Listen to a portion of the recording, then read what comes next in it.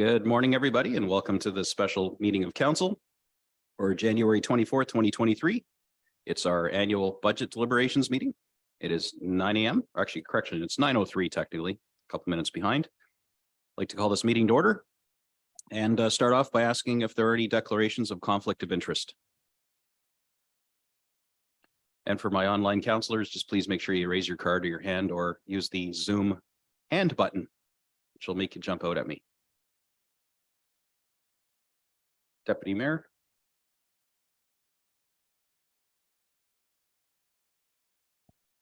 Yes, Your Worship. I'd like to declare conflict of interest for would be January 25th on the schedule for environmental and infrastructure. Item number 4, NSSRC.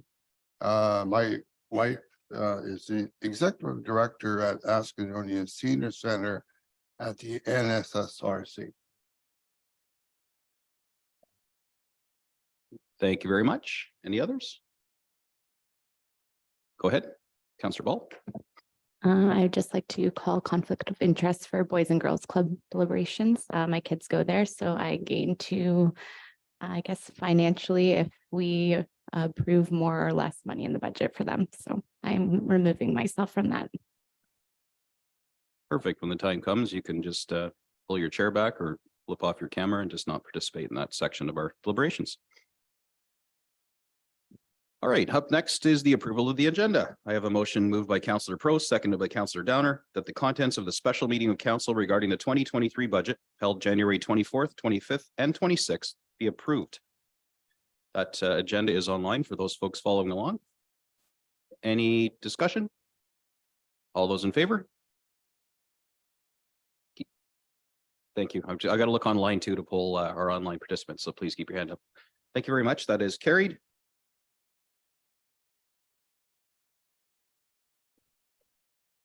And with that, we move into our reports.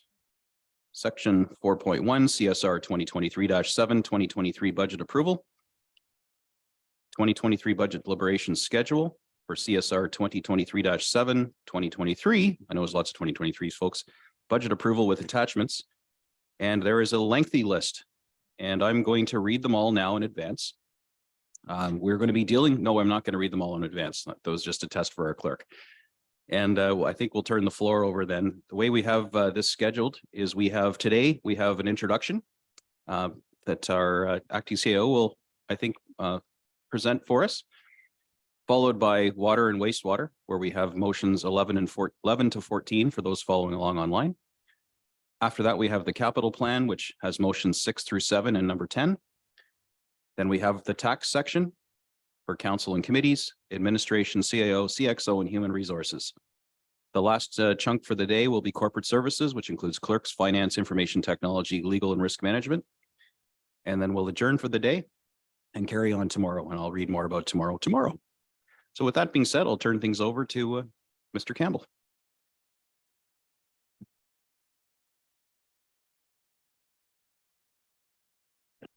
Good morning, Your Worship and members of council. This is one of the exciting times of year when we get to do the budget. This is really the direction you give staff and to our agency boards and commissions, what we'll do this year and what's important to our residents and how we run our community. And as always, it's a difficult dilemma. What are the priorities? Everybody wants to spend less money, but things cost money to run. Everybody wants less taxes, but we have inflation running at 6%. And in the document that you have, it's very comprehensive. There's a lot of information in that. Some people say there's too much information. Some say there's not enough information. But one of the things that is in there is a lot of numbers that we'll try in this introduction and just pull out a few key elements before we get into the explicit discussions around each of the departments. So Jolene's got some slides up there. Jolene, if you can go to the next slide.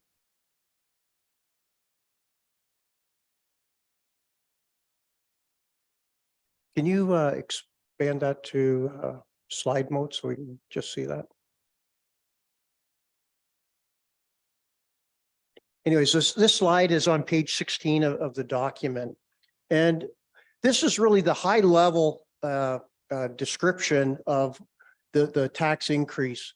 So going down that list, past decisions, and these are things that this council really doesn't have a lot of choice of. These were decisions made by previous council, represented about a 1.64 tax increase. And that was for the free parking, the free seniors transit, and for not charging fees at the boat launch. Council did approve that as a revenue in the last year's budget, but then a few weeks subsequent to the budget, they rescinded on that, but it stayed in the base budget as a decision. So therefore it has a big impact this year. The base budget changes at 2.1%.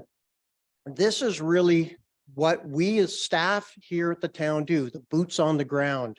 This is what we have impact with all the staff you're going to talk to over the next couple of days. And I'll expand on that in a minute. The one-time costs, it's very, very minimal. And that's a one-time costs are an item where you don't want to put it in the budget and have it there every year. So it's just something that's special for this year. And you'll see that in more detail when we get into it. So from the staff side and the that we have here, that's representing a 3.83% tax increase. Blended means for the new counselors, that's when you take school board impact and the county levy impact into account. And that reduces our overall percentage increase that the resident sees. Things we'll talk about are service level changes. There are some examples staff have put on, and we'll talk specifically about them later, around where we think we need some new resources or where we think we could give up some resources to do our job better here. Council committee requests, there's not a number in there, but we've had a few requests from council. And again, those will be discussed on Wednesday. Agency boards and commissions, you'll hear from them on Wednesday and Thursday. Again, those staff around the table here today don't have jurisdiction to comment on those. Those are clearly up to the council and the boards that run those organizations. And then we've got sustainable capital levy. And over the next 2 days, if you're not familiar with asset management, you'll become aware of asset management. But that's what sustainable capital levy is, just putting extra money in the bank to deal with the projects and our roads, our water, our wastewater. Well, sorry, water, wastewater isn't in this levy. Our parks equipment, this building, and we'll talk about asset management a lot, because that's a real policy decision that council's going to have to deal with. So at the bottom there, we're starting position here today at 4.93%, which is certainly less than our current inflation rate. So that's a good opening position, and then 4.2 in blended. If you can go to the next slide. But what I wanted to point out, for 2 of the 3 days, you'll be talking to staff about what we do, the programs we provide, what those cost. So in the previous slide, you saw that was 2.1%, but really this is breaking down the same slide with a little bit of difference. So when the past decisions is the same as before, 1.64%, but in that 2.1%, 1.7% of that is reserve contributions.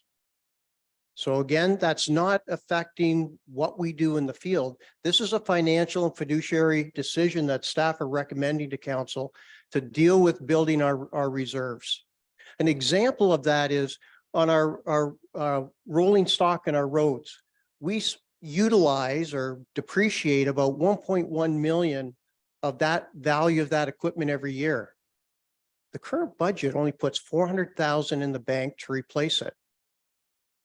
You can see right off the bat, if we're spending $1 million a year equipment, but we only put 400,000 in the bank, we have a deficit. That deficit, and you'll see some slides in a minute, and it's in the binder.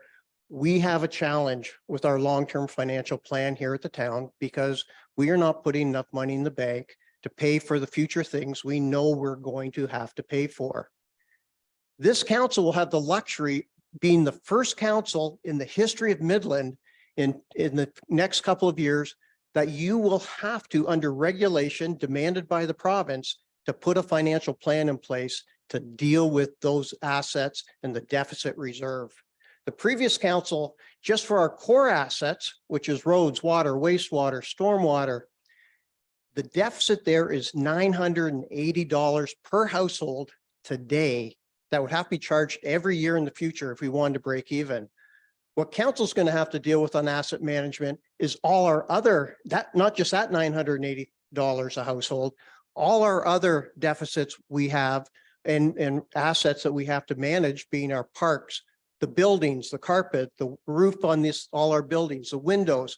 That report council will see later this year or early next year, because that's the province and regulation is demanding that we prepare that deficit and asset financial plan for council to consider. So this council will be the first council ever to have to deal with assets in a financial way that no other council has.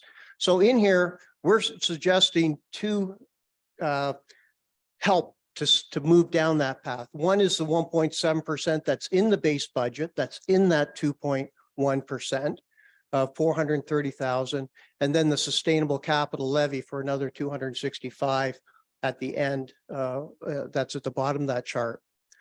So in that 2.1%, if I take out 1.7%, I'm at 0.4% left of what we control as staff here. But we have a cost of living adjustment, a COLA, that's built into our collective agreements, and that we have to pay. And that represents 0.76% of what's in that 2.1% increase that we're here talking about for the next 2 days.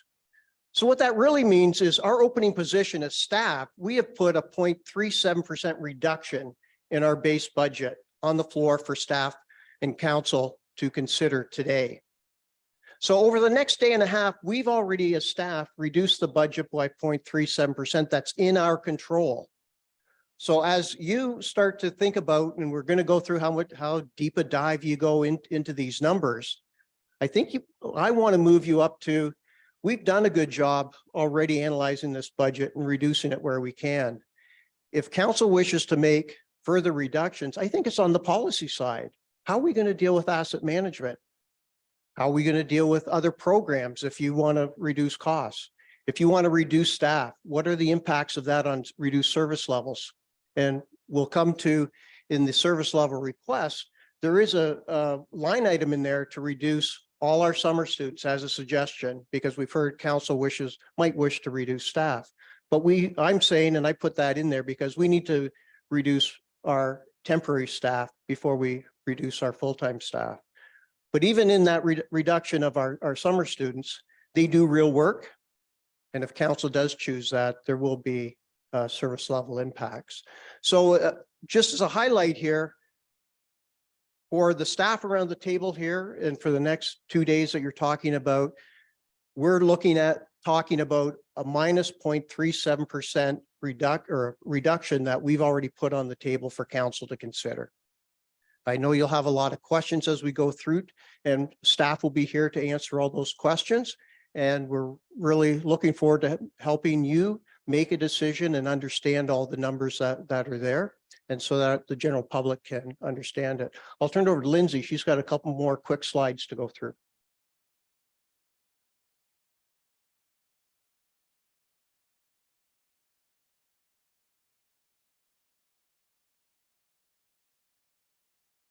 Thank you, Mr. CAO.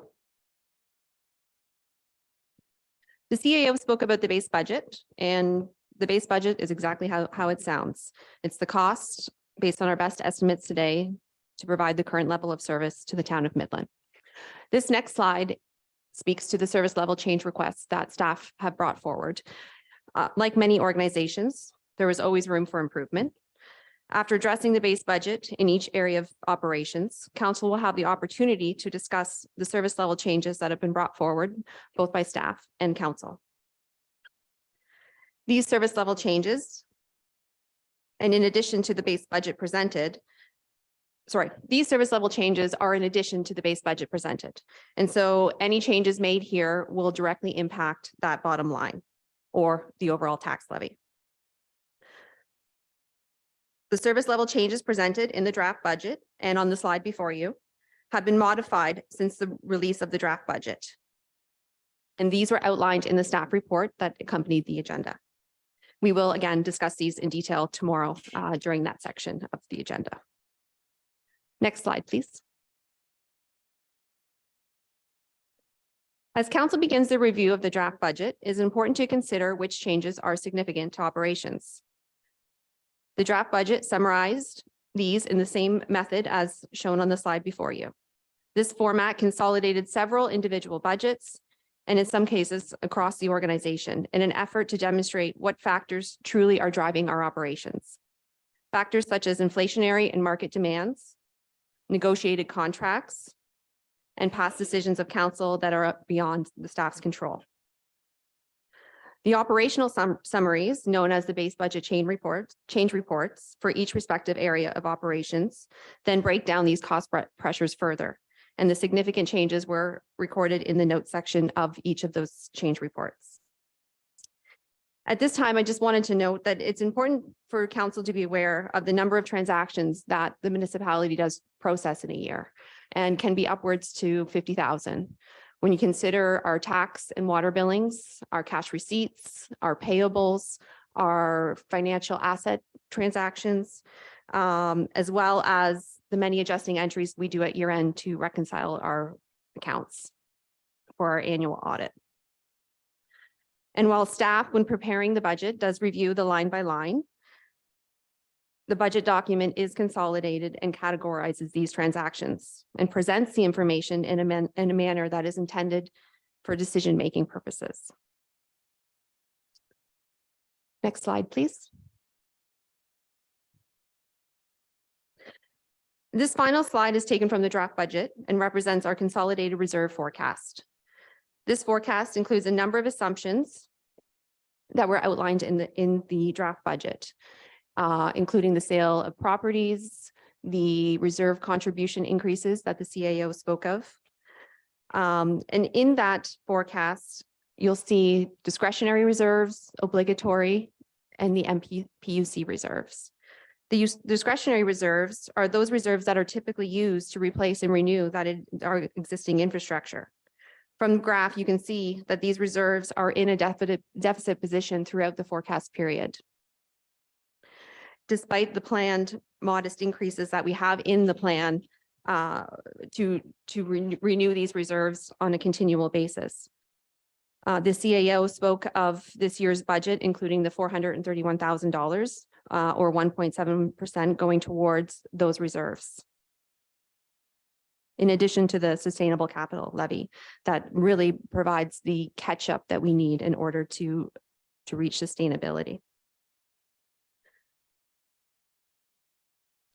Again, these reserves are used to replace our roads, our sidewalks, our fleet and equipment, to name a few, all of which are areas that our existing needs, where our existing needs exceed our annual contributions. So again, CAO spoke of the fleet and equipment.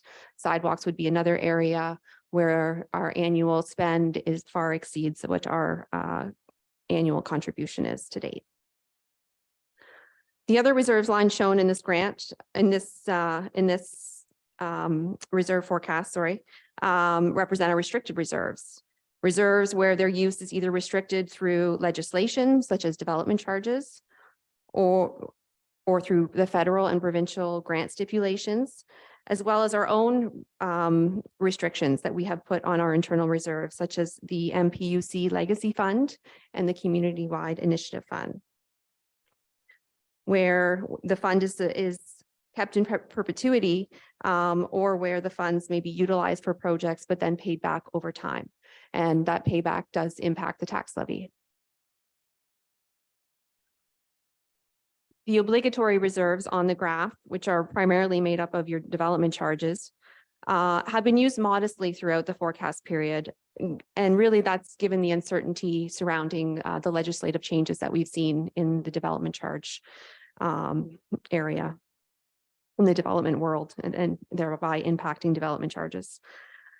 Which not only impacts us, but all municipalities, as you know. And therefore, we have utilized debt to fund some larger projects, debt that would be repaid through those development charge proceeds. But nonetheless, they are funded from debt as opposed to development charges. And again, that's just trying to make our forecast taking that more conservative approach throughout the capital plan. And to ensure that we are able to meet our debt, our prescribed limits for debt by the province. Before I wrap up the introduction, I just wanted to note that the changes in the draft budget will be reviewed at each of the applicable sections. So council did receive a budget approval report as part of this agenda package. And in that report, you would have noticed some service level changes. It also includes the council changes, as well as an update to the proposed user fee schedule. And so each of those changes will be discussed during those applicable sections. And so service level changes will be discussed tomorrow, as well as council requests. And then the proposed user fees and charges by law may be discussed at each of the department's overview sections, both today and tomorrow. That wraps up the introduction portion of this meeting. If there's any questions from council before we officially begin, and if not, I'll turn it back over to Andy. Thank you. Thank you very much. Any questions from council, either online or in the flesh here? Before we get going? Deputy Mayor? Thank you. Through you, through Finance CFO.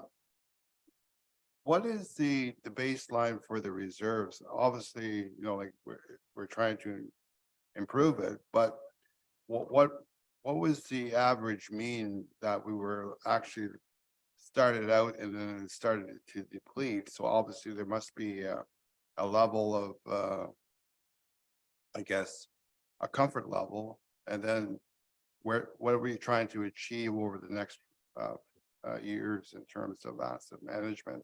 What the percentage is for that? Through you, your worship, to Deputy Mayor Cotton. So there's no set percentage per se. So what we did when we were looking at our 10-year forecast is we looked at what our 10-year spend, and the CAO used fleet and equipment as an example. So over the 10-year period, on average, we are spending about $1.1 million annually to replace our existing fleet and equipment, right? That's just, you know, beyond age, right? Equipment that we use every day to perform operations. Right now, we're contributing $400,000.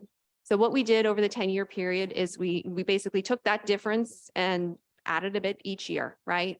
And so by doing that, at the end of the 10-year period, we're at what we spend today. So in 10 years from now, you know, that number is likely to grow, right? However, we need to start somehow, right? And that's also the point of the sustainable capital levy, because that levy is separate and that helps us also with the catch up that we need to do today. So that in total, we have enough funding to continue to replace our equipment as it's needed. Sidewalks, again, it would be another area where we took the average annual spend, which I believe is in the 600,000 range. Today, we're contributing about 150,000. So we know that that number needs to be larger, right? And so we basically took that difference, spread it out over the 10-year period to, again, try to reach sustainability. Just to follow up, like I understand that what we see here is just for example, 2023, and you got a 10-year projection, but previous to that, say we look back 10, 20 years, it must have been a difference of looking at a healthy reserve and what we're trying to achieve to that level. I think we'd be looking at a target number and we say we've accomplished that. Has that ever been reviewed in that context? I'm going to let the CAO take a stab at that one. Thanks.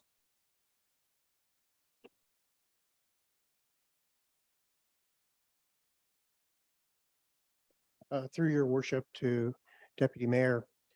Yes, that's one of the challenge. What has that historical issue been? And that's why the province has put the regulation in place to do that calculation proper and have council consider all our assets and the overall deficit on asset management that we have. So that's a lot of work that we'll be doing, and council will be seeing that in the future. And as I said, under regulation, you'll have to do it. Your other question is, what might the increase need to be to make that up? Well, I'll say we don't have that answer today because we haven't finished the analysis that I spoke of. But in water wastewater, when I started here, again, we knew we had a deficit in that reserves to manage your water wastewater. And through the analysis that we did for water wastewater, that's why we've had a 4 and 5% increase for the last number of years in water wastewater, and we'll continue to have that rate of increase for water wastewater. And that 4 and 5% increase, that money isn't going into day-to-day operations. Some very small amount of it is. In general, all of that increase is going into reserves to replace the assets that we have. And Andre will be talking in water wastewater in a minute, and we'll pull up a similar graph to this one showing the impact of what our cash flow is in water wastewater, because we try and keep water wastewater finances separate from the tax base, separating rates and that. So just to summarize the answer to your question, we have a lot of work to do.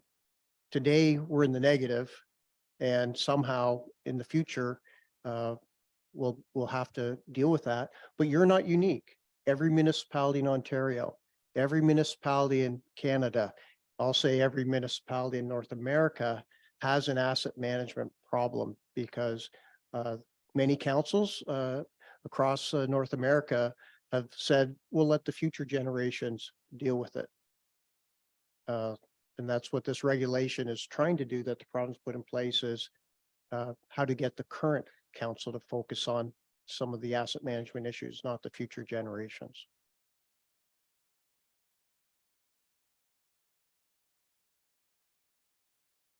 Councillor McDonald. Thank you. Through you, Mr. Mayor, to CAO Campbell.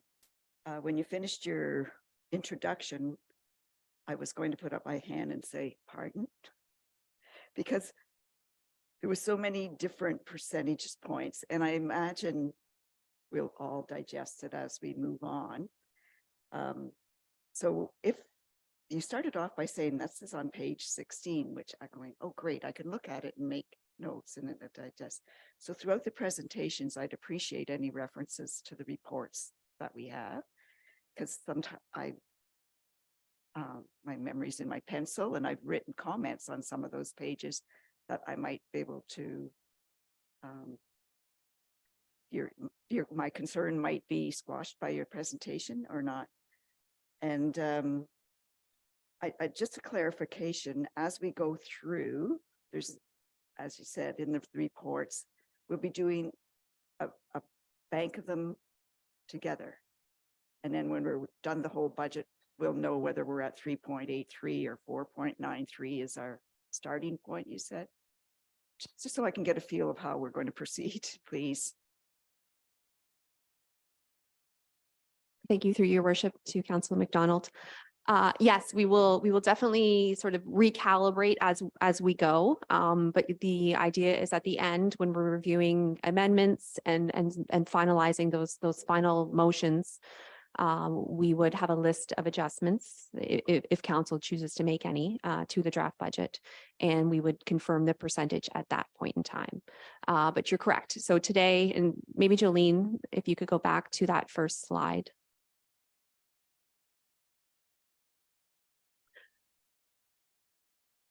But today, as of right now, the town impact is 4.93. And that is the number that you have control over. Within that 4.93% is your agency boards and commissions, which we will hear from on day 3 on Thursday, as well as that sustainable capital levy reserve, which we spoke about, which is essentially that catch up for prior underinvestment in our capital assets, which are all things that council may discuss. The service level changes as well. Currently, as shown, because of that reduction in the student complement is a 0.4%. But again, those are discussions that council will have and should have tomorrow afternoon. Yes. Thank you.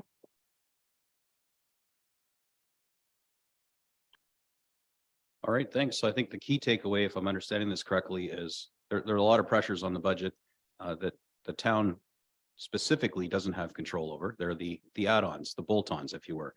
So if we didn't have all those, the operating budget for the town would have actually been below 0% increase. It would be a negative, like a 0.37%, or sorry, not below zero, but 0.37% increase before we bolt other things on. Is that an accurate summary? Sorry, yeah, it is a reduction of less than 1%. Yeah, Jolene, flip to the next slide. Yeah. Just to help consume this for the people at home looking at all the percentages too. Yeah, again, the 1.7% is a policy issue because that's contributions to reserves. So that doesn't change how we operate day to day, but that's a policy decision for council to consider that we're recommending. The cost of living adjustments of 0.76, that's, wages and commitments that have already been made. So again, it's a tax increase, but there is no opportunity to reduce that unless there was changes in staffing levels. So that's where I'm going with the base budget changes. So what's left, this is the minus 0.37 is what is left for things that staff, employees of the town do that we on a day-to-day basis that we have control over. When we've considered that part of the budget, we have reduced it by 0.37%. So we're already saying we're making, and that's in the face of a 6% plus inflation rate. So staff have already said, we've looked at effectiveness and efficiency of our operations, and we've reduced it by not quite 0.5%, but we've taken into account inflation, and we've taken into account our efficiencies and are presenting in front of you 0.37% reduction in day-to-day operations. Thanks. I just wanted to be clear on that because it is, first of all, it's commendable to start off with, considering the budget that was originally being signaled back in the summer that we could be staring down. And it looks like we've got a lot of work to do, but there's only certain areas we can tinker with. So in some sense, it makes it easier on council. And we'll have to dwell in those areas that we do have some tangible control over. So I look forward to the next 3 days. Thank you for that summary. Any other questions before we kick things off with water and wastewater? Councillor McDonald? Thank you, Mr. Mayor, through you to CEO Campbell. Just in that 3.7 reduction, I guess it'll be brought to our attention when we're looking at your effectiveness and efficiencies reductions is, but I'd like to clarify in my mind now, is the elimination of hiring summer students part of that 0.37%? No, it is not. Thank you. Actually, that's a good question, Councillor McDonald. I had the same question. If you were to look at that slide where it says service level changes and it'll show the tax levy impact of 82,172. That would be the tax levy impact of us deciding not to have summer students this summer, is effectively an $82,000 savings. So, but obviously their service level decreases that accompany those savings. So is the juice worth the squeeze? And that's what we're going to be looking at over the next couple of days. All right, thank you very much, Madam CFO. We'll kick things off with water and wastewater. Yes, if Mr. Pepin will be available to answer any questions. So in the document, so. Sorry to interrupt. I had a question. You didn't see my request to speak. Oh, I'm sorry Bill. about that, Councilor McDonald or Meredith. Help me out online if you wouldn't mind using the little raise hand.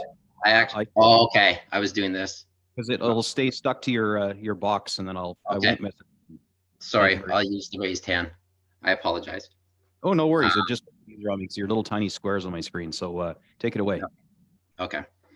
Thank you through you, Mayor Gordon, to it's a question for either the CFO, Ms. Barron, or the CAO, Mr. Campbell. When we're talking about the reserve contribution of 1.7% or 431,000,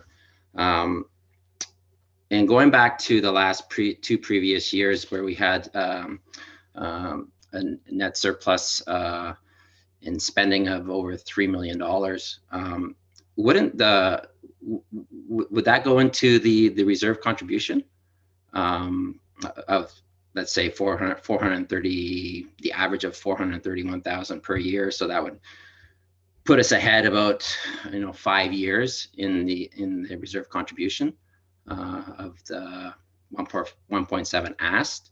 And then second question to that is, in our asset management fleet, aren't we approving every year? Do we not get new equipment for our fleet, or it comes to budget like we're going to be speaking here? And if it's approved, that asset management fleet would be updated every year, although we are, I'm assuming, a bit behind. But wouldn't that be the fact as well? So just those two questions. Madam CFO. Thank you, Your Worship. To Councillor Emeritus. On the surplus, so you're right. The last two budget cycles, 2020 and 2021, we had, I believe, almost a $3.6 million operating surplus. And with that, each year end, we do allocate that surplus to reserves. When we're doing the year end entries, we look at where the greatest need is. And so I can speak to 2020 and 2021. I know that significant contributions were made to the development charge reserve, specifically for exemptions and relief that was given. And so a portion of the surplus was given to that. Money went into contingency reserve related to legal negotiations. Money is allocated to reserves, not necessarily to capital reserves. Again, those funds that were in the operating budget that were unspent, primarily due to the impacts of COVID and the supply chain issues and delay of projects. In some cases that money still needs to be spent on those things, right? So we put them into more of our operating reserves as opposed to our capital reserves. Now, each budget cycle does include a contribution to capital. And so the 431,000 that we spoke of today, that's an increase, right? So annually we are already contributing to those reserves, but just not enough, right? So to answer, I think that answers your first question. You can let me know if it doesn't. On your second question related to the fleet purchases, so through the capital budget, we do budget annually for fleet replacements, and that funding is pulled from those reserves. And when the purchase is made, the money would be transferred from that reserve, which would therefore relieve that reserve of the funding. Anything else to add? Any follow-up? Emeritus? Oh, thank you. Yeah, no, that explains my question. So you determine what reserves the 3.6 million goes into. And I guess my question when it comes to the 1.7, and if we really wanted to tackle this this year to give some relief to residents because of all the increases in taxes over the years, especially during COVID. I'm just thinking of that 3.6 million that we had in the surplus that could maybe get us, even half of that 1.7 reserve if we, take 0.85 off the budget, and if some of those reserves went into there, then we'd be in good shape. to start off, to tell you the truth. So that's just my rationale of thinking. It's just small business kind of thinking, not major municipal corporation, but those are just my thoughts. Thank you. Madam CFO. Thank you, Your Worship.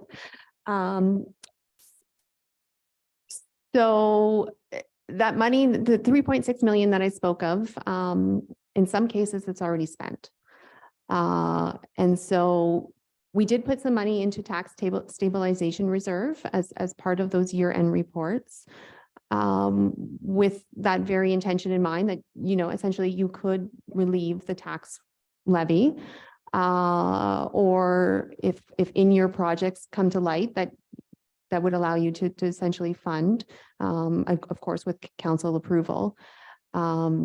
The problem with using that tax stabilization reserve and the balance in that reserve is much smaller than 3.6 million. Memory serves me correct, it's around 600,000 or so. You need to find the money next year. So it's a Band-Aid. It's a 1 year sort of relief that you would be offering your ratepayers, that you would then need to find next year. So typically we would use reserves for things that are not reoccurring, not to fund annual operating costs.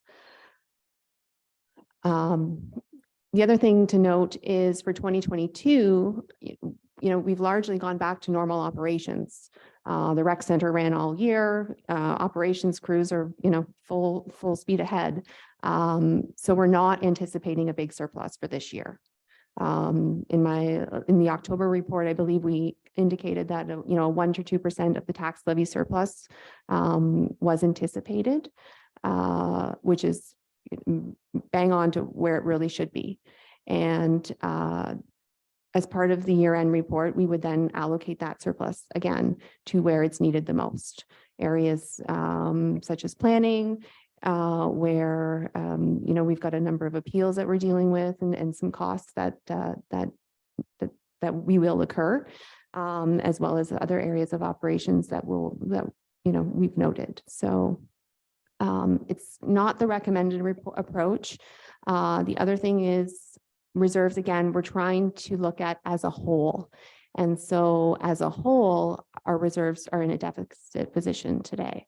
Those reserves that we have called discretionary, the reserves that we have the ability to, for council to easily put towards operations. Thank you. So to answer your questions, Councillor Meredith? Yes, thank you very much. All right, Mr. Pippin back. Thank you, sir. So the budget document has a good introduction to each of the departments, so we weren't having a presentation per se to repeat what is in the budget document, but we'll just refer you for the water wastewater is in page are we on here? I'm looking at it. Page 61 to 65.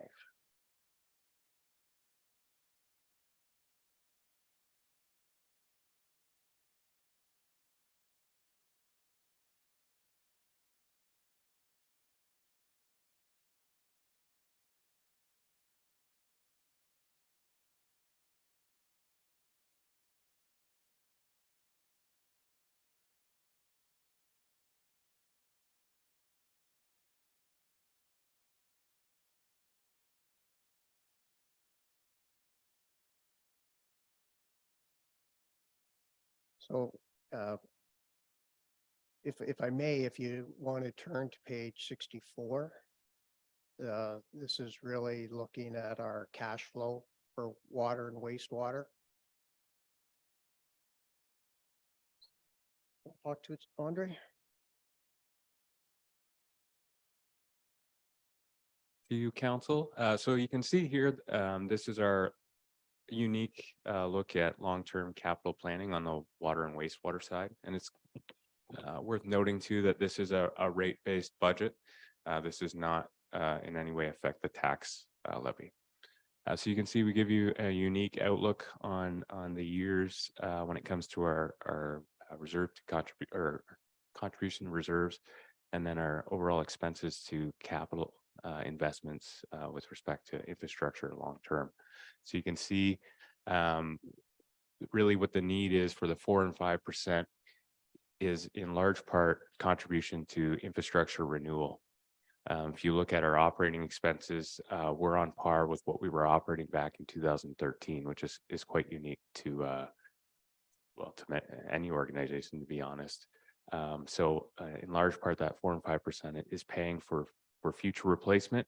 If we start to really dig deep into the assets themselves, just kind of need to know or fun fact, we have pipes in the ground that were originally installed in 1901. And they are outlasting pipes that were put in the ground in the 70s. Back in the 70s, there was this thing called gray PVC pipe. It was seen as the next best thing in water main. And then, 30, 40 years later, we noticed that it's failing before the pipe that was installed in 1901. So now we have, so now we have to plan for that bubble to have those assets replaced, because they're now our assets and they've come to end of life well before the other pipe that we installed in 1901. But then that doesn't mean that the 1901 is going to last another 100 years. We also have to replace that as well. So this is taking all that future capital projects and infrastructure needs into account. And this is how we are coming to our 5 and 4% for both water and wastewater.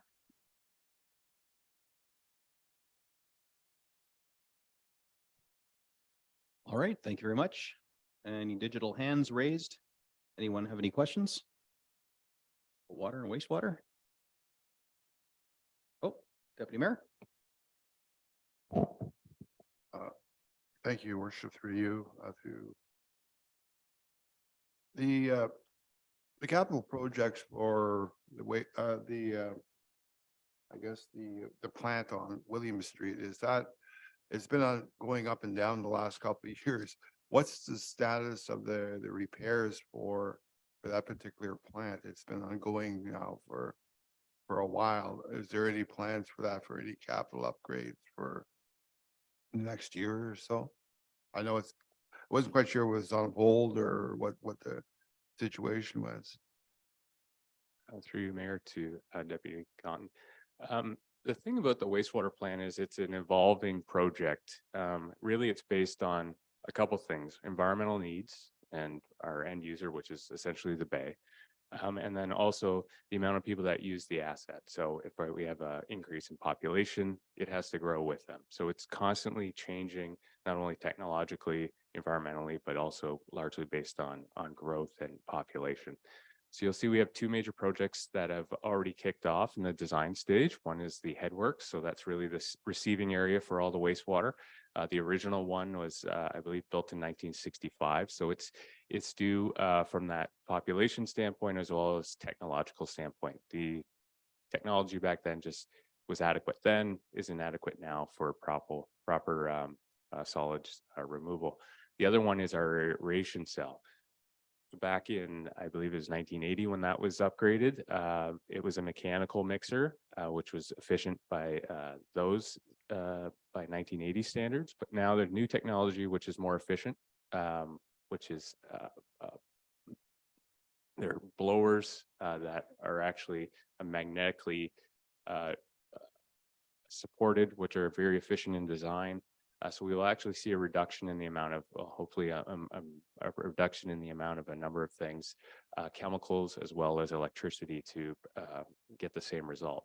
So if you look at the wastewater plant, I think a really logical way of doing it is that you have these small projects that will continuously make up and be ahead of the population needs, environmental needs, and technological needs, as opposed to maybe other municipalities that will say, okay, now we need $80 million to upgrade the entire plant at once.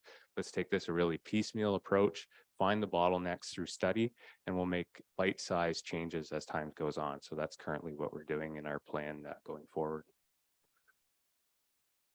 Just to follow up with that, you had mentioned that there's the, I guess, development that would increase, I guess, the carrying capacity for that. So you would adjust on an ongoing basis, but I guess for prediction for development, and that we were encouraging that for the town of Midland in economic development. So we basically just would adapt to the situation on an ongoing basis and based on that development on a year-to-year basis. Through you, your worship, to Deputy Council or Deputy Mayor Cotton. So we invest heavily in planning. So the planning is really our best weapon to determine things like population growth. So you'll see, and it'll be presented to council surely, is the update to master plans. So really we take all the direction from our master plans, and that really points us in the direction of population growth. And then the other thing is, when we look at these projects and design, they also rely on those numbers. So if we build the headworks, for example, we're not building it to 2023 standards, we're building it to 2041 standards. So we're already taking into account that population growth for years to come, so that we don't end up in a bottleneck situation where all of a sudden we have way too much development and not enough capacity. So these are things that we take into account well in advance. Hopefully that answers your question. Thank you. Mr. CO? Staff have just put the detailed budget summary up online, and this is the format you'll see for each of the departments going forward. So this is on page 111 of the document for water, wastewater. And you, Andre, I guess I'll let you just make any highlights. And for each of these tables, there is the notes that are below each of these tables that explain the major changes. So we've already given guidance as to, if you see a big change in the second column from the right, on every one of these, we've got explanations down for those major changes already that you may not have to ask a question for clarity, or you might want to ask a question for clarity about. So page 111, and those are the details for this budget, for the operating budget. Thank you. Any questions about the detailed section of the budget? Councilor Bertal? Thank you, Mayor Gordon. Of course, I go to the percentage lines right away when you point that out in departmental transfers, 376%.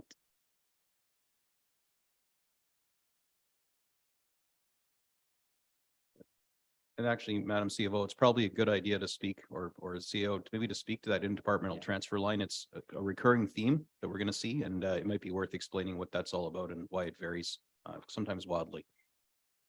Yeah, the interdepartmental transfers, that's an area of, activity-based costing. That's basically, we started trying to allocate the cost of the office space, the cost of the building to the different departments. So, so you'll see this line item. That's a big change just about on every single department.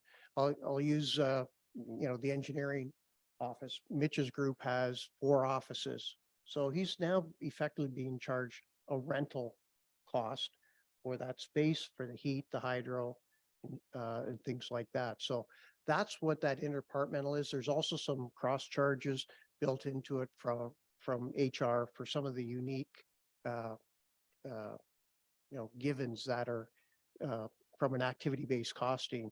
A department has 10 staff. Well, they consume a certain level of corporate charges because of they need support from HR, from payroll, things like that. So in general, that transfer line, it's an internal cross charge. So it's coming from another part of the budget.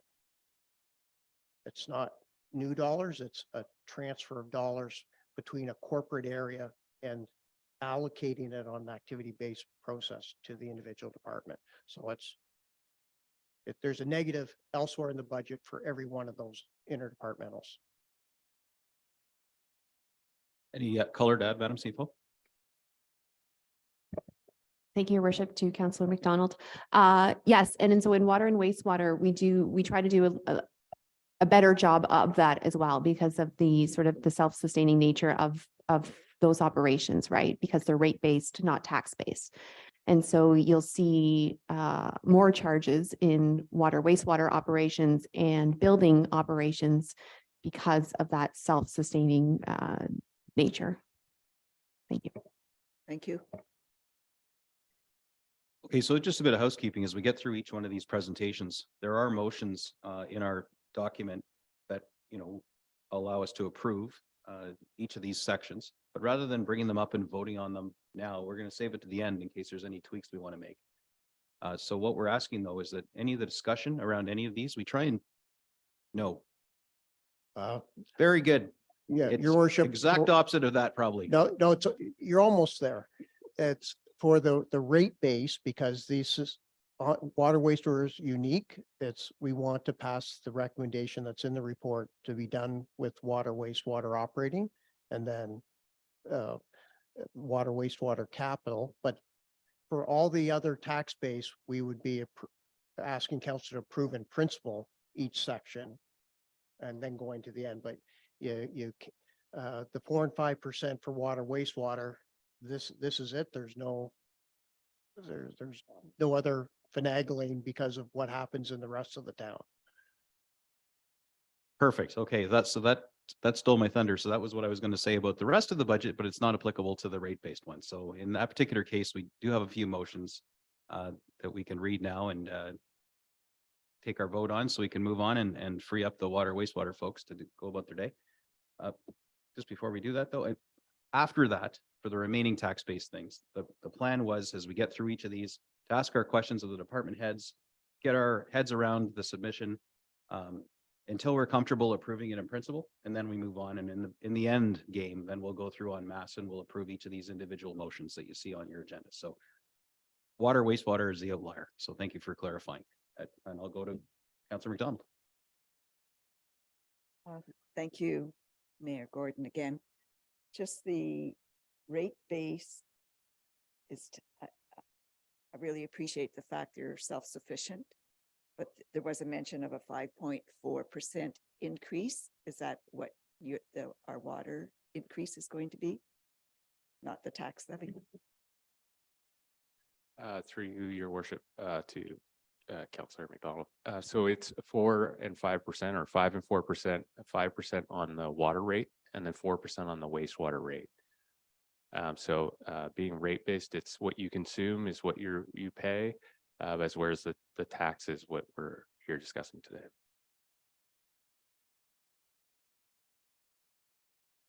Thank you. And that's been pretty stable for the past few years. I mean, it would be lovely if it wasn't that, but given the pressures, and we see neighboring municipalities now kind of adopting this more aggressive approach that we've already been wisely taking the past few years because of the plan. So I appreciate that because we have things like the digester, water tower replacement, which is a staggeringly large sum of money.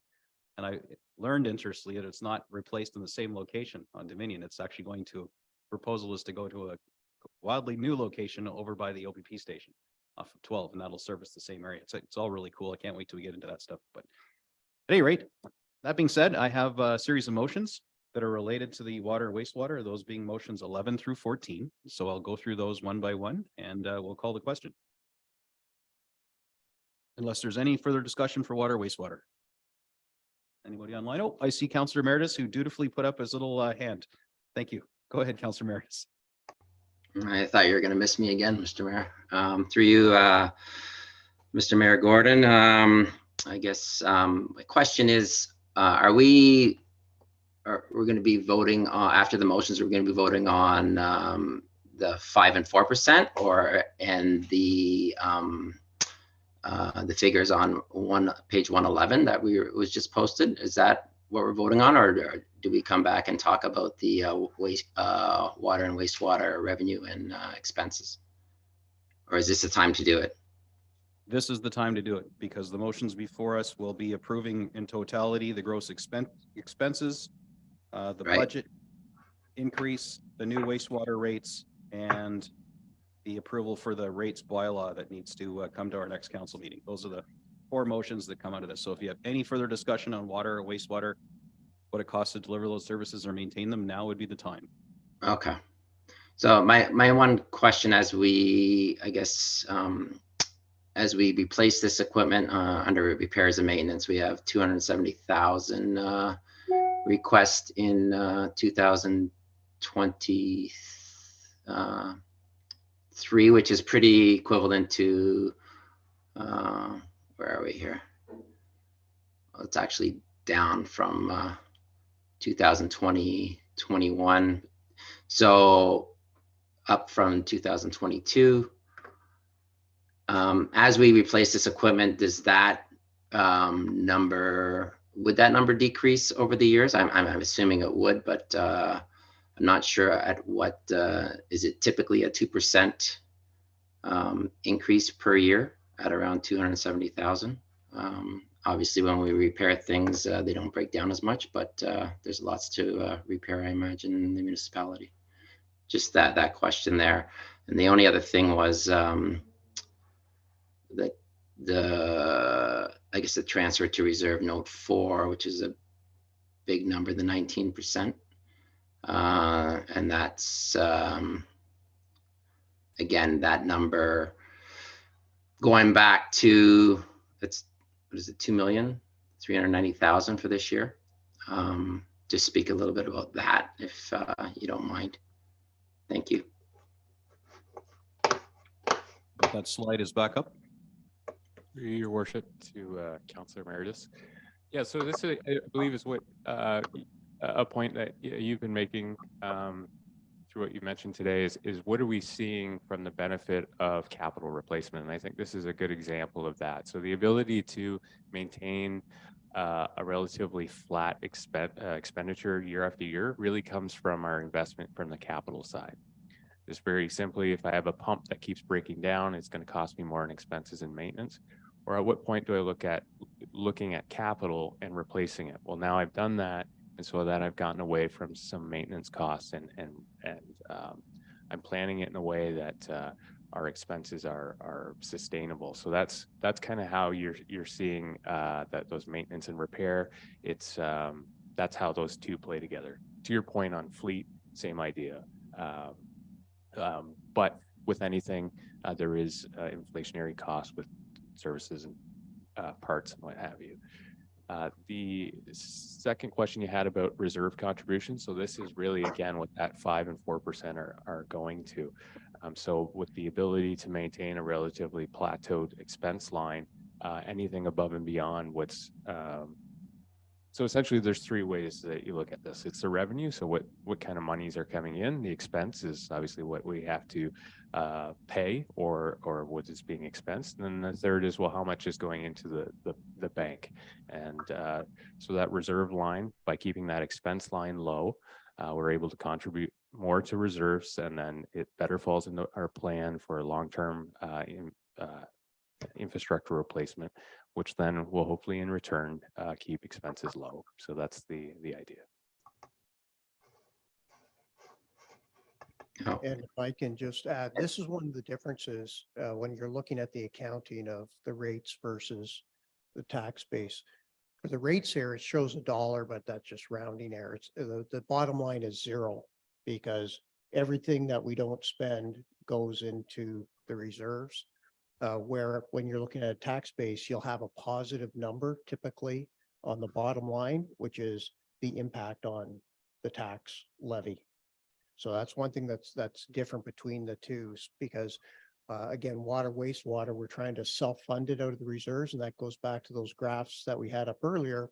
We're looking at cash flow analysis separately from the rest of the corporation, and that's why those 4% and 5%, as we've discussed, have to generate the cash to deal with the capital and the operating needs separate from the rest of the corporation. So again, if that's why it looks like a big number of transfer reserve, but that's just what we've calculated through that previous cash flow analysis to manage our business.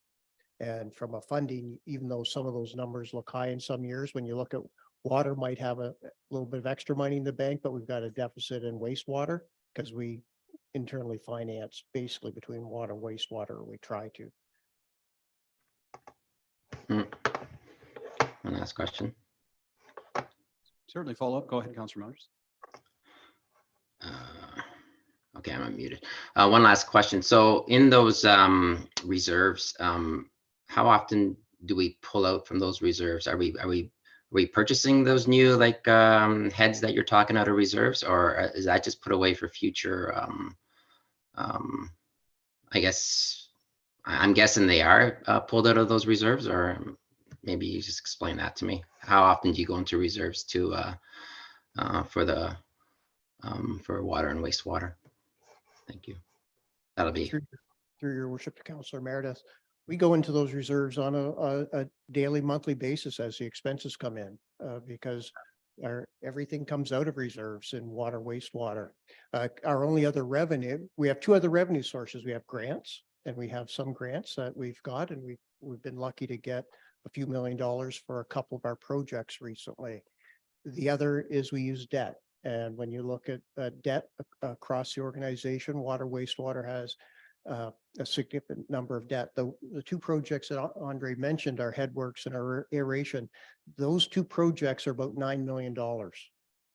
We don't have $9 million in the reserves to pay for it. We will be taking debt out to pay for that. But then with the debt, you have a principal and interest charge that goes against the operating budget, which means we have to increase the rates to pay that principal and interest on the debt. So that plant is over, a lot of the equipment at that plant's at end of life. It's 25 years plus. We've done a significant amount of planning, and that's the water and wastewater master plan that you're welcome to read. Those two documents alone were pushing $500,000 just to do the analysis to plan for the 20 years. And you'll see in the capital budget, we have another 100,000 in to update those this calendar year because of the county MCR, which deals with changes in our population analysis that we have to look out, and to go from the 2041 timeline to 2051 as part of our provincial planning requirements. Great, thank you. All right, any further questions about water, wastewater? Oh, Councillor Ball. I just wanted to, I recently had people asking me about town staff and transparency, and I just want to speak to the public on this one, is that I didn't know how incredibly competent and capable you were running your department. I was so incredibly surprised by how forward thinking you are, how into the future you're thinking, just on the overflow in general, being able to catch all of those things. I don't think the public knows that. So they see that rate increase, but I think it would be a lot larger if you weren't looking ahead as much as you are. So I think that they should just know that in this budget that you have had that increase in the 5% and 4%. But I think if you hadn't been running your department as capable as you are and as forward thinking as you are, that we would see a much larger increase in the future. So I just want to let them know that at home. Thank you. Yeah, and just as an example, I'll let Andre speak to the main water main break we had on William Street at Christmas and the costs and implications and why that might have happened. Sure. So as you, sorry, through you, council, through your worship. So one of the major fluctuating parts of our expense budget is water main breaks. So I mentioned in orientation that we have about 120 kilometers worth of a water main. So we look after the maintenance of that. And one of the challenges that we have is obviously repairing them when they break. But to your point, how do we look forward to these events happening? So we're looking at predicting main breaks, and that may seem very futuristic and probably impossible, but we're really looking at technology such as machine learning and AI to really pinpoint where main breaks are going to happen. And it's largely using other people's data to do it. When I say data, I mean like larger municipalities, data that's collected across North America that'll give us a better idea of really which roads we should be reconstructing, as opposed to just Andre's best guess at which pipe's going to fail next. So we're really heavy. We're moving that direction with predictive analysis, especially with our ongoing maintenance operations. We look at predictive analysis, things that, you know, is a pump giving us some kind of signal that it's about to break. We're not going to wait until it does break, but we're not going to fix it if it's not broken. So it's how do we really get the entire department into this predictive analysis. So just as Mr. Campbell was explaining, we had a main break over Christmas, around Christmas time, which everyone was aware of through our communication, which I think is a positive for everyone to understand what's going on across, especially water, wastewater. Just the asphalt alone, I believe, came in at $37,000. So every time that these main breaks happen, there's a large expense with the repair. And again, that's just a repair. That doesn't make it any better. And there's nothing to say that it won't break 3 feet from the repair. So it's how do I do a better job at predicting where these things are going to break so that we can properly plan on both the water, wastewater, and engineering side of things, which roads to reconstruct, and do they absolutely need reconstruction, or can we rehab them before that we run into these situations? Is there going to be main breaks? Absolutely. But I think time and time again, we've been able to pinpoint low-hanging fruit, things like Noreen, where there was originally, I think, 24 main breaks in 24 years. That one didn't take much AI to figure out that that's probably a good place to start a road reconstruction. But it's just examples like that where, as time goes along, I think we'll be better at this predictive analysis, and it'll pay off long term. Thank you. I just wanted the public to know that, and thank you for your explanation, because I think it's important, and I didn't know it before, and I really appreciate the fact that I only see the rate change, and so does everyone else, but that you're keeping it from going higher. So I think they should know that. Wonderful, thanks. And I think during our orientation, the plan was at some point when the weather maybe turns a little nicer to get council out and about touring our various facilities, and water and wastewater is a really a fascinating place to go and tour. So we can arrange for a group tour like that and make it not a meeting and just about education. And I think it's a wonderful idea. I think there was even talk about maybe having a video tour, something that your team was going to do, like a virtual tour of our operations. Not tasking you with that now, but I seem to recall that may have been in the works, and I think it would be a great idea so the broader public could get an appreciation for how it all works when they flush the toilet.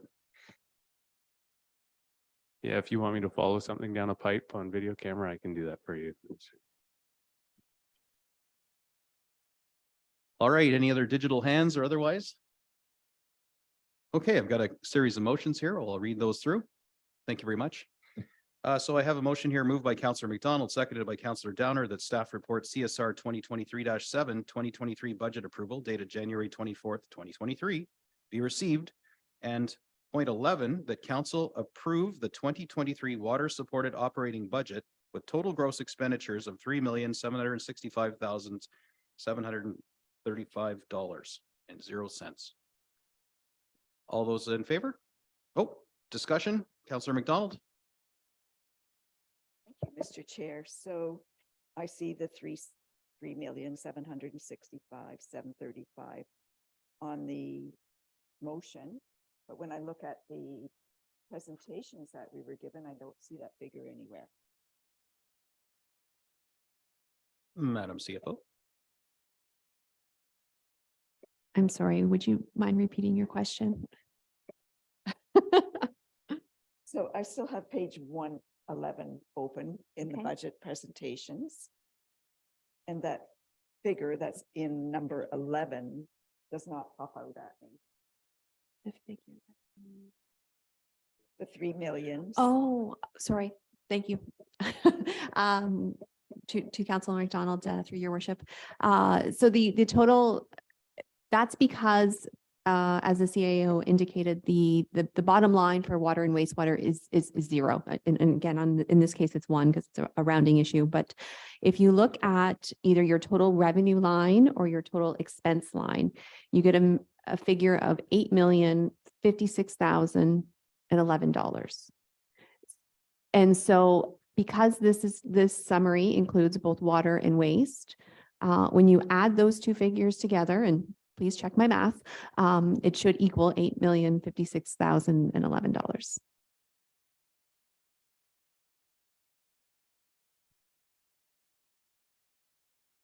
I think she was just looking for a line somewhere where we can get the math to 3765,735.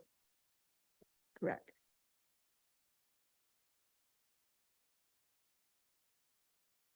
Yes, so if the recommendations, sorry, and I don't have them up. Just give me 1 second here. So recommendation number 11, thank you. So the water supported budget of 3,765,735 plus recommendation 12 for the wastewater of 4,290,276 should equal $8,056,011. Thank you. It's been confirmed. Thank you. Now I'll be able to sleep tonight. Okay, good. All right, so just for clarity, they're combined in the budget document. However, we are approving them independently. One is water and the other one's wastewater. Correct. And Yes. you don't slice them down in the middle 50%. So very good. Any further discussion? All right, seeing none, all those in favor? And that is carried. Next one, moved by Councillor Cotton, seconded by Councillor Bald. Number 12, that council approved the 2023 wastewater supported operating budget with total gross expenditures of $4,290,276. Any discussion around that one? Seeing none, all those in favor? And that is carried. Next, moved by Councillor Ball, seconded by Councillor East. Item 13, that the new water and wastewater rates take effect March 1st, 2023. Any discussion around that? All those in favor? And that is carried. And the last one in this package, moved by Councillor Downer, seconded by Councillor Prost. Number 14, that staff be directed to present the 2023 water and wastewater rates bylaw for council's consideration at the next regular council meeting of council. All those in favor? And that is carried. Thank you very much, council. And we are moving on.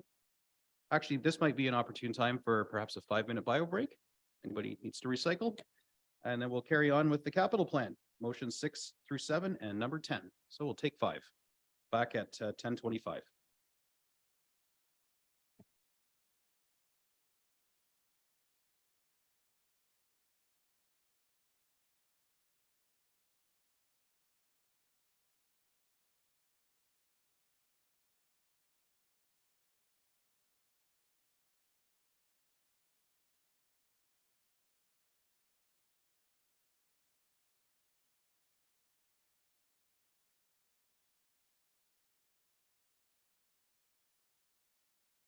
Hello and welcome back, everybody. That was a little bit longer than 5 minutes, but we'll call it metric. So we're back after a little break and enjoying some of Feast's libations today. They provided us with coffee and scones, which are really good. I got to say, shout out to the hottest coffee I've ever had. Just incredible. So anyway, that being said, we're ready to move on to our capital plan and the subsequent motions 6 through 7 and 10 that we won't be actually calling a vote on now. We're going to be moving on, as I alluded to earlier, getting approval in principle, hashing out all the questions we want so that we can then deal with these en masse later on day 3. So that being said, I believe who's at the podium for this one? Your worship, it's going to be a lot of the different managers, depending on what the questions are. So when you look at the pages in the capital presentation, the budget, all the projects are listed back to back. It's small print. It's a long list. So we've broken it down into the different operating areas, so we don't jump all around. We'll talk about a department, then go on to the next department or division. I think just overall, from the main budget book on page 48 is kind of the overall discussion. I don't know if you, Jolene, bring up page 48. Then we'll come back to this one.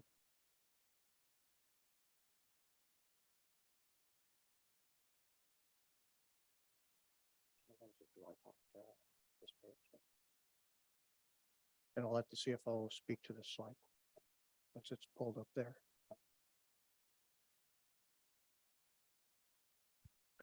Thank you. So page 48 of the draft budget document has that nice little wheel on it that identifies the funding sources of the capital budget. And so the $13.1 million in new requests is funded by tax supported reserves of 5.3 million, grants and donations of 3.2 million, other reserves such as the community-wide initiative reserve of 1.25 million, rates supported reserves of 1.3 million, as well as some provincial, federal and gas tax money that we receive annually, and the Ontario Infrastructure Fund, with a small portion funded by debt, and finally, development charges. So the plan is to basically go over each of the capital plans by department. And so Jolene does have on screen right now our rate supported capital budget. And so you will see the identified projects, which total a cost of 4.1 million or $4.2 million. Again, of that, it would be the water and wastewater reserves that are funding those projects that are on the screen currently. And you can see that by column H where it says rate supported reserves. And that would, that 1.318 million would agree to that graph that we just had up on screen a moment ago. Any questions on the rate supported capital budget? The most significant project there is your upgrade to pump capacity of $2.8 million. Keeping in mind that water and wastewater has, as we've already discussed, some projects from 2022 that are being carried forward into 2023. And those will happen as we do our year-end entries and kind of get the status update on those projects. Those are, the entire budget is budgeted in 1 year, and that's intentional to get council approval up front. But as you know, many of these larger projects are multi-year projects. There's design, there's approvals, construction. It's usually, a 2 or 3 year affair. So you will see some significant expenditures in 2023 resulting from those 22 carry forwards. But today, the idea would be to speak about the 2023 new requests. And as I said, for rate supported, we're looking at total requests of 4.2 million. Thank you. Thanks. For those following along on the big budget document, you'll find that on page 48. There's a grid and you'll see the wastewater and water near the bottom. And the things that make up the first column, 2023, are what we're contemplating right now.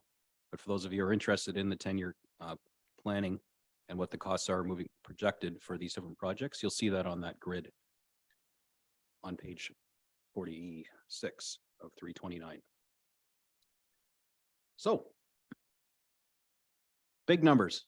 Any questions from councillors about these numbers and justification for doing them this year? What seems, blatantly obvious to staff, and sometimes we'll bring up questions from council. It's not uncommon at all. There's no dumb questions, by the way, just to make that clear. If your head is swimming with these big numbers, and you're not entirely sure what we're doing and why, there's, just feel free to ask. First term, new counselors, you get a hall pass on any of the questions that other people might think that they're rolling your eyes at you. Nobody's going to. So.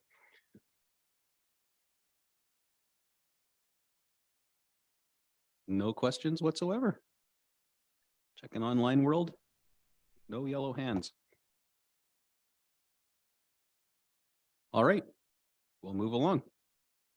Oh, Councillor Emeritus, you just put it up because I was just scanning the screen. Go ahead.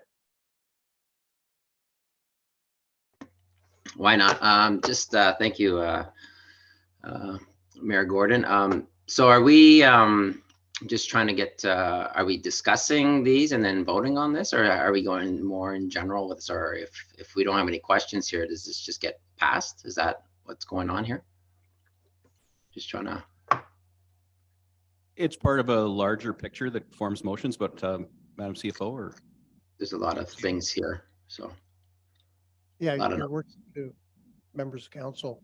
For the capital budget, we've got, a number of projects that are in the budget, and they all start on page 169. Yeah. And they're just listed in the department's progression. So what we need to do in this is, if council we're going to present as we've done for water, wastewater here. Here's the projects that we're recommending.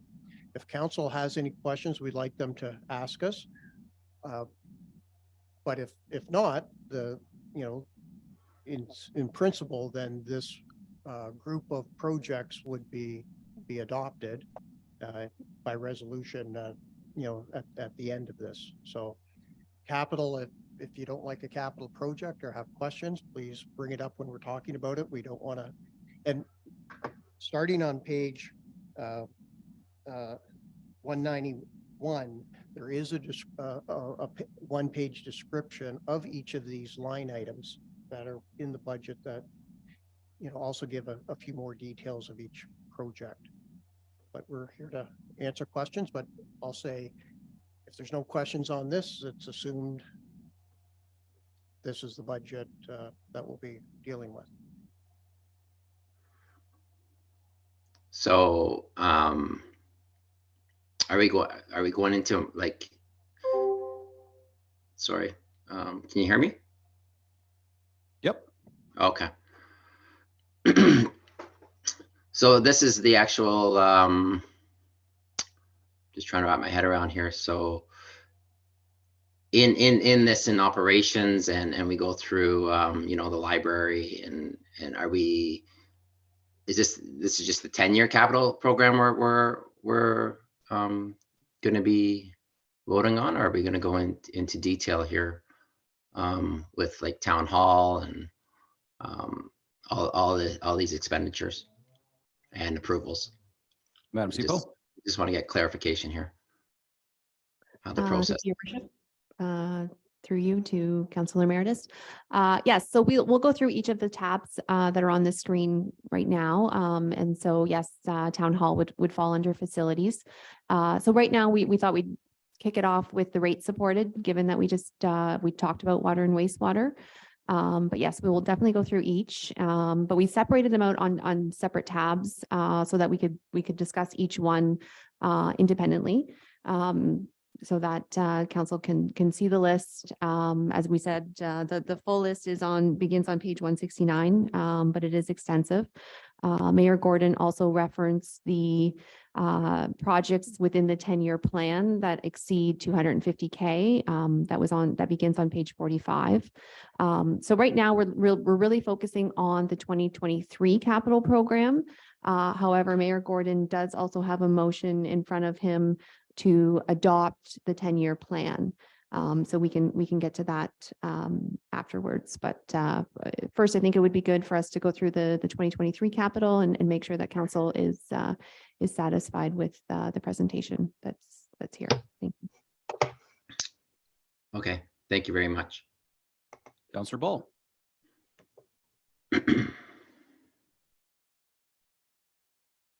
Sorry, yes, Ball. Thank you. I will enunciate. Okay. From 191 down, all those, I would like to go through it request by request and discuss that way. 169, 191. Oh, Mr. CEO? If, you know, if council wishes to talk about each and every single project, well, it'll take a long time, and some of them are very complex.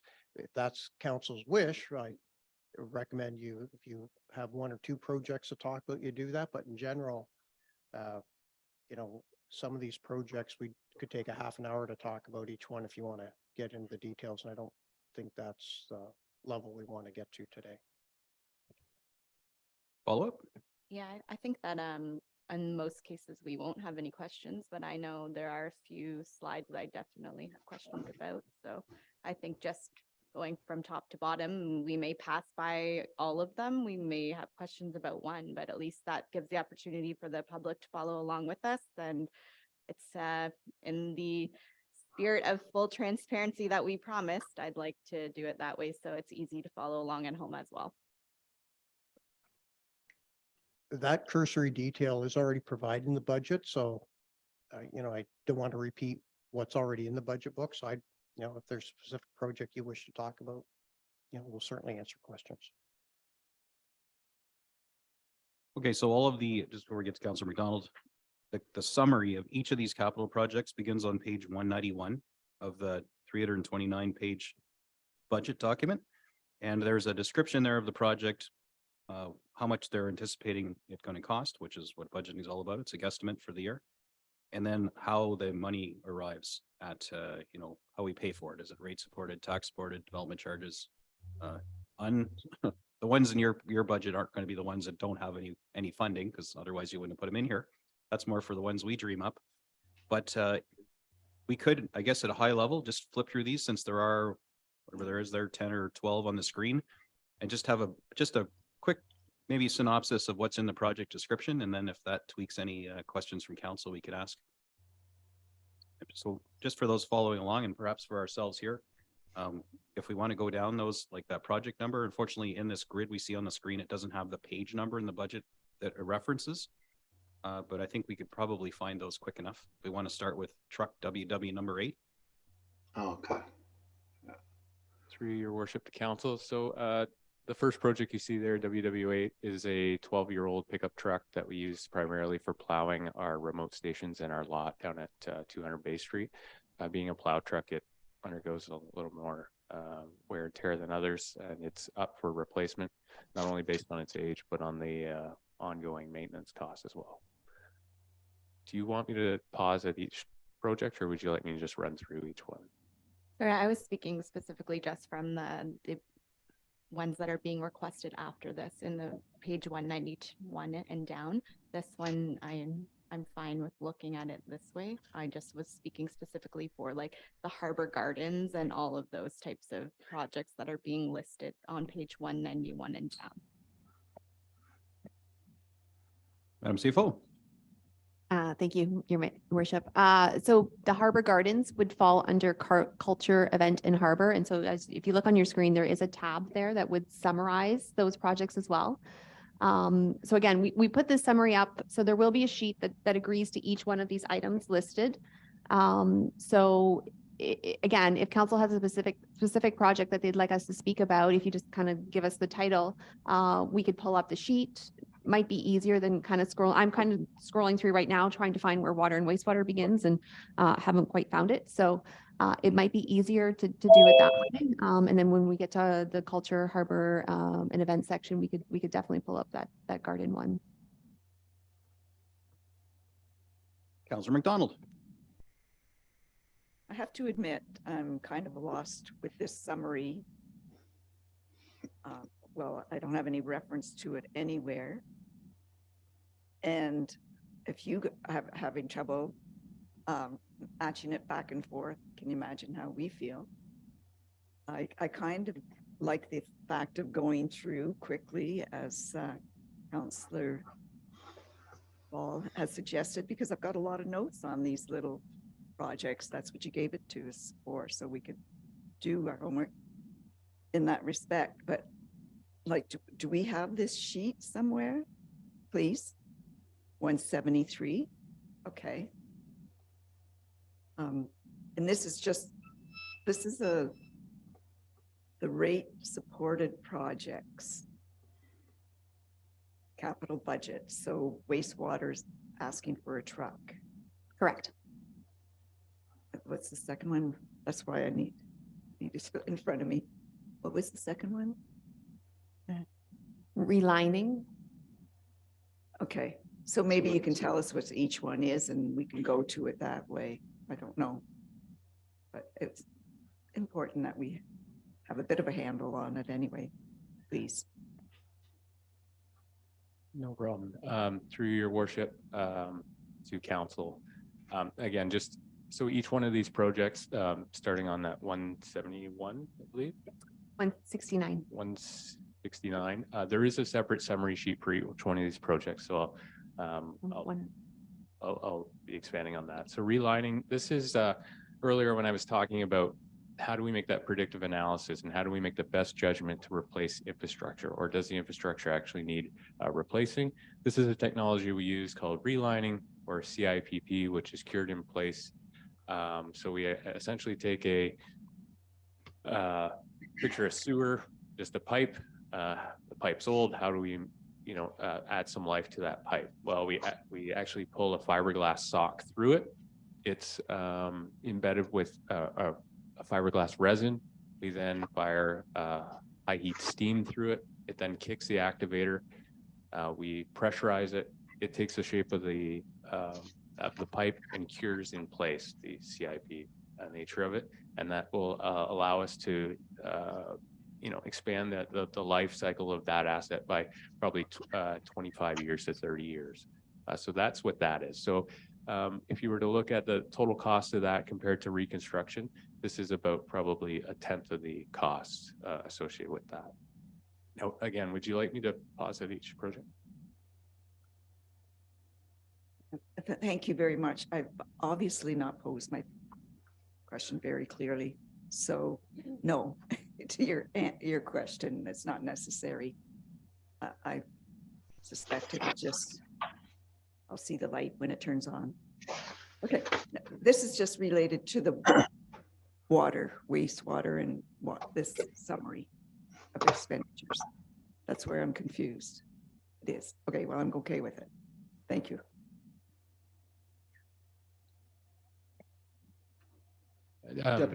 Through your worship to council, this is specifically rate supported. So this has no impact on the tax levy whatsoever. These are all projects that we've identified from the water wastewater department as requirements. And just to be clear, I mean, this is largely new council's first budget, so this will be easier in subsequent years.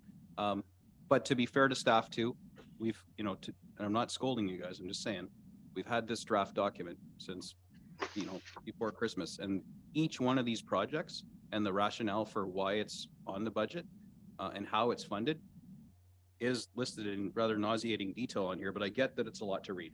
So the intention typically, and I'm in your hands, council, is that if there's something that you see on the 2023 budget that you think the price is absurd, or you want rationale as to why we're doing it this year and not 3 years from now, pick those ones out, and then staff's job is to basically justify that and explain and rationalize the funding source or why it costs so much or why now rather than later. But if we do this line by line for every single budget request, I mean, we're going to need more than 3 days. But at the same time, I, of all people, do not want to be the voice of squashing discussion on things. But perhaps it would be a good objective lesson for tomorrow to pre-read, now that you kind of get how this works, and pick and put sticky notes on the things that you really take exception to, or you really want to understand why, or you want the residents of Midland to understand that you've asked the question as to why we're doing this now and not later. So today, let's indulge ourselves a little bit and maybe ask for some more granular detail. But for tomorrow and the following day, because there's lots of stuff to get through, maybe spend some time tonight and read over some of the justification for some of these projects, because it may answer your questions in advance and it's not even an issue anymore. So that's just my takeaway from having done this for a few years. But I'm in your hands today. I'm not going to, say no to or suggest that we decline answering or having staff go line by line through this. Deputy Mayor, and then I've got Councillor Emeritus and I think Councillor Ball. Yeah, I'll just be quick through you, your worship. The truck replacement or whatever, I know that probably the criteria is great for whatever the selection process, but is there, do you have like a disposal policy in terms of the truck, where it goes, or do we hang on to it? Do we have a salvage yard that could be used to reuse the certain parts of the items that are being replaced? I guess basically just just knowing whether the trucks dispose of it, if there's any money involved, come back into the coffers kind of thing. Through you, your worship, to Deputy Mayor Conton. So when we dispose of the truck, it does typically go out to auction or perhaps a trade-in value, depending on if there is one awarded to us. And then any of those monies would go back into reserves that way. As far as hanging on to trucks and moving them department to department, I think it's important to notice that the reason why that they're being replaced is because they need to be replaced, and I don't think they should be transferred elsewhere. They've already been identified as end of life and should be treated that way. Hopefully that answers your question. All right, Councillor Emeritus.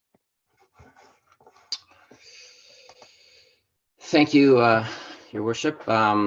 Through you to Andre.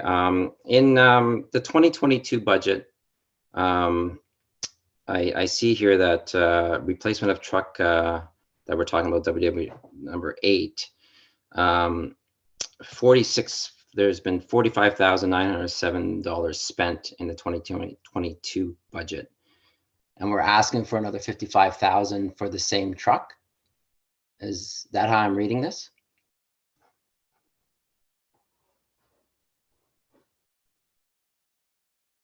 If I may, your worship, to Councillor Emeritus. So that actually was an oversight that I did capture in the budget approval report. So you will note that there were 2 amendments being requested in that budget approval report. One being actually for this truck, and a second for an asset management software. So the $45,000 that you're seeing in the year-to-date actual, that was actually for a van that was purchased, and the budget for that van didn't get carried forward from 2021. So it was a budget that was put in place in 2020 due to supply chain issues, disruptions. That was not purchased in 2020. It was carried forward to 2021. It was then closed without the purchase happening. And again, these types of administrative errors, they do happen. Again, it's a $36 million budget, lots of projects. But we did recognize that in doing our review. And so did ask that budget be reinstated. And so I believe the ask was for $55,000, if I'm not mistaken, which would cover the cost of that van, plus, the stickers and licensing and, all that to get it ready for operations. So this request is a new request. So I think that Okay. explains it more or less. Thank you. Through you, Mayor Gordon, to CFO Barron. So wouldn't the 55,000, or that was already adopted in the 2022 budget, so that money should be in, I guess that's in reserves. That's what I'm looking at right there, rate supported reserves. And we're not asking it for the 2020, put on the 2023 budget. Or are we asking for it to be put on the 2023 budget? If I can answer this. So back in 2021, we had come to council for a request of a replacement for a van, and I believe it was 46,000 off the top of my head. And just through administrative errors, it was associated with this account and this truck. So we ended up purchasing the van out of this account. We then need to replace this truck. So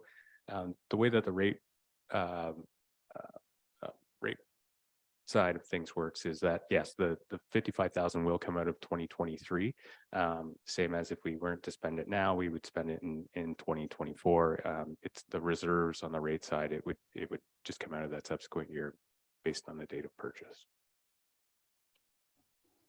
Okay, so if I'm understanding this correctly, Ms. Barron, so, and then if we allocate for 2022 and 2023, we have put aside $110,000 for this truck. And the excess went into some reserve. Is this correct? Would that be correct in saying that?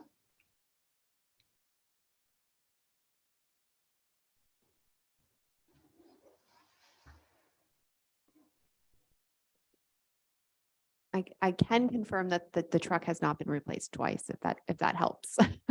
And will No, not no, be no. replaced twice. That's not my question. It's basically has $110,000 being set aside for a $55,000 truck because it wasn't purchased last year. No. No, one truck, 155,000.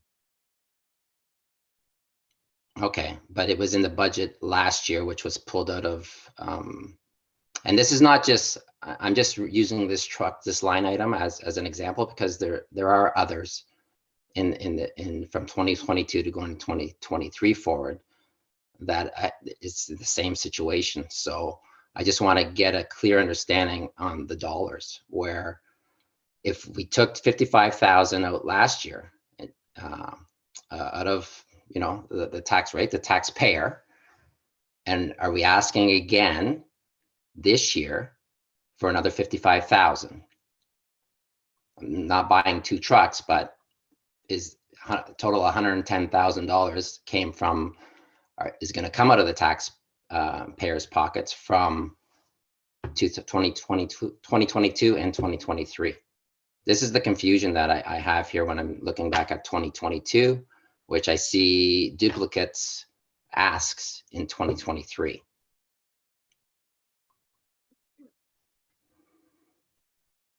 Or am I just missing something altogether and I'm just an idiot? For a lot of the capital projects, you'll see a 2022 number, and in future years, you will see other budget requests. In some cases, that's because the recurring activities.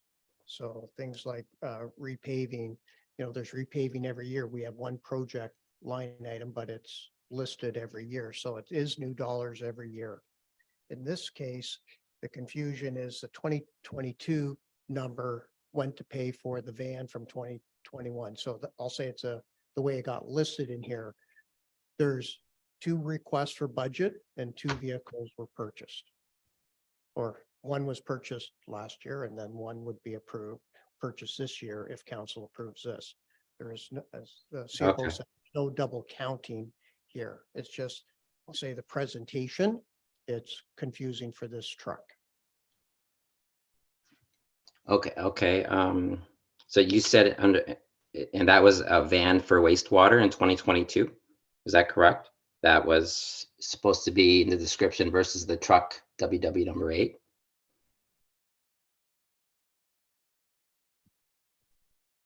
I don't see a van listed here in wastewater in 2022. Andre's mic isn't working there. The van was in the budget 2021. We purchased it in 2022 and was paid for in 2022 with that 48,925 that was identified in. So again, it was a previous year approval. The funding should have got rolled forward because it was delayed because of purchase because of COVID. It wasn't. So as a result, we had to pay for that vehicle. It was from the number 8, which we didn't buy.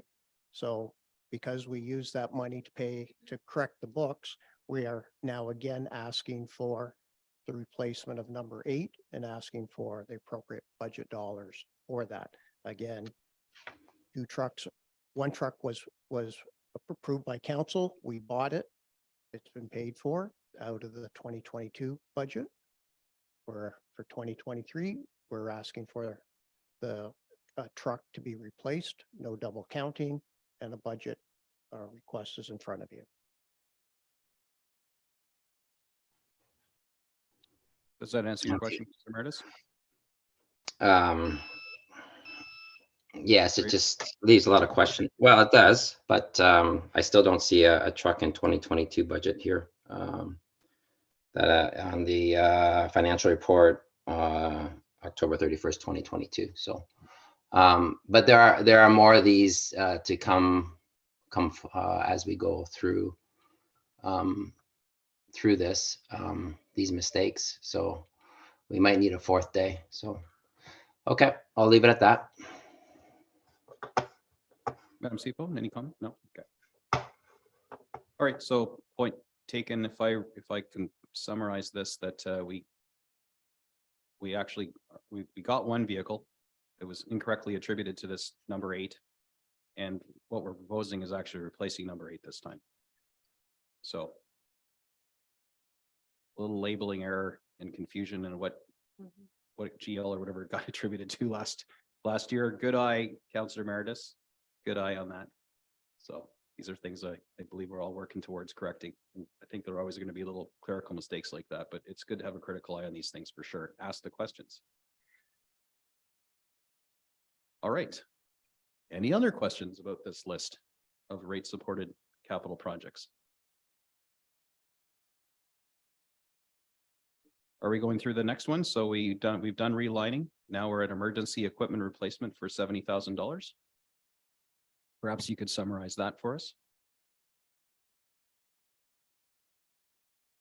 The mic does not want him to summarize that for us.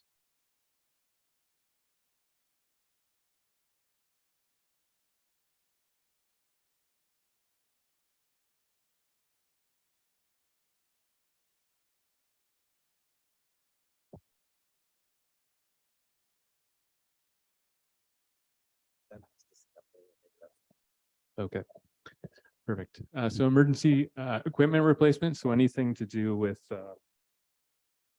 fortunately, water and wastewater has a hefty price tag associated with it just because of the niche market that it holds. So this is in the case of, say, a major pump, say at pump station number 1 should fail because of, I don't know, there's a table leg stuck in it. This would come out of this budget to have it replaced. So it's not something that we foresee necessarily spending. It's just there in case of a large ticket item needs replacement and in, of course, an emergency. There's no questions. I'll continue. So the raw sludge pump replacement. So currently we have replaced one under an emergency. The other one is the same vintage. So this is an original 1945 design and was installed in 1965. So I think it's at the end of life. If there is some health and safety concerns around it with improper guarding, so that would solve those health and safety items as well.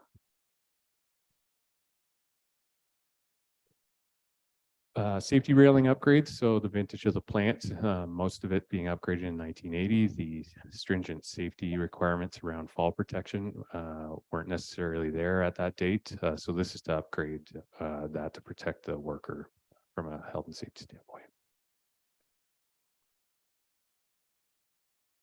Sanitary collection system O&M manual. So it's the operations manual related to the sanitary collection system. Just recently, we've received a new ECA from the Ministry of Environment, Climate or Conservation and Parks, outlining our what we need to do in order to maintain and operate that system. We're going out to a third party to get the best industry best practices with related to that system. And one of the requirements that the province has put on upon us is updating the O&M manual. And we think in order to get the best industry best practices, we would go to a third party to have them work with us to draft an appropriate manual. Well rehabilitation. So we have 10 operational, we have 10 groundwater wells that support 100% of the water that's made within the town of Midland. As with any asset, they do need some rehabilitation. This is laid out in the plan. So we suspect in order to keep them in good working condition and safe structurally, that we have this rehabilitation done this year. And this is on a number of the wells, and this plan carries forward year to year, and it's always around that $40,000. So this is where we'll hire a third-party well maintenance technician who are licensed to do the work, and they come in on a scheduled basis. Great. Just as we move into the next project that bears the same description as the third one down, it's just important to understand here that each of these, this is a project by project basis, so they haven't rolled up by description name and grouped them to their credit. So this is project by project. So you'll see the next one bears the same project description, but it is a unique project, and I'll let you speak to it. That's correct. So the next project is unique to the water side of things. So similarly as the wastewater side, any of the emergencies that we come across are quite large ticket items, and this again would essentially sit there in case of an emergency. So the next one is upgrade pump capacity. So we've identified in the master plan that there are some pumping capacity issues with respect to Lescott, Everton, as well as Dominion. So it's going through looking for grant funding. We've actually received grant funding for $2.8 million. So you can see in the rate supported reserves, there is no number attached to that. Because it should be very close to being fully supported by a grant. So it's $2.8 million that we're receiving to do these upgrades. Next is well 15 replacement. So through the well rehabilitation program that I mentioned earlier, well 15 is almost at end of life from a well casing standpoint. So if you know what maybe a residential well looks like, it's a steel casing. So what we do is we send a camera down there and look at the structural life left in that well, and it's been identified by a third party that it's coming end of life, and it's a very important well. So we should look at the replacement of that this year. It was identified 5 years ago and is needing to be done in the next 5 years. So this would be the year to do it. Hanley treatment system, UV replacement. So all the water that passes through the wells does receive two forms of treatment. One is our primary treatment, which is UV. So that's ultraviolet stabilization. So the water will pass by UV bulbs, and that inactivates any bacteria or viruses. It doesn't necessarily kill them, it just prevents them from reproducing, the whole you tell two friends, they tell two friends thing. So it doesn't necessarily kill them. And then what we do is we do kill them with sodium hypochlorite. These are both units at the 20-year-old age right now. That's the same goes with the next project. They are becoming costly to maintain. And some of the replacement parts are becoming harder to come by. And there is a newer detail outlined in our ECA, our drinking water ECA, that requires us to check the verification sensor, but the vintage of these units does not allow us to do that. So in order to roll into 2023 standards, it's a request that we replace these units for the safety of the drinking water. All right, so there's a quick summary of the projects proposed for 2023 and their funding sources. Any questions or concerns before we move on to the next section? All righty. Thank you very much.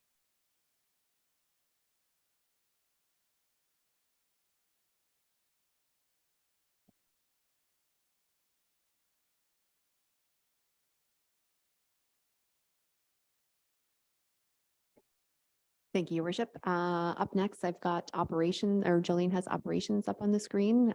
As you can see, the list is quite extensive. Multiple areas there. And perhaps a takeaway for this council, I don't know if it's reasonable to do it for tomorrow when we get talking about things, but perhaps it would be helpful for us in these grids to reference the page number that the project's described on. I know it's a little more work, but it would kind of help us find it a little easier if that's possible. So we were just reviewing capital today. So I think maybe this might be the only area where we run into that. This is where you have the corresponding sheet. So All right, that's fair. I see the first one on the hit list. Assuming council would like to continue with the same format, just walk down the list quickly and get a brief synopsis of what it's all about. Which page is this found on the big document, Madam CFO? So the 2023 capital program is on pages 169 through to 173. 173 we just discussed, which was rate supported. Pages 169 through to page 172 are, it's combined, right? So you're not going to see totals by section, which is why we've separated it out here today for you, so that we could easily just sort of tackle one area at a time. So yes, you can refer to page 169 and you'll be able to find, just give me 1 second.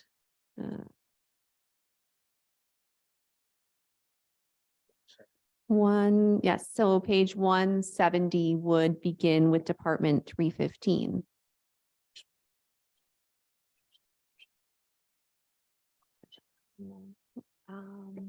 So Department 315 is Public Works. Dylan can shake his head and let me know that I'm right. 325 is roads as well. Department 335 is sidewalks. Department 345 would be transit. 355 would be street lighting. Thank you. 390 is parks. 399 is, sorry, did I miss one? I don't think I did. 385 would be the harbor, which is separated out on a different tab, so you're not going to see that.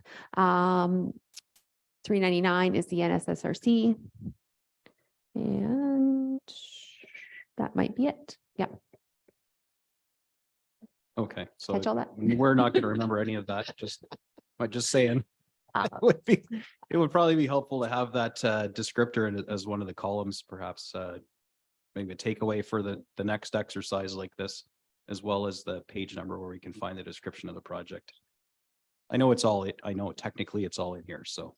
Yeah, And of course, we can't see that slide either. I don't have my magnifying glasses on. yeah, and I think what the CFO was talking, the column B on the spreadsheet, and it's in the document starting on page 170. Where the project number is that you see, what Lindsay was describing was the first. What are you doing, Jolene? Go back where it was. In the departments in the project number are those first 3 digits, and that's what the CFO was highlighting. Just so all the 315 projects, that's one department, then 325. So that's what Lindsay was trying to highlight. But just, and that goes back to when Andre was talking, there was that emergency purchase. If you looked at the code number of the project, you'd see the first set of numbers were all wastewater, and the second set were all water. So, but we didn't explain that to you, but that's how our what that project number is. The first 3 digits is the department that project is in.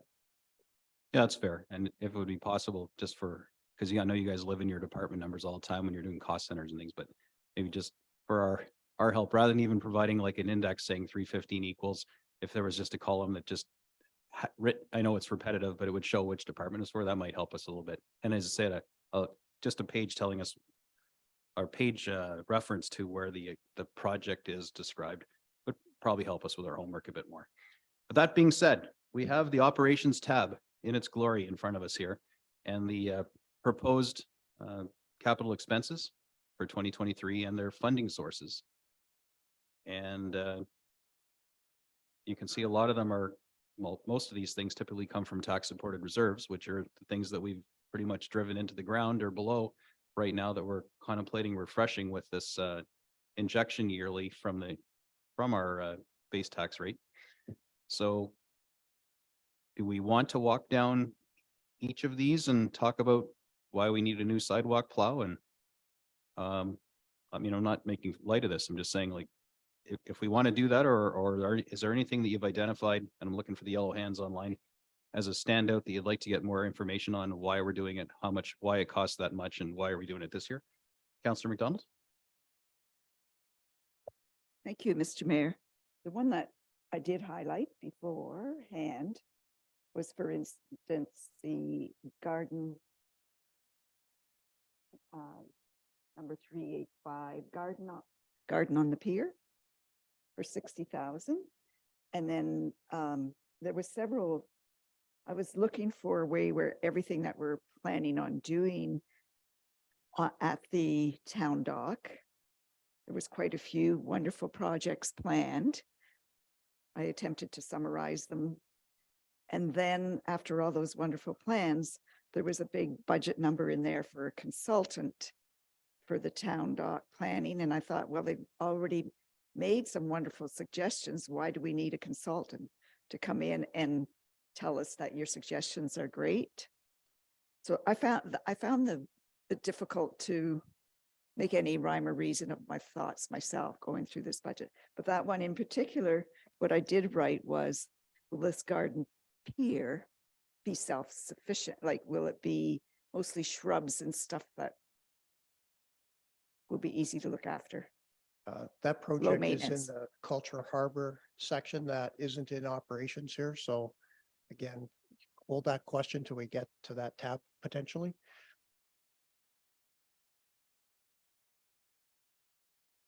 Yeah, so just dealing with the operations, I know it's a little hard to see on the screen here.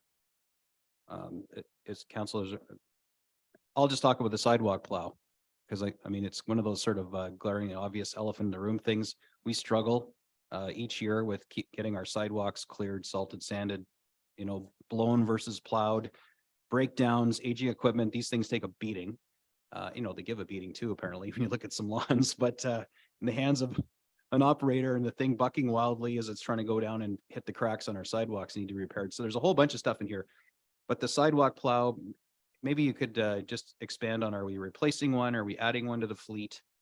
Because that's my biggest concern as we contemplate adding more sidewalks in town, that we struggle keeping up with what we have. And then of course we have a lot of flagged sidewalks with the paint on them where they've raised or cracked that we have to repair.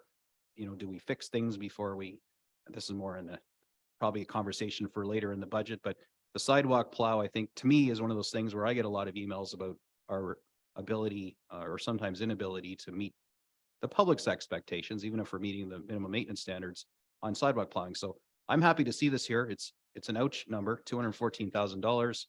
But I'm just wondering, is one plow enough? And what's the what are perhaps Mr. Flannery's thoughts on our capital side for sidewalk plows specifically? Yes, through your worship to members of council, there is a sidewalk plow here on for replacement. This is replacing one of 5. So our fleet of sidewalk plows is 5 total. This one here is a 2011. So it is very old in terms of regular replacement and retention schedules for sidewalk plows. We also have a 2012 that would be scheduled for replacement next year. But again, over the Christmas season with that holiday storm that we got, we were down at times to 1 of 5 working and functioning. Hence the delay in getting the sidewalks cleared. So replacing this and other equipment, I mean, that's just an example of why it's important to stick to the best practices of your retention schedule. Of course, every time something's due for replacement, you can make an assessment whether or not that can be pushed out further than is your typical best practice retention type schedule. In this case, a 2011 for a sidewalk plow is several years behind. You'll find that with our fleet in general. This is a trend that goes beyond sidewalk plows. We are somewhat behind in our replacement schedules. So there's several fleet items here. Of course, if you're suggesting we should get more sidewalk plows, I'm always open to that. But yeah, if anyone has any other questions on any of the fleet there, let me know. Thank you, Councillor Ball.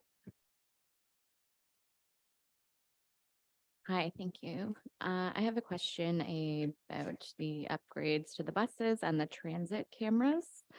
I'm wondering if we've looked at grants for that and if the Canada's Infrastructure Program Public Transit Stream Grant is something that could be utilized for this.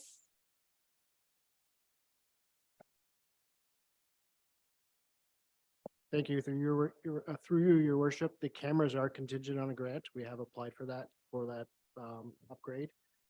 AODA is a requirement upgrade, so that's why that's budgeted. It's adding the visual and audio announcements inside and outside the bus, as well as a LED display. So when will we find out if we get that grant? Because I'm guessing if we get that, then this budget approval is no longer needed if that's coming from a grant, correct? Madam CFO. Thank you, your worship, to Councillor Ball. So we would still put it into the budget. The difference is the funding source, right? So currently we've got it funded from reserves, likely. If we scroll over, I'm sure we'll see that. Otherwise, it would be grant. And so we can make adjustments to the budget in year if required, or when we're doing our sort of our final year-end reporting, we would just make a note of it. And so when we fund that capital project, we would fund it from the grant instead of taking the money from reserve. So yeah, we would definitely still want council's approval that they want to do this project as part of this budget. Yep, to go ahead. Or maybe just in synopsis there, we can put contingencies on saying that we approve this project as long as it's grant funded. And we've done that in the past and staff have agreed, okay, yeah, it's on here. If we don't get the funding, then we'll take another crack at it next year kind of thing. So that's, I don't think we need to amend the motions on those kind of things. Council in the conversations like this, staff contemplate that already. And just because we approve it doesn't mean they're just going to necessarily do it. We've seen things pushed year to year as we take another stab at a grant application. Is that fair to summarize that way? Yes, that's a good summary. It was just pointed out to me. So we do currently have this, the transit cameras funded from a grant. So I think we're probably relatively certain that that will happen. Quite confident. Quite confident. Thank you. All right, next one, I believe Councillor Ball has a few, so I'll just leave the mic with her for the back and forth, just for sake of expediency. Thank you, Mr. Mayor. The tree replacement is my next concern, I guess. Have we reached out to any community groups, community members that are willing to fund that? Because I've had multiple people approach me about community gardens and trees, and they are more than willing to fundraise as well as take care of those types of things. And I noticed that there's an $18,000 request for tree replacement, and I'm wondering if that can come from somebody else. Has that been looked at? I know that I've certainly been approached about it, so I'm wondering if that's an alternative source we can look at, because it may only be 18,000, but that's something that if somebody else is willing to be able to work through that, that would be maybe a suggestion I have for that. Through your worship to Councillor Ball. We're always open to, ideas about other funding sources, donations, things like trees. Of course, there's approved lists for particular species that are native to the area, et cetera. So, there'd be particular requirements, but of course we would be more than willing to entertain any type of fundraising around that area. This is actually an increased funding level that we're trying to, there's been a trend over years that we've sort of replaced more boulevard trees, removed more boulevard trees than we've replaced. So this is an effort to try to expand those efforts. Okay, my follow-up to that is on the list, is that sustainable food sources like apple trees, those types of things included in those species that are allowed? Through your worship to Councillor Ball. No, I don't have the list up in front of me to see exactly the list, but I do not believe so. Okay, can I ask why then? These trees are boulevard trees. And as a result, we have a list that are native species of having fruit trees because of the maintenance required for the fruit trees. If we do install fruit trees anywhere and we want to have healthy fruit. Now we have to increase operations around spraying them, looking after that, which we don't do. We want to plant a street tree, leave it there for the homeowner will rake the leaves up for us. I just want to go back to comment about volunteers in the budget. If council wishes us to go seek out other sources of funding, then if council leaves it in here, we will do it. And if we have some discussion with volunteers, we'll do that, which may reduce the expenditure. If the thought was we don't need to use any tax money, then this should be deleted. And then it's not on our work plan. And then we have to figure out, well, how do we go about rounding up volunteers? Who's going to do that? Fundraising, who's going to do that? That isn't in our work plan. So if council was to say, we think volunteers should do it, great, delete the number, and we'll wait for the volunteers to get organized unless council gives us some resources to, which would be way more than $15,000 to organize volunteers for this and other activities. So the concept of the street trees or boulevard trees, for those of you who followed council the past couple terms, you'll know that we definitely had a member of council super passionate about this, and rightly so, because of the benefits of having shade, bringing the temperature down, and there's other benefits that I'm not going to wander down the path right now, but so the street tree, we typically have underfunded our replacement of trees. So as we widen boulevards and repave, trees die or, they wither, or we cut them down because we need to. And if we don't replace them, then, things start to look a lot more barren. They don't have any natural shade and all the goodness that come from trees. So you've got more on this. Well, I was going to say a street tree is likely in the range of minimum $1,000. So $18,000 is 15 trees. Maybe you might get out of it. It's not significant.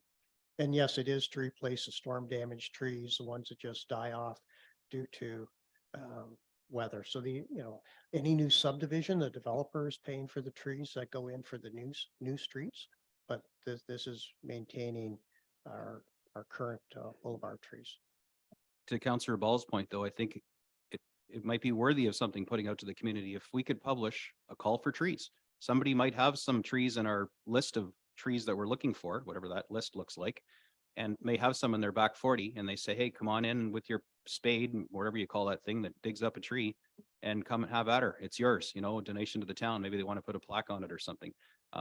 So other than the actual cost of, digging the hole and removing the tree, we could end up with some trees donated to us by members of the community. It might be worth throwing it out there if we have no takers, or it's unrealistic. Someone wants to give us a 20-year oak, or something we can't move, then, then we could go to our budget to replace these things. But maybe we can find a hybrid approach. We could approach the community, or at least put a call for trees out there and see if anyone's willing to donate one.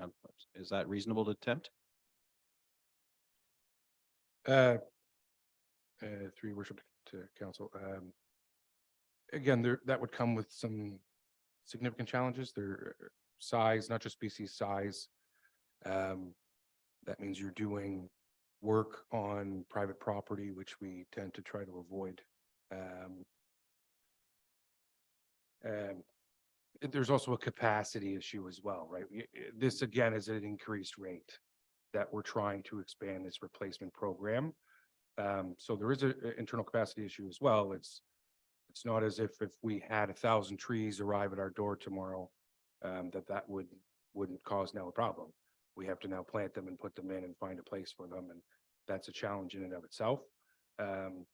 So it's sort of a yes and no. I mean, it's in theory great that people would be interested to donate, but again, that would really be something that you would look to develop a program around, and that takes resources, that takes internal capacity. This is simply, we need to just purchase some trees and try to replace them. I would suggest that might be a program that would could potentially go above and beyond that, but that would be something separate from just this simple replacement program. I just think we're we're thinking a little bit too large in this regard. I mean, if you are setting $18,000 out for trees, say you get 15 trees out of that, when you're ready to plant those 15 trees, instead of the town going to buy 15 trees, if somebody is going to donate money towards that, or if someone's going to donate a tree, like you're saying, if we have 15 trees show up at our doorstep tomorrow, I'm not suggesting that. I don't think Mayor Gordon's suggesting that, but when you're ready to plant them and you have that capacity, instead of buying it, can we not have somebody donate a tree to us at that same time? Like, I just, it's such a, I feel like a small request, but we're making so large. I don't think there needs to be a program. I think it's a great idea to have a program in the future, but I don't think we necessarily need one to have one tree given to us. When we go to tender for these trees, we'll ask if anybody wants to donate them as part of that tender process. We'll see what response we get. Yeah, that's fair. We could even ask, maybe somebody wants to memorialize someone by tossing in $1,000 for a tree. We have a Go Plant Me Fund campaign or something. We already have a tree grant program. That actually pays for the cost of the tree or just dedication Well, it's a dedication, which is paying for the cost of the tree? Yeah. Oh, fantastic. All right, so that's a possibility. I see Councillor Meredith's hand, and then we can go back to Councillor Ball. Yeah, I mean, through you, Mayor Gordon, to speaking on this, the trees. I mean, we could obviously just not vote the tree replacement in for this year, skip a year. We could actually. I counted about. I think there were 17 trees planted at Gully Park. I'm not sure if they were all last year, but the majority were last year. So I'm not sure what those 17 trees cost at Gully Park. But if we were to space them out a bit, and I know Gully Park's quite open and shade is great, but 18,000 is 18,000 off the budget. And if we do trees every other year or space them out a little bit more, and rather than putting a bunch, maybe 10 on Gully Park and 7 somewhere else. I'm not sure what the program all entails and how many trees were actually planted last year, as I haven't gone to every park. But Gully Park is close to me, and I think there is about 8 planted in the B area, and then another 9 or so in the park area. So we could easily just kibosh this for this year, and then see if we can, if we have anybody, any takers that come up and donate. Through your worship, Councilor Meredith, the trees planted in Gully Park are actually funded separately. This, what you're looking at here is specifically boulevard replacement trees. Okay. So the trees that you're referring to were paid for by separately within the operating budget. There is a parks, really with that, in theory, that idea behind that budget within the operating budget is for new trees. At times it has to replace, that's used to having to replace trees as well. But part of the track within the Parks and Trails master plan too, there is a continual need for, as pointed out by through council at the time and members of the community and staff, there is a continued need for shade structures. Trees provide that within a park, and they are a much more financially responsible way to do it. So beyond just all of the natural and inherent benefits of more trees, that was paid for separately. This is a project that's in reference to replacement, not new, and just specifically of boulevard trees. Thank you for the clarification. Back to Councillor Ball. Thank you, Your Worship. Mr. Campbell, you mentioned the tree dedication. I actually had that on my list as well. The bench and tree, it's around the $500 mark from what we looked at. That's half the cost of what you've just said a tree costs. Is that the same program that you're speaking to, or are you speaking to a different program that I'm not aware of? I'll turn to Dylan. The policy we had for bench dedication, tree dedication was not a full cost recovery in the past. I think benches, Dylan has changed that one to full cost recovery. The tree dedication one, again, right now what's in the policy is not full cost recovery. Through your worship to Councillor Boswell, just to add, yeah, something, again, that's not a full cost recovery for a good reason, because we want to promote more trees. More trees is a good thing. The operations department is a parks group and a parks division. So we promote more trees. That is a good thing. So that cost has risen, so that it's capturing more in terms of a cost recovery, but it is not at all. We welcome as many tree dedications as we can get, because that gets us more trees in the park. Beyond the fact that it is a way for someone to commemorate another individual with the community, and we see that as a positive. Thank you. Yeah, I can definitely appreciate that. But I guess if we are not recovering that full cost, then that cost is going to the taxpayer, because if you're dedicating a tree to somebody, we have to give them that tree. And if what we're saying is that it's only half of the cost that is being covered through that. So the other half of the cost is coming from the overall taxpayer, correct? Through your worship, Councillor Ball, Mr. Campbell's number may have been in reference to, again, it can depend on the type of tree, the species, the location, and that can be an all-in for installation, etc. Directly purchasing a tree at times, it would be far less. At the same time, the amount that we have in there for the tree dedication program, it isn't that's now an individually owned tree. That becomes part of that dedication program, is that tree becomes a town asset. It is owned by the town, but that individual has now helped pay for the installation of that tree, a significant portion of it at times, again, depending on the species and location. But again, we see that as a positive, and it becomes a town asset. It's not. Thank you for clarifying that. Thanks. And I'll go to Councillor Prostman, just to add to that, when we do these replacement trees, we generally don't, use the little twiggy Charlie Brown Christmas trees to replacement, because they just take a beating and they're dead in no time. So they're a bit more mature, which means we spend a bit more dough for the boulevard and street trees than we do for perhaps a new tree in a park that we wrap it with the stuff that stops the bunnies or whatever from eating it. Stands a bit more of a chance, but those dedication trees can be younger, aka cheaper, and hopefully they go on to thrive and survive for decades. Councillor Prost. With complete respect of taxpayers' dollars, I would never want to see this taken out of the budget. I think considering what we're facing in the next few days, it's pennies. And I think it's our responsibility to keep trees and plant more.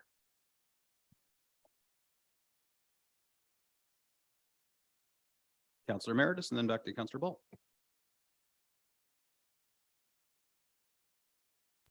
Thank you, Your Worship. Since we're on the topic of trees, the downtown trees that were planted in the Big Dig, some of them are looking pretty dismal. Does this fall in the boulevard trees, or is that still under warranty through the developer or the contractors? Through you, Your Worship, to Councillor Emeritus. Yeah, those trees downtown are still under the contract warranty period. Warranty expires this coming summer. We have an ongoing deficiency list and agreement with the contractor that any outstanding planting, trees and shrubbery deficiencies will be rectified this coming spring. But I would like to note that there's also a few trees in there that we've unfortunately had to replace due to vandalism. And I can't pin that on the contractor. So that's, an ongoing thing that is a challenge as well downtown. Thank you. Yeah, there are challenges downtown for sure. And thanks for clarifying the warranty on the trees. Thank you. And I'll bounce back to Councillor Ball. Thank you. I have another question, but I just wanted to touch on Councillor Prost. I don't want to take trees away from the budget at all. So sorry if that sounds like it. I just think that if there are alternative sources to being able to fund that, I'd like to look at those first. My next question, though, is about the operations supervisor vehicle. I see that it's being requested and at a savings of $1,250 per year. I'm just wondering what, I guess, the justification for for buying that is, if that's the only savings that we're seeing, is there an additional benefit or savings that I am not seeing listed here? Through your worship to Council Ball. So that is, much as that may be the name that's presented there, essentially that becomes a shared vehicle for the operations department. Currently, right now, there is one vehicle that is shared by 5 individuals. This would increase that to 2 vehicles being shared by 5 individuals. So I think this is a reasonable new vehicle request. There's requirements really around safety. Any of our project managers, supervisors, et cetera, they need to attend sites that are, say, off-road. And currently we're asking many of them at times to use their own personal vehicles to do that. They'll have to attend job sites that are roadside and enter into work construction zones in a personal vehicle that doesn't have lights, beacons, arrows, the proper safety equipment. This vehicle would do that. Again, it would be shared between, now increase that number from 1 to 2 shared vehicles amongst 5. The slight reduction that would result in that would be as a result of paying mileage. When individuals have to use their own personal vehicle, we need to pay mileage. So adding this wouldn't see a complete and full reduction of the mileage budget, but a slight one, and that's our estimated amount. Okay, thank you for telling me the other benefits because that wasn't clear. So safety is definitely important and I can appreciate that. Thanks. Probably a good time to shout out the addition of 3 pedestrian crosswalks. I believe those are driven by the resurrected active transportation committee from last year that we've kept intact for this year. It might be a good time just to talk about where those 3 pedestrian crosswalks are being contemplated. Through your worship to council. Yeah, so we have an additional 3 crosswalks in the budget as identified in the transportation master plan. We just had the 2 from this year go live shortly after the holiday season on Yonge Street and Midland on Bayshore, sorry, by Midland Ave. And the next ones on the list are William Street at Elizabeth near Sacred Heart School and William Street up near Scott or Donalda was another one identified. And as well as we're working with the active transportation committee to make sure that, their priorities are in alignment with ours as well. So we have some flexibility with what's in the master plan, that it's not, the master plan is just a list of say 12, it's not prioritized. So we can work with committees and the public to make sure that we have the 3rd location nailed down and finalized.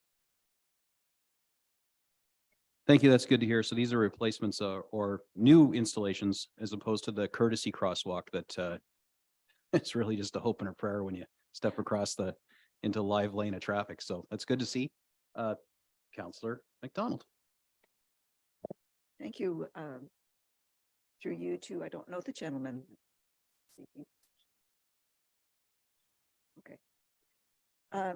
Just in regards to how the sidewalk crossings are recommended, it was already brought to my attention just through a casual conversation that the Scott and Donalda might cause some grief for vehicles because of the view.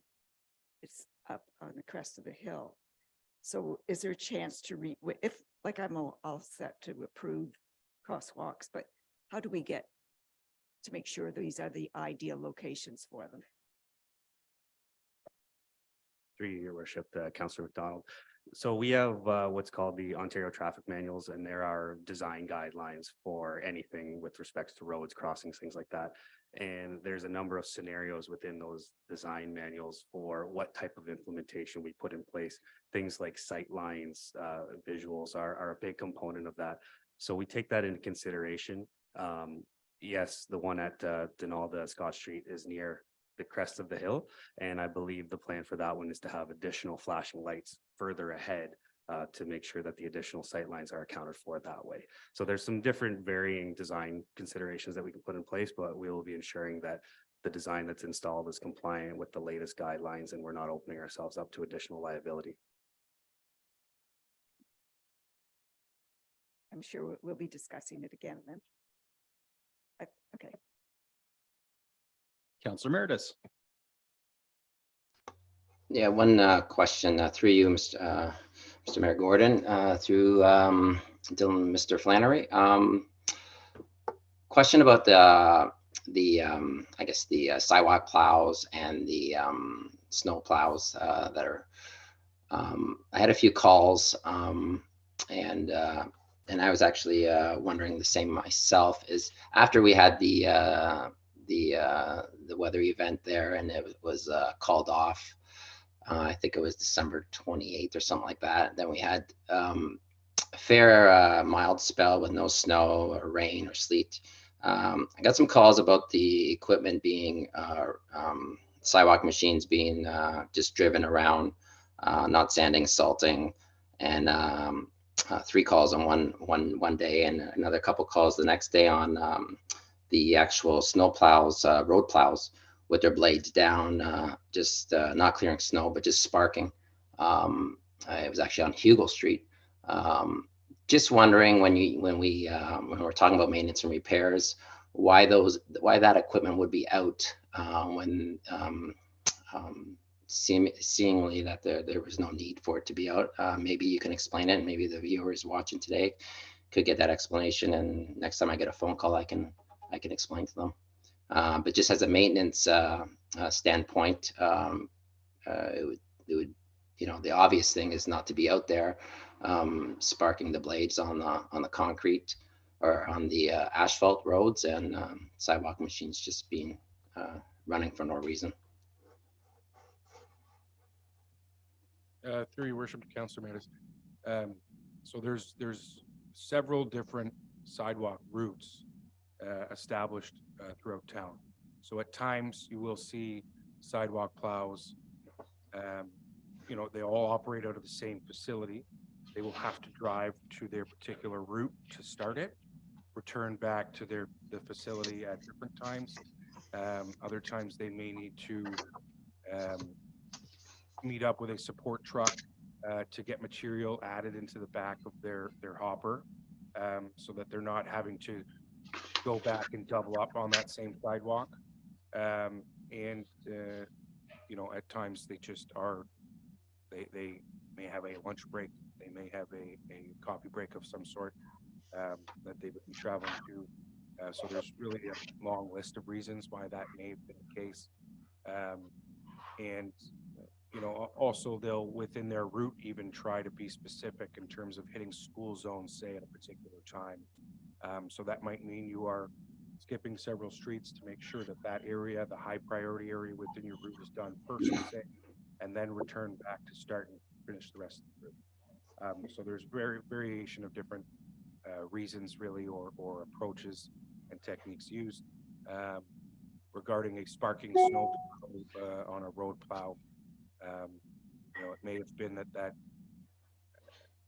individual, the operator is just trying it out, seeing how much material was down, and that the plow would have risen, a few seconds down the road, say. And it depends on the type of snow that's on the ground. It depends on the type of precipitation that's there. If it's really slushy at times, there's going to be some sparks, but they're still clearing the road and directed to do so. Of course, you want to limit that to promote the longevity of that and reduce maintenance costs, of course. So I hope that answers your question.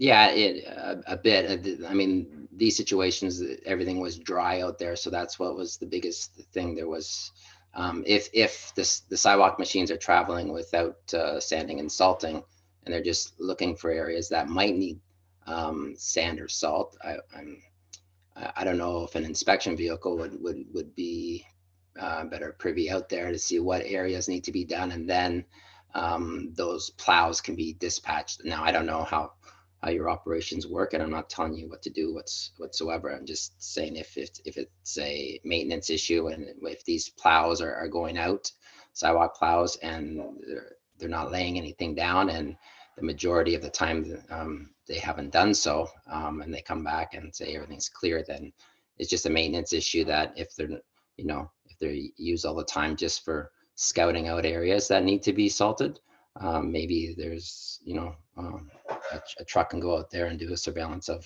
certain areas, but just my thoughts. Thank you. Through your worship to Councillor Meredith. Yeah, at times the sidewalk plows will do what's called spot solving. So it really is essentially driving their route and looking for icy spots. You'll see that when there's been some freeze thaw, so now you have water runoff, and there's no need to drive the actual route on the sidewalk itself. That'll take far much longer.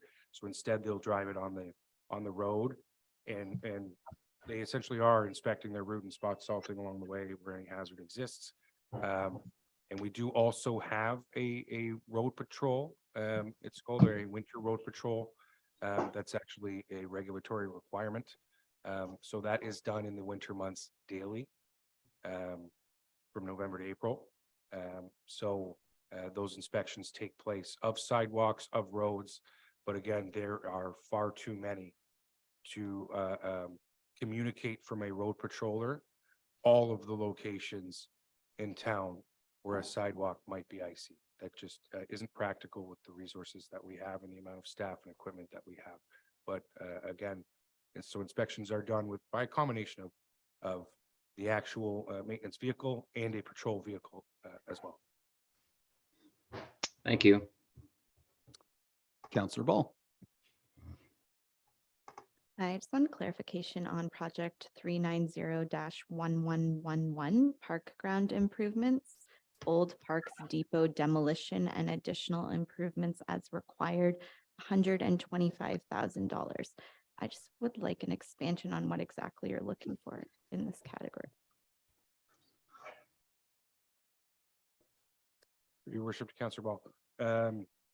Believe you're referring to the demolition of the Old Parks Depot. So again, 5 years ago, when the parks and roads or public works divisions became amalgamated into what's now the operations department, they did previously have their own facilities. They're very, very old. I joked when I first got here, you could film a horror film at some of these. They need to come down, and this is our both facilities do. So in this year's budget here, and that's the project you're referring to, is to begin demolition of the Old Parks Depot.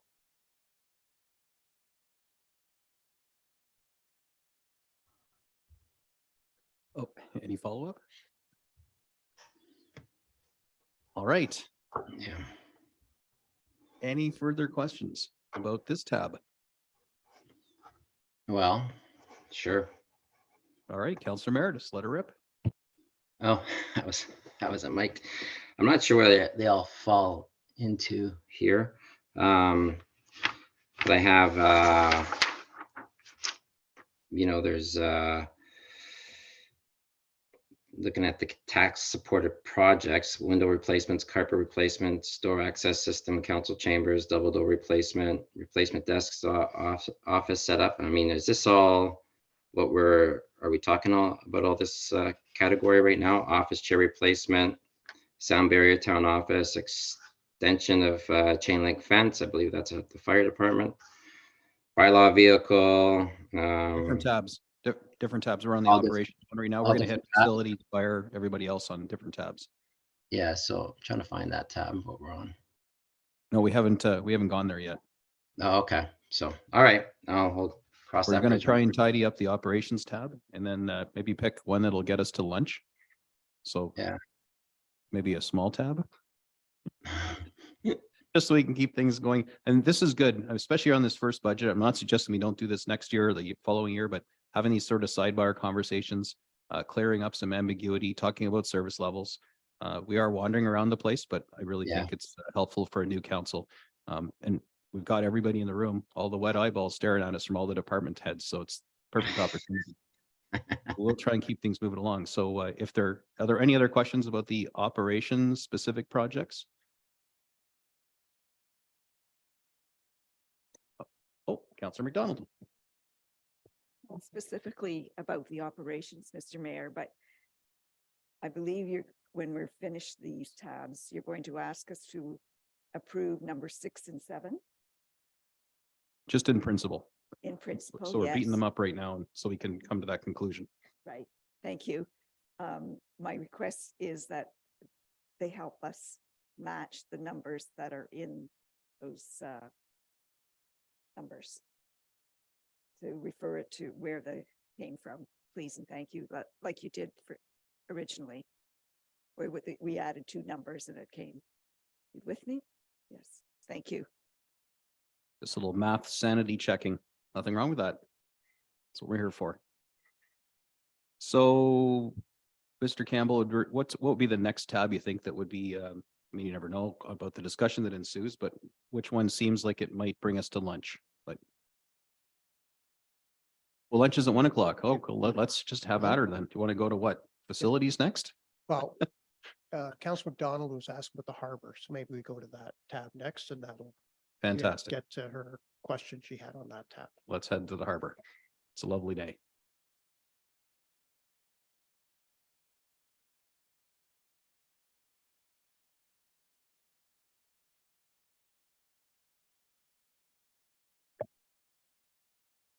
Good morning still, but I check. All right, thank you, everyone. So what we have on our list for the harbor, and it also includes culture and tourism. Our first item is, the majority of our items for the harbor are maintenance. The maintenance to the harbor, so we have to upgrade the women's washroom. The garden on the main pier is in disrepair and needs some upgrades. We also need to upgrade the electrical pedestals to meet ESA requirements. There's also rub rail replacement needs to happen on the North Pier. The pedestrian area outside the harbor office, between the harbor office and the parking lot, has multiple trip hazards and ponding issues. We also want to install eavesdrop on the building, on the harbor office, implement a growth plan for the harbor master plan. And also I have on there some grant contingent public art projects, and also for intersection barriers for festivals and events.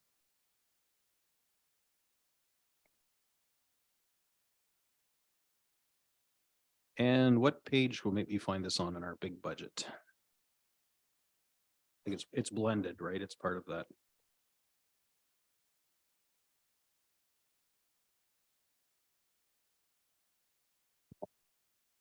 Page 171, sort of middle of the page, you'll find Department 385, and you'll see those projects listed there.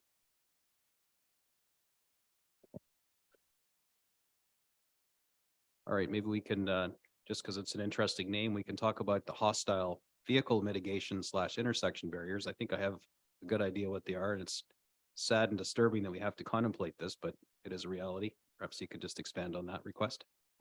Certainly. Well, as you know, with the Butter Tart Festival and all of our events, we have multiple road closures.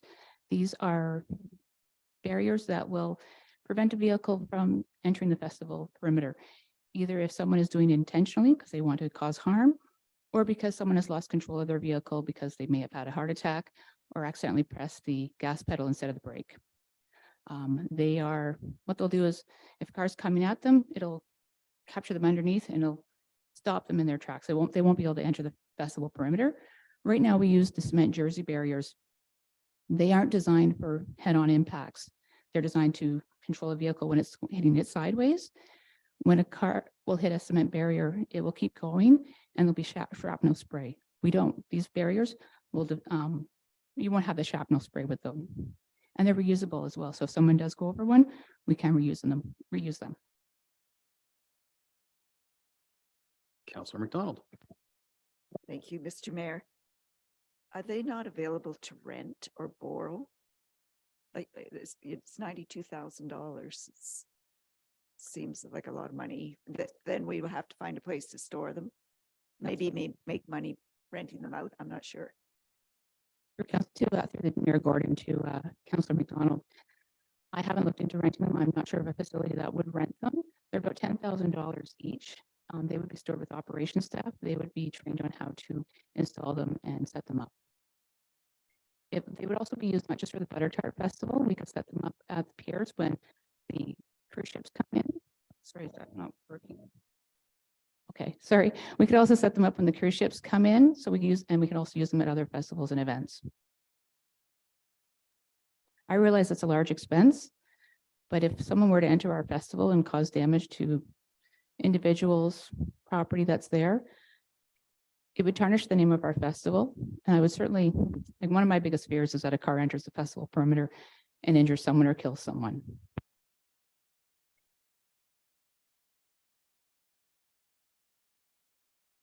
All right, and for council's consideration, clearly the 2 public art installations are grant contingent. So here's a good example that we referred to earlier, where these installations will be considered, you know, assuming there are grant funds, and then if there aren't, then they won't be. The public art installation, I mean, art is clearly in the eye of the beholder, right? Some people love stone, other people look at it going, what the heck is this? And every community that puts in public art hear the same thing. So, and I'm not casting my vote here on it.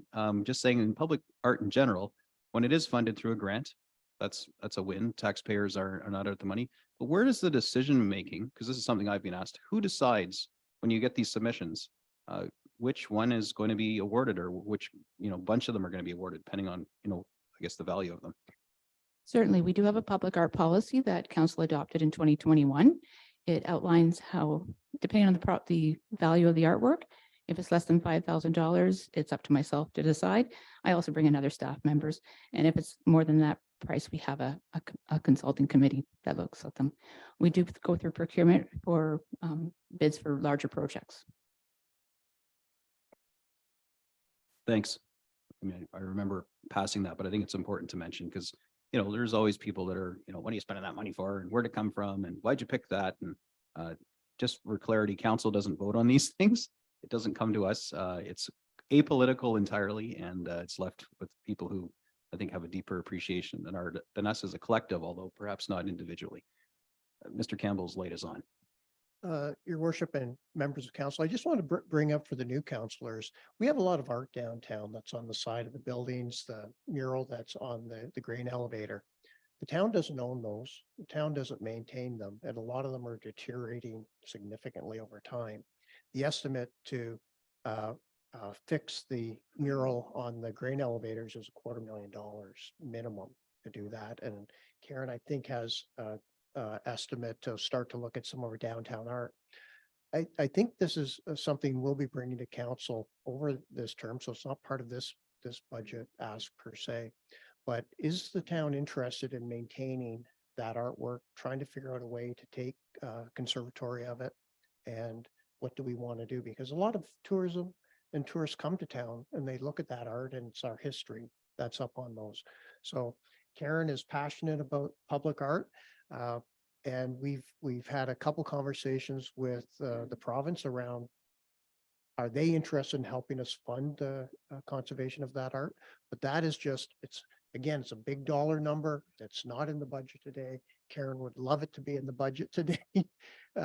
But I think that's something this council and each of you individually just might think about is, you know, for your budget asks, are you interested in the conservation of that art? And if so, maybe those are requests that council puts on the table or directs staff to do.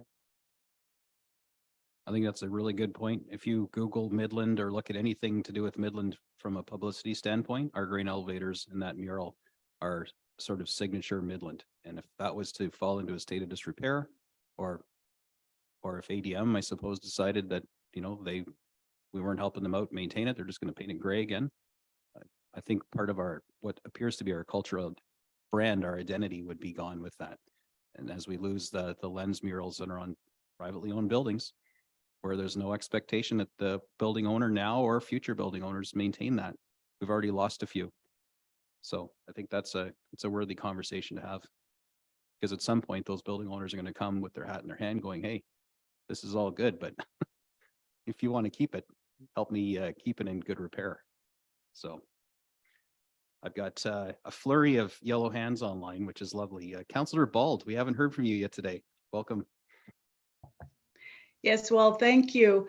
I just wanted to tell everybody that my great uncle, J.W. Bald, there is there are two photographers on the beer store on Midland Avenue. So yeah, I see that those two paintings are fading away, and it would be I would appreciate it if someone would try to restore those paintings, because he was J.W. Bald was a photographer here, and there's some history with him and our family, obviously. Thank you. Thanks. Point well taken. A lot of the artwork that we see portrays history of Midland by design, and it would be a shame to have it lost over time. Councillor Emeritus, then we'll go to Councillor Ball.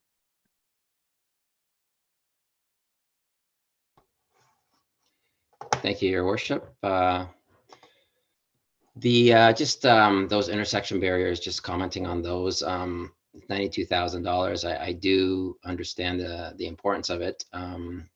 But we've gotten through butter tarts so far, so good. With the barriers we have, $92,000 is when we're looking for savings for the taxpayer. We could negate this for push it to another year. In my view, I think that's what I would be in favor of. Also, the fencing that we have down there, you talked about the fencing at the pier for the cruise ships. Do we own that fencing or do we rent that fencing? I think I saw it at the price tag was about $15,000 in this year's budget for that fencing. Here to be Council Emeritus, the fencing that we put up when the cruise ship visits and the fencing that's at the harbor right now for throughout the winter, the metal fencing, we do own. And we received a grant last year. We repurchased a little bit more. So when we do have cruise ships visiting Midland Bay Landing, we are able to set that up as well. So in the in that line item of $15,000, are they paid for, or and if they are, if we own them, then why is that line item there of $15,000? Or is that just the rent we kind of charge to the town and it's kind of a wash? Are you talking about 2022 budget? I saw it 15,000 in there. Maybe, I mean, there's a lot going on here, and I'm all over the place. This isn't the greatest. You're flip-flopping pages, and it's just this needs to get tidied up for next year's budget for sure. And I thought I was very well prepared, but I'm all over the place trying to follow what's going on here. So, anyways, I'm not sure which one it is. I got papers everywhere, but I did see a line item for $15,000 for fencing for the cruise ships. I believe it was 2023.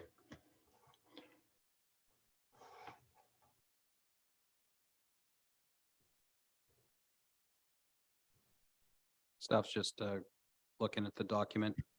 It isn't on this tab, and I would assume if it was in the budget. I got it's number, yeah. Summarized here. Maybe I'm wrong. I'm just I've been through the budget like book almost a dozen times, and everything's kind of a blur now. Kind of scrambled in my head.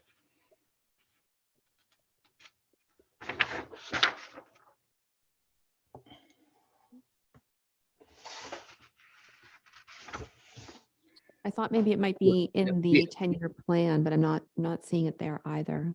Okay, maybe I'll find it eventually. Maybe We it was can under the- revisit that after, Councillor Emeritus, even when we get Yeah. through these things and approve them in principle. That's why we're doing it in principle. We're not locking it in. So Yeah, if we do okay. have questions or you find something, we can revisit it. Oh, Madam CFO. Sorry, thank you. No. I know there is a fencing item under fire for 7,000, but not sure if Yeah, no, that's- that was it was associated with the cruise ships, and when I was going to get into the, I wasn't going to bring that up until but I was thinking if they were rented, then the 92,000 might look, have a double use for it. Then purchasing that might be a little bit more enticing this year than not. So, but anyways, it answered my question for the barriers anyways. So since we own that fencing, to put a pause on those barriers for this year, I'd $92,000 would go a long way as we try to look for savings for our taxpayer. Thank you. I'm going to go to Councillor McDonald. Just before I do, though, just a reminder that it ultimately it does save tax money, but these come, I believe the funding source for this is a reserve. So it's tax money of yesteryear. I'm not disputing the fact that we shouldn't be drawing from reserves any more deeply than we need to, but just for clarity's sake, removing that line item wouldn't make any change to the tax rate for this year. So just, Yeah, I know it's a weird concept to get our minds around. We were looking for savings, absolutely. And I don't want to stifle conversation around things that don't have an impact on the rate because every penny counts, but just so you're clear on these asks, how they're funded. yeah, thank you, Mayor Gordon. And I think we did have some conversations about the reserves and the tax funded portion. And my view on that is, savings are savings, whether they're yesterday's money, they'll affect tomorrow if we spend it today. So the more we can take out of this budget, if going back to our needs, not our wants, I think we'll be better off with our reserves in the long run instead of having depleted reserves. So just keeping that in mind as well. Thank you. Absolutely. Point well taken. Councillor McDonald and then Councillor Ball. Thank you through you, Mayor Gordon. Is this the time where I can address the suggestion for a consultant at the cost of $75,000? And part of it is tax supported and part of it is development charges. As I mentioned previously, we have all these plans. So why do we need a consultant when we've already made some plans? Is my first question, to save some money. And I wondered whether council would like to consider perhaps focusing on one of the art projects. Let's just say the lettering of the Midland Harbor, focus there. And then another year introduce the public art at King and Yonge. Through your worship, just on the public art, they're both funded by grants. So if you're getting a grant, whether you get the grant today or tomorrow. My if apologies, we I get the missed grant, that. we- Okay, we'll didn't do know, it. go. We'll do it. For the Harbor Master Plan, again, this is a policy and I'll say discretionary to some extent if council wishes to look at it. We have a harbor we're trying to revitalize. We've got the downtown master plan. One area that's an issue down there is Central Marine. That is town property. We rent that. Then when that lease is up, what does the town wish to do with that? How do we wish to integrate that property into the waterfront? All those sorts of things we haven't looked at. Also, if you're continuing having the continuum of the waterfront all the way around to P. Peterson Park, what might that look like? There's some development projects off of at the end of Minden Street that will potentially put in a few hundred new homes that's backing onto the water, although there is town property and a buffer between the water and that development. So again, this is just looking into the future. Whether if we ask for a consultant to do it, one, they bring different multidisciplines to the table to help us as staff. We don't have planning staff that have time to take on this project, but if council, so therefore we're recommending we retain external resources. If council, wishes to move this a year or two, this is one of those projects that has some flexibility in it to move around.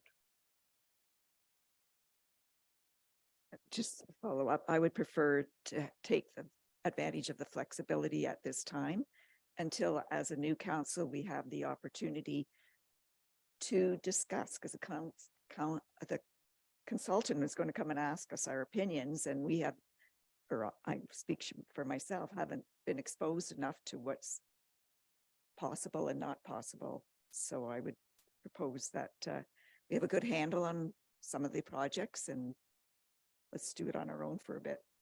And postpone spending the 75,000.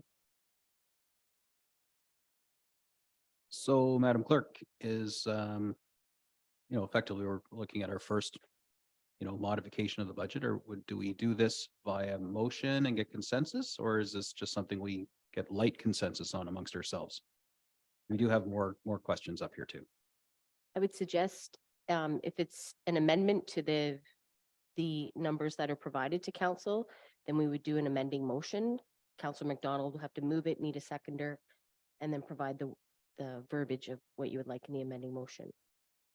So would we do that now, or do we kind of put it on the parking lot list and do that later when we're actually approving these things officially?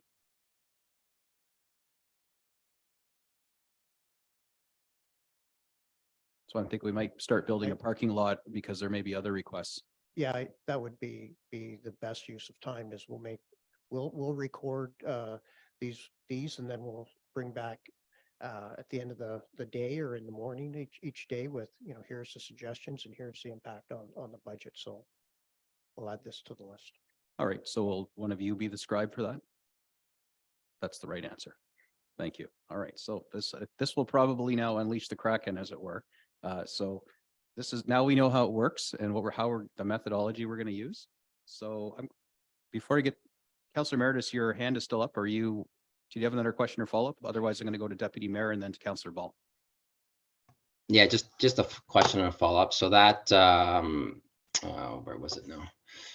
On page 34, 2, 3, 4, increase in special events, tall ships and cruise ships, $15,000. I think that's where the fencing came in.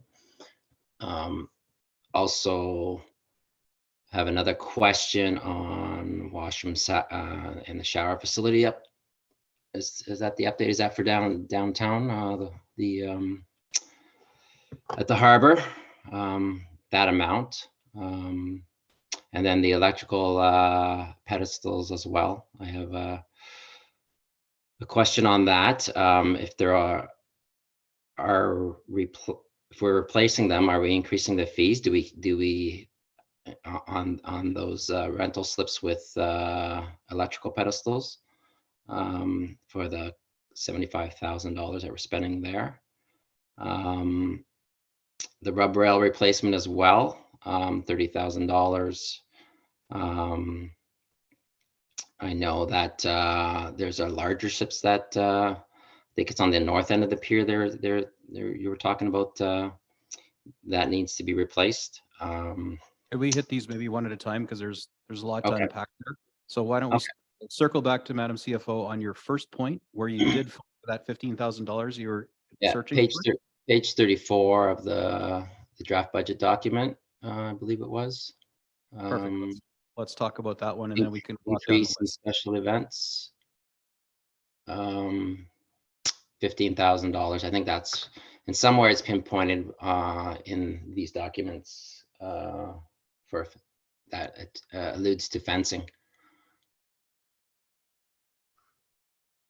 Thank you, Your Worship. Through to Councillor Meredith.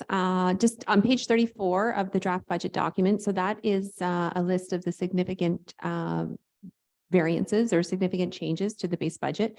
So I do see a reference here in operations to tall ships and cruise ships for 15,000, but that's not related to fencing. That's related to basically taking out the costs from tall ships, which was a 2022 expense.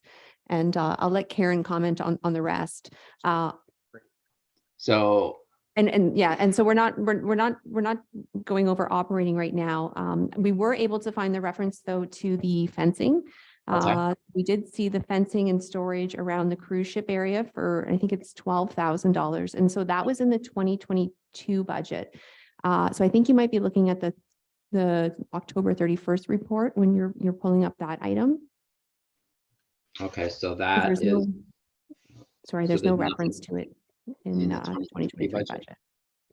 So the bringing in these cruise ships, or what the so in 2023 the cruise ships will be coming in, tall ships are not, correct? So there is a cost to bring these cruise ships in to port. in recent years that I've always asked the question to councillors, specifically actually Deputy Mayor of last, to his knowledge, there was no cost to the taxpayer to bring in these cruise ships. And it's a lot of, there's a lot of question marks around that one. People asking a lot, especially the downtown core. Mr. Campbell can add some color as well as Madam CFO. Through you, Councilor Emeritus, you're starting to talk about operating budget issues and we're on the capital budget right now. Okay, sorry. And so Okay, so let's move on to washroom shower facility update. I guess. through you, your worship, again, Councilor Emeritus, and I'll pick off all these three that you mentioned quickly here. For the Okay. showers, washrooms, over the last 3 years, we've been renovating the washroom. So we've done all the shower stalls, we've done the handicap washroom, we have the men's and the ladies' washrooms left to do. And so these are just finishing up, or not finishing up the repairs, but doing the next set of washrooms out there. So that's each shower was costing us, in the $10,000 range. So we've spent a fair bit of money out there. This is just continuing that replacement of the toilets and the sinks and repainting them. So that's just a continuation of fixing things. The electrical pedestals, the provincial electrical inspector was in and has given us an order to update all those pedestals. They're at $1,400 a piece to replace those pedestals. We had to shut some off as last summer as a result of an order. We did some minor repairs. The delivery of these is, if we were to get this approved, the delivery from the vendor is next year, and hopefully we might not even get them by the start of next year to install. So we're basically all of last year and this coming year have to work with the ESA inspector to say, don't order us to shut all the hydro off down there. Please let us operate responsibly. But either we buy this equipment or we no longer supply hydro to the boats down there. That's really where we're at with this. Yeah, and thank you for that. Councilor Emeritus' point, the cost recovery or the potential cost recovery of these required changes is Thank you. something we'll talk about in the operational budget, right? Yeah. And Okay. the rub rail you mentioned, that's where the tugboat is parked right now. It's basically a big timber that's is the barrier between the steel and concrete dock that the boats can rub against. At the north end, there was a bunch of old rubber tires that was that protection that was there. That was causing some problems with the ship. So last year we had all those old tires removed and we haven't replaced it with a new rub rail. So this is also replacing, getting rid of those tires. That was a hazard. Okay. And then one last one on the east trough. Is that going around? Is the east trough going around the entire the harbor master building, or is certain areas? To Do you know? Councilor Emeritus, it'll go in the harbor office building, yes. Around the whole perimeter of the building, is that correct? Yes. It's a good price. Thank you. Perfect. All right. So I've got Deputy Mayor Cotton now. Then we'll go to Councilor Ball. Thank you, worship, to Mr. The acting CAO. He had mentioned, this is item number 13, the harbor master plan. You had mentioned about the plan, but actually you did talk about the marina. There is a current lease agreement, but that expires. I just couldn't remember when that expires. So I'm not quite sure about the urgency to include them in the process if it's down the road. So, I think it's in the parking lot, but I think we'll have discussions on it. Just, can you comment just on the lease agreement when it expires? So it really eliminates the urgency as part of that. Through your worship to Deputy Mayor, I believe there's 12 or 13 years left on the existing lease. The reason to have this, for us to understand what we're doing is if we are deciding not to renew the lease with Central Marine, they need time to go find a new location. And that's not something that will happen quickly. Certainly they need to find another location. They need to come up with the investment and funds to move that facility. So they might need 5 or 6 years as part of moving them out. So we want to make sure we give them notice or tell them they can stay there forever if we renew the lease. So as I said, there's some time to move this around, but I would think we need to do, if it's only to look at Central Marine, that's one issue, but when we're looking at the entire waterfront, this should be done within the next 3 or 4 years. So that, again, we're doing proper planning, we get proper notice, and for Central Marine, be respectful of their business and give them time to do what they need to do if we decide we don't want them there anymore. Thank you. So it means there's a possibility of deferring this and then building in terms of reference for the process. Thank you. I think we've contemplated, we put this in the parking lot for now for debate later. Councillor Ball. Thank you, Mr. Mayor. I also want to speak on the Harbor Master Plan, just completely different way. I'm kind of wondering, I know, Mr. Campbell, you just mentioned we don't have the staff for policies. My thinking along that is, why can we not develop a position that would allow somebody with vision to come in that's able to see our waterfront and start kind of being able to be a consultant in our own way, with having a town employee that would have a multifaceted position that is able to do these types of things that you're looking for, and also be able to do policies in other directions. I think that I would have loved to see, I know we do have a request for staff for events, but I think from what I've been hearing multiple times from staff, that we need somebody that has the capabilities to envision and create policies. And I would love to put the funds of the $75,000 and possibly part of that, the intersection barriers, to be able to create a position like that within the town, so that we have somebody that's able to write these policies and help more than one department in that regard. So I don't know what your thoughts are on that. I just think we've heard this a lot of times from a lot of different departments, and maybe we need to look at creating a position that's able to do that and stop wasting money with consulting fees on each department. We have somebody that might be able to vision those things for us. Through your worship, yes, consultants are, typically twice the cost of staff. But it's a one-time cost for that project, not an annual. So, if we were to hire a position with benefits, it might be $100,000 a year, but that's $100,000 a year every year until we decide not to do it. And I think, to your point, that there likely is a need within corporation to have a position like that. At this point, given our perception of what council might approve, we haven't put a position like this forward to staff. Forward to council. But if we believe, council is supportive of adding such a position, we'll gladly put together a job description and post for it.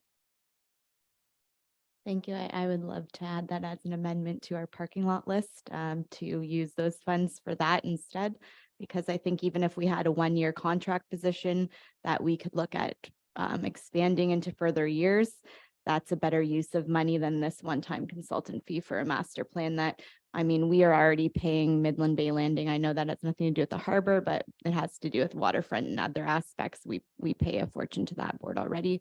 I don't see having another consultant. I just don't see the purpose. I want to look more long-term. And if we have a contract position that we could maybe expand into that, I think that's something that we should definitely look at and talk about. And hopefully I have other council members that are supportive of that.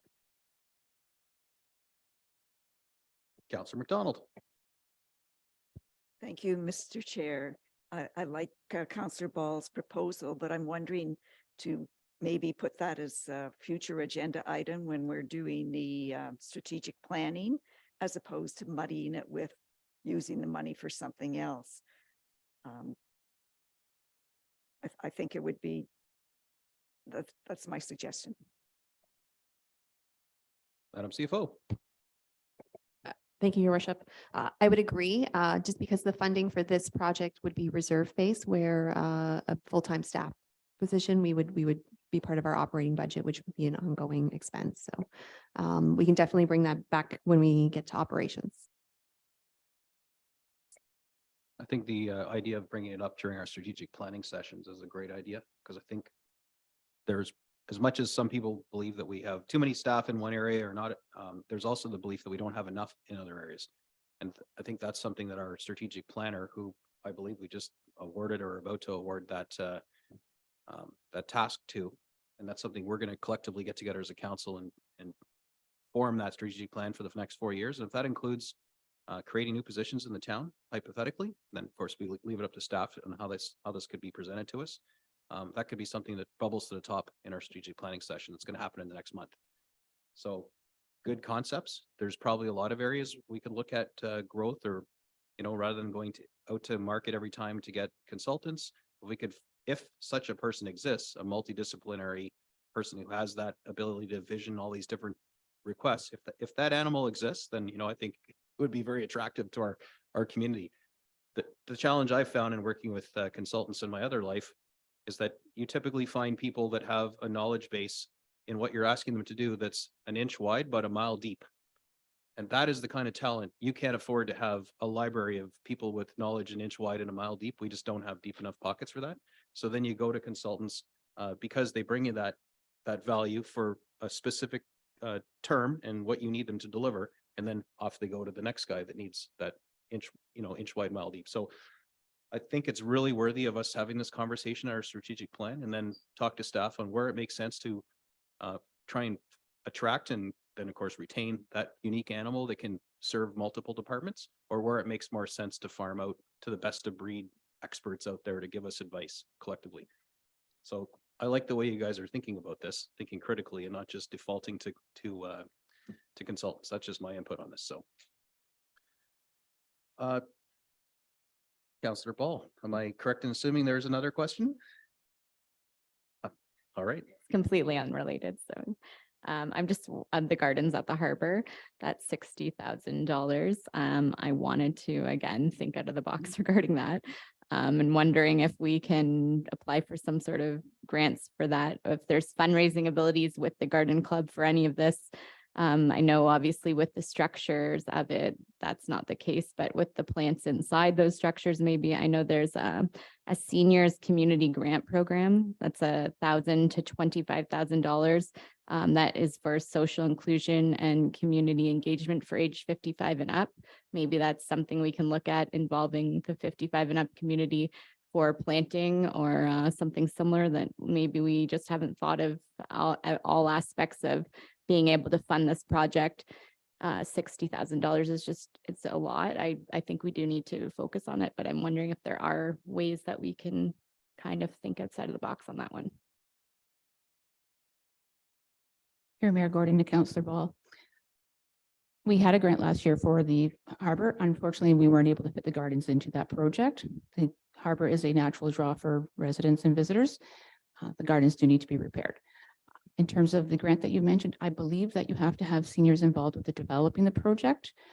We don't have that in place right now, unfortunately, so I don't think we'll be in time for that grant this year. It's a possibility. If this is an annual grant, then it's a possibility for future years. Once we've got the Seniors Council back up and running, we can bring it to them. Okay, thank you so much.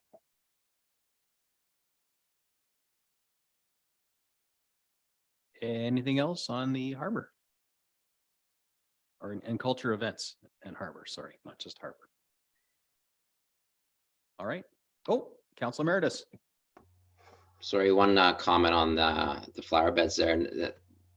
On the one pier, I believe they were all upgraded last year. That would be the North Pier.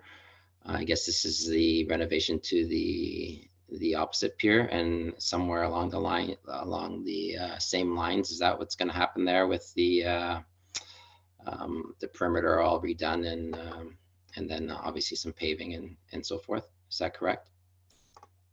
Through to Mayor Gordon to Councilor Emeritus. We did pay paving on one pier last year with one of the grants that we had. The gardens that we're talking about is just simply the gardens, not no paving on that pier. And that's the pier that visitors will access to visit the tour boats and the water taxi. Thank you.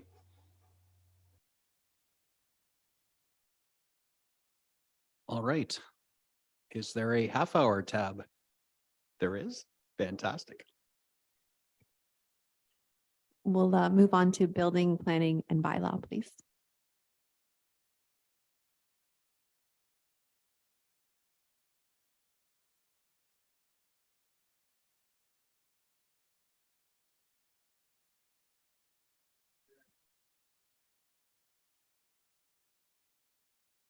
You got to press the button.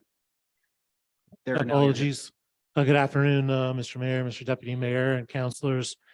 I'm here with managers from the divisions that make up the department, and I'll just name them out and point to them. Get Steve Farquharson, who's the manager of planning.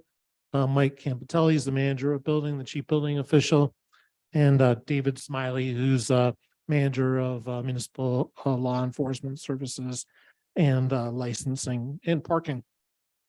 So we have a very few or short list compared to many of the lists you've been looking at, and I can go through them pretty quickly. So included in the capital budget are the following items.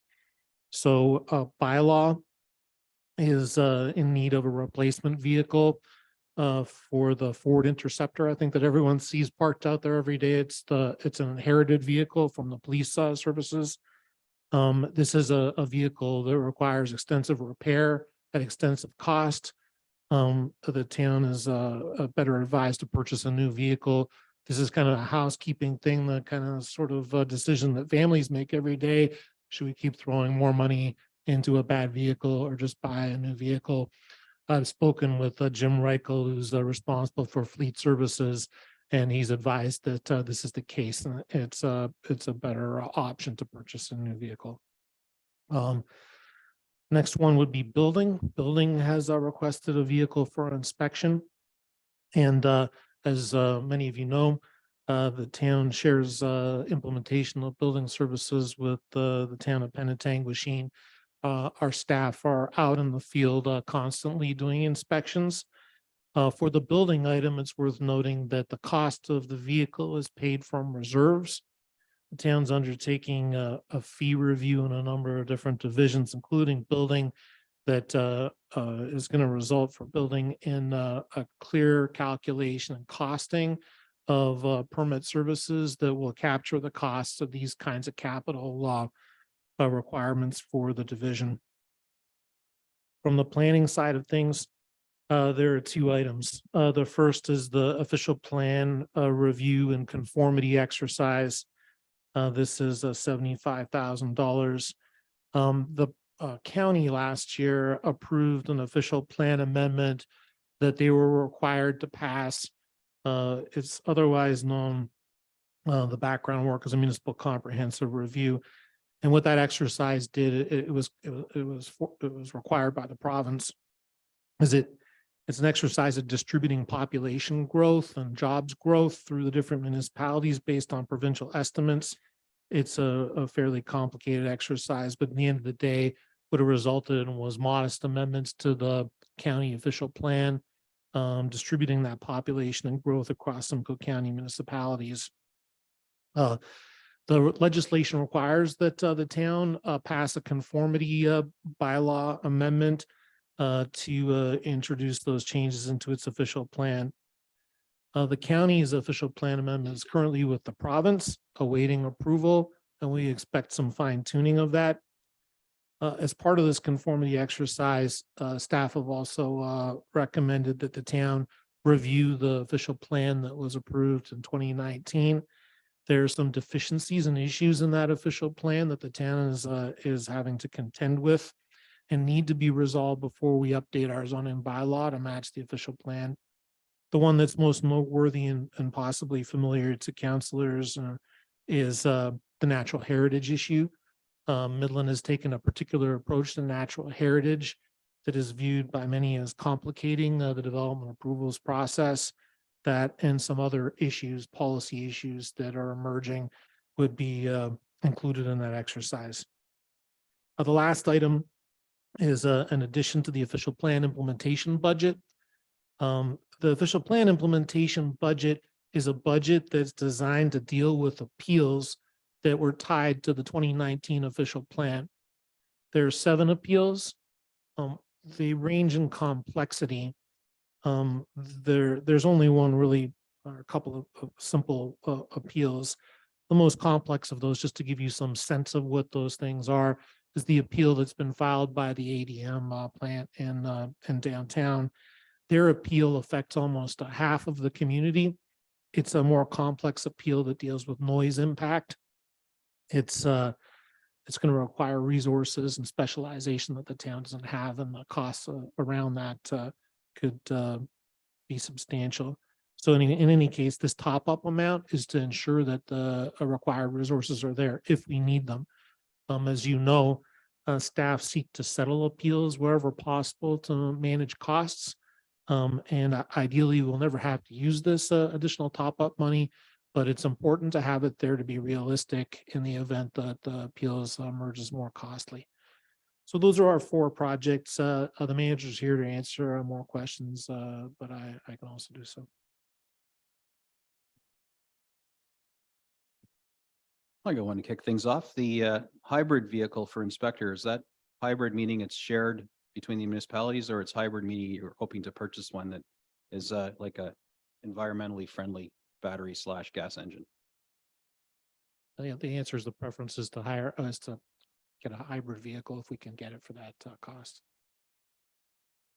Okay, is that realistic? Really, that triggers my thought process is I've read things in the news about other municipalities clearly with the desire to acquire hybrid rolling stock, but that it's either scarce right now entirely or impossible to get, or prohibitively expensive because they've marked them up because they are so scarce. Is that something realistically we can buy this year for 50K? And could we contemplate something that's already on lot that we could get for 50K that isn't hybrid? Yes, the answer is yes. That Mr. Reicheld is doing an expert job, I think, with the town trying to secure vehicles when they become available. And you're absolutely correct that the market for those vehicles is tight. So so you do the best you can. You aim high and try to get a vehicle that checks as many boxes as possible. Fair enough. So we won't browbeat Mr. Reicheld if you do buy some gas guzzling, carbon emitting, beast just because we need a vehicle. It doesn't make sense to me that we have staff driving their personal vehicles to do town business. I don't know how their insurance would take to that if something were to happen, and there certainly are insurance rates to contend with. So I think we need to give people the tools to do the job, not on a one-to-one basis, but a pooled shared vehicle makes perfect sense to me. Which raises more discussion. Fantastic. Deputy Mayor and then Councillor McDonald. Thank you, Your Worship, through you to the planning department. I just wanted to get a status on the official plan. When does that expire? Because my understanding, it's been just a couple of years that it's been into place, but also what's the urgency or what's the priority expectations for the actual official plan review? Are there kind of urgent matters that we have to deal with in development, or what's the reason, rationale behind it? Through you, Mr. Mayor, Deputy Mayor Con. It's a deceptively simple question, so I'm going to try to give you a tight answer in response. So what's driving this OP conformity exercise is the province's requirement to conform to the county official plan amendment that was passed last year. That's the real driver for this exercise. Town has to do that exercise no matter what. It has to come into conformity with the county plan. Having worked with the official plan now for a couple of years, we've identified a number of issues. A number of those issues predated staff. The number one issue is the natural heritage issue, and that is that if I can explain it, you'll hear more about it in the coming months when we work on this project. The town chose a particular path for managing its environmental lands. by designating them natural heritage. They use that term, natural heritage. The province also uses a term called natural heritage systems, which is a significant meaning. And it requires I guess what you call enhanced protection. I think the town might have chosen a different path or a different name for it, preferably, because settlement areas, the area within the municipal boundaries, they're not required to protect natural heritage systems. As I said, the province has a particular meaning for natural heritage system that has implications for enhanced protection, and it's recognized in legislation. Natural heritage, on the other hand, which the town uses the term to define its environmental areas, doesn't need to be as restrictive as the natural heritage system. And the provisions that the town adopt are very restrictive, and there are other options worth considering. So what we wanted to do is take the opportunity to kind of use the momentum that's attached to the conformity exercise to review the natural heritage issue, get some additional advice from some outside expertise, and provide the town some options. The end goal is to make the development approvals process simpler. It's not, I don't think in any case, intended to sacrifice environmental issues. There are other paths that enable you to protect environmental priorities without adding the complexity that the town's approach has done, and also the confusion. So that issue for sure we'll be dealing with. There are some other policy issues in the official plan that I think we'll need to discuss more in more detail at a later stage, because we just haven't crystallized them to the extent that I think will be helpful for today's discussion. But there are some other issues that, as we live with this plan, we're starting to see materialize, and it's going to impact our ability to provide you with recommendations on development matters. Thank you. Just a follow-up on that. Well, the natural heritage has always been in the back burner from 4 or 5 years ago regarding policy, and basically this is something that was forced upon us to deal with. And we're still trying to deal with this in terms of having conformity, but actually trying to put some policy into place for the town. Is that like the main purpose of this review, to actually have a position by the town? The main purpose of this project would be to conform with the county's updates to their official plan, which is required by the province. A secondary purpose would be to review any problematic policy areas that we see in the current official plan. And one of those is natural heritage, and trying to identify whether there are other options that enables the town to protect the environment while reducing the complexity in the development approvals process. So the answer is that the conformity exercise is really driven by a provincial requirement. And as I said, if we didn't have, I guess there's a certain momentum and impetus that's attached to conforming to the county official plan, and the province has got a date target by which the town should comply. So if you're able to kind of attach some additional issues to that, our hope was that we would be able to basically, I think in simple terms, get more bang for the town's buck. And capture everything in one big update. Just one more question with that regarding that. Is that going to be in-house, or is that going to be done through consultation with I guess somebody to do the work? We through Mr. Mayor, we would have to hire someone from outside. That's why we have the budget item. It's a $75,000 proposed expenditure. Thank you. Just while we're on that, I think we're all aware that natural heritage has, caused us some grief and is the subject of, or at least a driver behind a bunch of OLT appeals that we currently face. Approximately how many OLT appeals do we have on the go right now that could potentially be, negated if our stance on natural heritage was to change as a result of this exercise? Mr. Mayor, I think it's something in the neighborhood of 4 or 5. It's a persistent issue, and I'm not sure that changes would necessarily negate the appeals, but it would provide some balance. We would end up with a settlement potentially where we clean things up. I guess I need to emphasize that all municipalities are required to comply with this provincial document. It's called the Provincial Policy Statement. And the Provincial Policy Statement is kind of like the motherhood statement of all provincial policies. And that PPS requires the protection of natural heritage, not natural heritage systems, but it requires the protection of natural heritage. So if the town was to refine its natural heritage policies, it would still need to go through a process, like applicants and developers will still need to go through a process of ensuring that environmental priorities were protected. We would just see a kind of simplification of the process.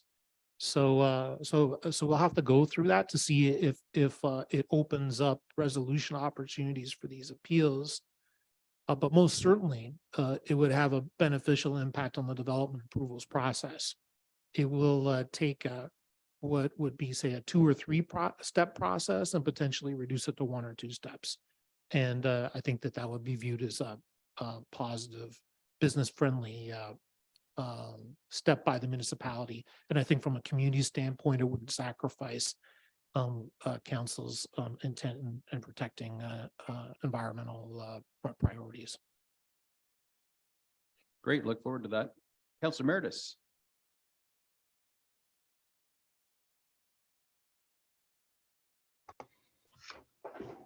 Thank you, Mayor Gordon. Through you to, not sure who, I guess bylaw, could be bylaw. I'm just, the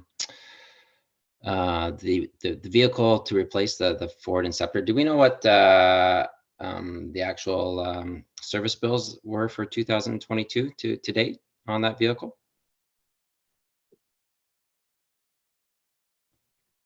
Through you, Mr. Mayor, Councilor Emeritus, we don't have that information handy, but I can just assure you that the expenses are being incurred. Okay, and then is the bylaws also, I think I read in the report, bylaw, or is it could be building, that they're using their own vehicles as well and they're paying mileage on? Is it happening in building and bylaw, or just one of the departments? Or are they in both? Through Mr. Mayor, Councilor Emeritus, it's just happening in building. Correct. Okay, and how long has that been going on in the building department using their own vehicle? Through you, Mr. Mayor, Councilor Emeritus, it's been happening for a long time. Okay, so so my question is why is the needed change now versus because right now if you're paying mileage on someone's vehicle, I'd say that would be the cheaper way to go right now, and then possibly look at this a little bit. I'm not sure what the vehicle rates are, if they've come down a bit from the supply chain, but if we wait another year, we could probably get a little bit better price on a new vehicle if we wanted to entertain it then versus this year. Just my thoughts. Thanks. Through Mr. Mayor, I would say that there are a number of things that the town has been doing for a long time that are not things that we would advise council to continue to undertake. And in terms of providing vehicles for the building inspectors, many municipalities are providing vehicles for inspection services. This is a service that is highly dependent on people being in the field and on site. And in my view, that it's a reasonable expectation that the town would ensure that these are available. I would agree with those statements. At the same time, unfortunately, we're not like most municipalities with our tax rates and our 4 unions and so forth. So sacrifices must be had. So unfortunately, that's what is on our plates. And I guess we'll have some tough decisions to make going forward. Thank you very much. I'd just like to respond to that by saying that building is unique in some ways among different divisions, and that it is expected to be self-sustaining. So through the fee review that I mentioned earlier, the cost of this vehicle is paid from reserves. So we are undertaking a fee review that will ensure that that the service pays for itself, and the costs of this vehicle will be recovered through the costing of building services. So in response to your comments, is a little bit of a different animal where the burden is not carried exclusively by the taxpayer. It's substantially funded through the costing of the service itself. Thank you, and I'll respond to that. My views on reserves, as I mentioned earlier, is I know it's not coming from the tax fund of this year, but it came in a previous year, and if we're looking to revitalize our reserves, we have to start thinking about saving money in our reserves accounts as well as our tax base, with lowering the pressure on the taxpayer. Thank you very much, though. Mr. Burke? Yeah, just as a response to Councillor Emeritus and all of council, when you talk about building division reserves, it's a very specific thing that exists under the provisions of the Building Code Act and the Ontario Building Code, that the building division is able to have its own reserves that make that division self-sustaining. So that means that there's an expectation that there'll be ebb and flow in the building division, and that you'll carry staffing and resources through periods both of increased and decreased activity. And this reserve is not to be confused with general taxation reserves. It's a building permit reserve very specifically. So if you cost your building permits correctly, you will cover the operating cost of staff working in the field in terms of their salary costs and other costs, but you'll also cover the capital costs such as software, vehicles, hardware that they might need in the field. That's all bundled together and then captured in the various different permitting costs. So it's a very different animal than any kind of general municipal reserves, and it's important to understand that because it really is. It's very specifically in there's provisions in the act that it can be self-sustaining. So I just emphasize that when I really do respect and understand and appreciate council's concern around the whole reserve discussion, but this is a different entity in that it's unfortunate they just share that same word, reserve. Thank you very much. That's very informative. Did not know that. Thank you. It's good to note that, I mean, we could call you the growth department, because not only is this serving Midland, but we also share these services with Penetanguishene, and we work on a cost recovery basis on a formula that I think is still being tweaked and finessed to everyone's satisfaction. And just as a spoiler alert for council, as we look to broaden the scope of our shared services, there might even be another municipality in North Simcoe, which you could take a 50-50 bet and get it right, that may be interested in joining the CBO sharing as well. So these are early discussions, and there's opportunities for the growth department, as I say, not only to be self-sufficient, but dare I say, perhaps even profitable at some point, as we look to try and push through the building permits and the 35 or whatever it is, 100 applicate or homes that are in the pipeline. This is to me, this is a relatively minor expense, and it is a special reserve. And I wasn't aware of that either. So I appreciate you taking the time to describe that. Just briefly before I go over to Councillor McDonald, and by the way, lunch is here.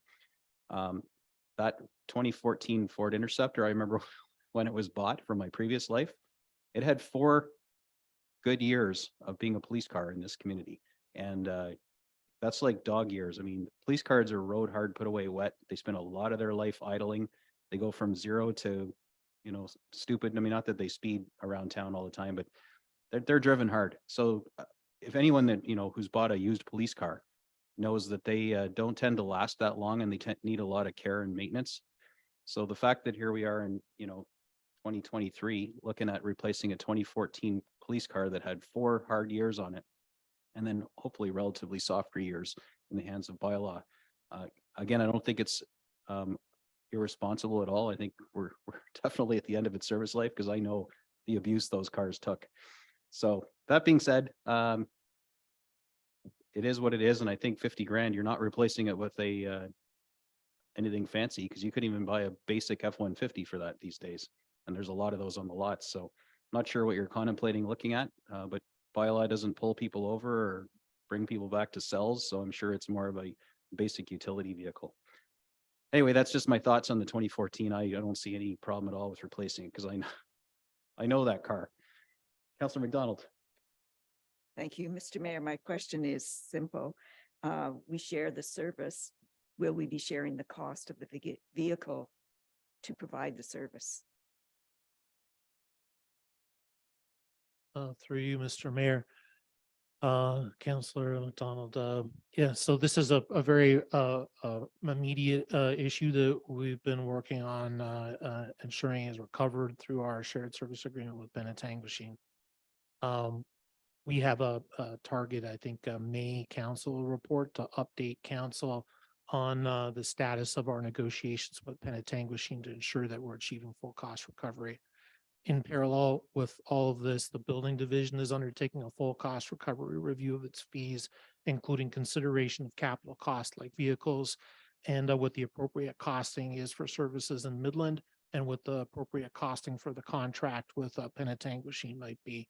So your question is pressing insofar as this is something that we're dealing with right now, and in particular we'll be dealing with over the next few months as we get the results of the fee review and then come back to council with an update on the shared services agreement with Penetanguishene. Thank you. All right, as I had stated, not to stifle conversation, but lunch is here and we're pacing on time. It's 1 o'clock and that was our intended lunch break. So if there is no more discussion around these 4 items, then I'll just remind council that we'll be taking a break. This meeting is being recorded. All right, welcome back, everybody. We had a brief pause for an excellent lunch. We'll try not to slip into a carb coma, and we have some riveting engineering budget to talk about, which should keep us awake. So with no further ado, we'll get right at it.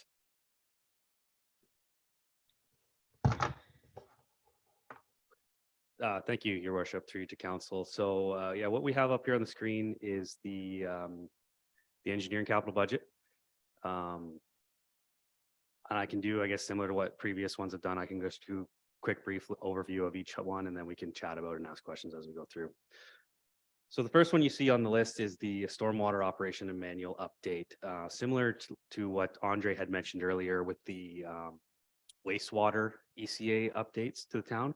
We now have a new ECA for the stormwater, and similar to that one, there is requirements in there for timelines on our new operation and maintenance manual. So that's a license requirement of the town and their new ECA. So that is $20,000 to again have a consultant support us and generate the most up-to-date operation manual for the stormwater ponds, collection systems, and everything to support that license. The next one down is a spin laser replacement. So we have, various tools and engineering, survey equipment, level equipment. We've got a spin laser that is 10+ years old. They start to, over time, get bumped and bruised and not as accurate, and you start to have calibration problems. So we have just a small budget in here to replace that laser to support our inspections. The next item is transportation master plan update. So the current transportation master plan was completed in 2019. Typically, those are approximately 5-year life cycle document that every 5 years you update it, to change it to other legislations, other planning documents. So similar to Mr. Farr talked about earlier, the county completed their MCR update in the last year, which has changed some planning horizons.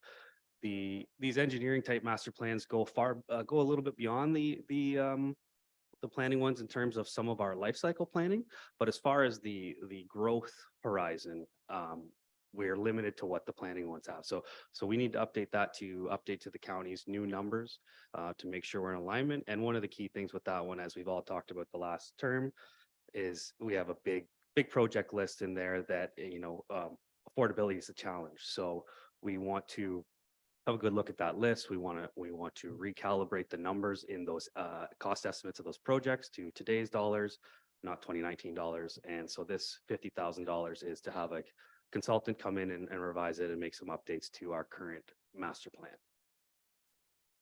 The next item is traffic calming. This is a small one in support of our traffic calming policy. This is for line paint, signage, things like that that would come up from inquiries from the public that would go through the policy and say, community improve or community safety zones, speed signs, things like that. That's what this would fall under.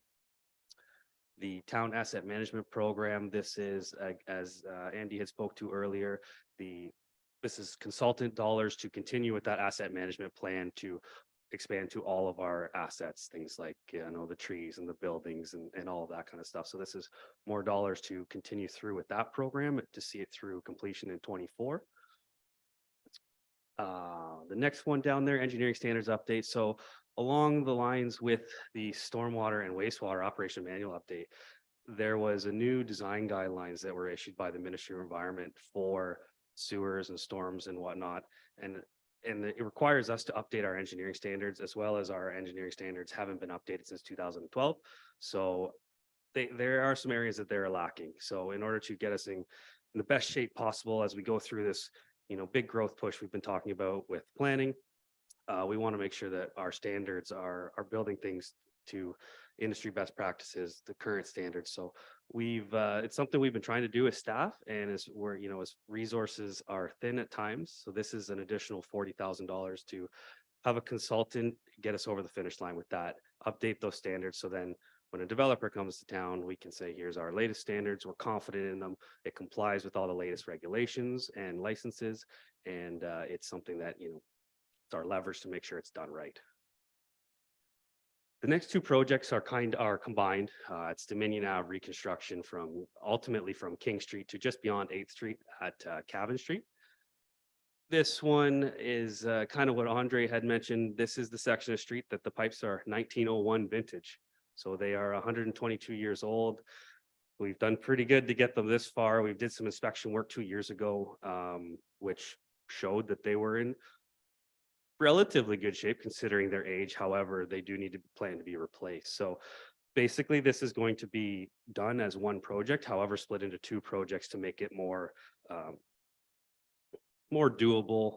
As far as if you do it as one large project, the cost gets much more significant. It could price out other contractors. So essentially this money here is to get the consultants on board, start the design process, and then in future years, we'll come back to council with the construction budget once the design is completed and the estimates. So that'll be a full recon, typically of what you've seen in other places, property line, water, sewer, storm, sidewalk, roads, all that kind of stuff. The majority of this section of Dominion has sidewalks on it. There's a couple small spots that it doesn't, which we will put it in. This does not talk about the sidewalks west of Cavan Street or Margaret Street towards Penetanguishene Road. So it is strictly from that Cavan Street down to King Street, Scion Point. So that is in a nutshell, that's our engineering capital budget for 23. Mr. Sobel, does that section have combined sewers? So when we rip it up, we'll be uncombining them, separating the sewers, or is it already separated? There are some sections that do have combined sewers, and not the whole section, but there are sections of it, mainly in the section from King Street to 4th Street and up to 5th and 6th, and then they're separated further up the hill. So this again, ties in with our goal to separate sewers throughout town, reduce I&I and infiltration to the plant and all that stuff. And on the 10-year capital, when are we projecting, assuming the design process goes well, when are we projecting incurring the expense to actually do the work? We are proposing the first phase in 2025 and the second phase in 26. So the design and approval process will be throughout 23 and early in 24. And then we go for tender in late 24 for a spring 25 construction would be the goal, obviously. And they should be reflected that way in the 10-year plan, I believe. Okay, and if for some reason we don't have the funding and if, the pipe gods are smiling on us and we don't have any catastrophic failures, if we do this plan now and we don't get to the design, we don't have the funds or whatever to do the actual construction, do these design plans kind of have a stale date where they become no longer relevant? We'd have to revisit them? Provided that it's not a long period of time, I would say no. If you extend that over a period of time where design standards change or there's be a change to our license of our ECAs, because there's requirements for the design engineer to sign off and say that they've satisfied all the design requirements. If there was no major changes in there, I would say no. But the thing you have to consider if we push them off too far is our design contracts. They will always include our contract admin and inspection as well, because we want the designer who designed the work to also inspect the work. When you have different designers get involved, you can have the finger pointing game come in, who's responsible for what. And if you push them off too long, you need to consider that as well. So there'll be an additional procurement process to get a consultant on board down the road to do your inspection and work and your sign off work. So, it's a typical thing in engineering where other engineers won't take responsibility for another engineer's work, depending on what it is. And that's just the ethics behind the profession. Thank you. Any other questions about these capital project items from council? Councilor McDonald. Thank you, Mr. Mayor. I just, my typical question, what page are those summaries related to? I just want to flip to my books. to Sure, see like whether I have notes. the capital Yes. summary sheets. Yes, please. So they start on page 201, 201. 201 to 207. See if you were ink free. Thank you. I did write down, if I may, Mr. Mayor, and it's a $5,000 budget for traffic calming small, but I did write down the question where. Through you, your worship, to Councillor McDonald. That is a general fund, depending on who comes in through the traffic calming policy. If we get a complaint and somebody goes through the process and warrants are met and line paint or general signages, that's all that's meant for. That's not a major change anywhere. It's just simply line paint and signage.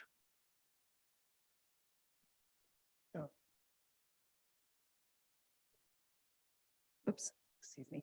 I have my regular comment towards consulting these to revise and create standard details. Well, I guess that's, you got to keep up to speed on those things for sure.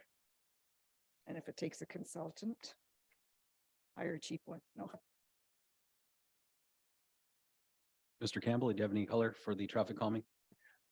I was just going to add that for traffic calming, it's just a bucket of money, because if council doesn't approve some money and, we go through a process, we need to buy some signs and there's no budget, then we'd have to write a report, come back to council for a very small dollar amount. So this is just a general bucket of money, and over the last few years, we have not even spent that budget because we haven't had that many requests in. Yet. I suspect there's some more, if I'm reading the tea leaves, there'll be some more community safety zones discussed this term. Councillor Meredith.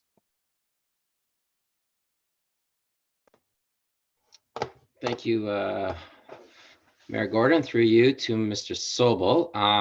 Couple questions. First question, the spin laser replacement, is that a different equipment versus I think 2022 you had a request for $5,000, I believe, in laser survey equipment, and I think it's stated here it's in progress for Q4. That's my first one. And then the second one is the Dominion Avenue reconstruction 4th to 8th Street design. At the top of right at 8th Street, I did have a constituent call, and you may know him, Dave Walters. He's had some issues with the snowplow taking out his lawn. I guess there's some different elevation with his lawn. Is there going to be curbs put in at that time? Is it budgeted in this the 180,000, or is it just strictly the sewer and paving? Thank you. Your worship, through you to Councilor Meredith. So the first question, the 22 budget had some surveying and leveling equipment in the budget. That was for a GPS survey rover and some upgrades to that. So that is a completely different piece of equipment. This spin laser is a replacement of an existing one that is due for replacement. The second part of your question, the $180,000 in the budget for the 4th to 8th section of Dominion, that's just for the design portion. So it's not to do any construction in the field at this point, but the intention is likely that we will be going to an urban cross section which will have curbs and storm sewers and whatnot. I know sections in there currently have open ditches and no sidewalks in some areas, but the goal will be to try to be a consistent uniform cross section throughout the road. But I'm sure we'll have some challenges through the design process, and we'll work with the landowners as we normally do through those. Great, thank you. Yeah, and that project's gonna have another comma in it too, when it comes time to actually do it, so. Deputy Mayor. Thank you. Thank you through you, we worship. I just had a question. Is this the part of the reconstruction, the actual construction too, or is it just more the design process? If it's construction, is there a contingency built in for the cost of materials for the work? Through your worship to Deputy Mayor Compton. So the dollars we're going for approval today is just for the design process. The approval for construction will come most likely in next year's budget. And there will be appropriate contingencies in place, and we'll make sure that our cost estimates for the project at that time are up to date to the current pricing of materials, and we make sure that we're doing it accordingly. I might add too that that gives us some time to seek out grant funding opportunities, potentially for infrastructure funding, either from the province or the feds, who've obviously done quite well by Midland over the past couple of years. We just saw the latest announcement for the Fed Dev funding that we've enjoyed. So that's good. We're in the planning stage, and then we can look at funding so it's not entirely borne by the ratepayers, even though it's our infrastructure. It's always nice to get some help from Big Brother, Big Sister, as it were, up in the big chairs. Any other questions about these capital projects? Seeing none, thank you very much, Mr. Russell.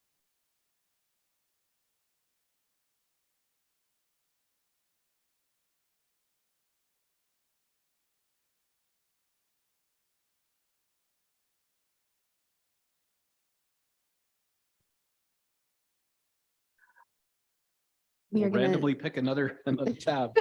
does it feel random? It's not, I promise you. Fire would be next, and Rich is on the line. Just give him a moment to get ready.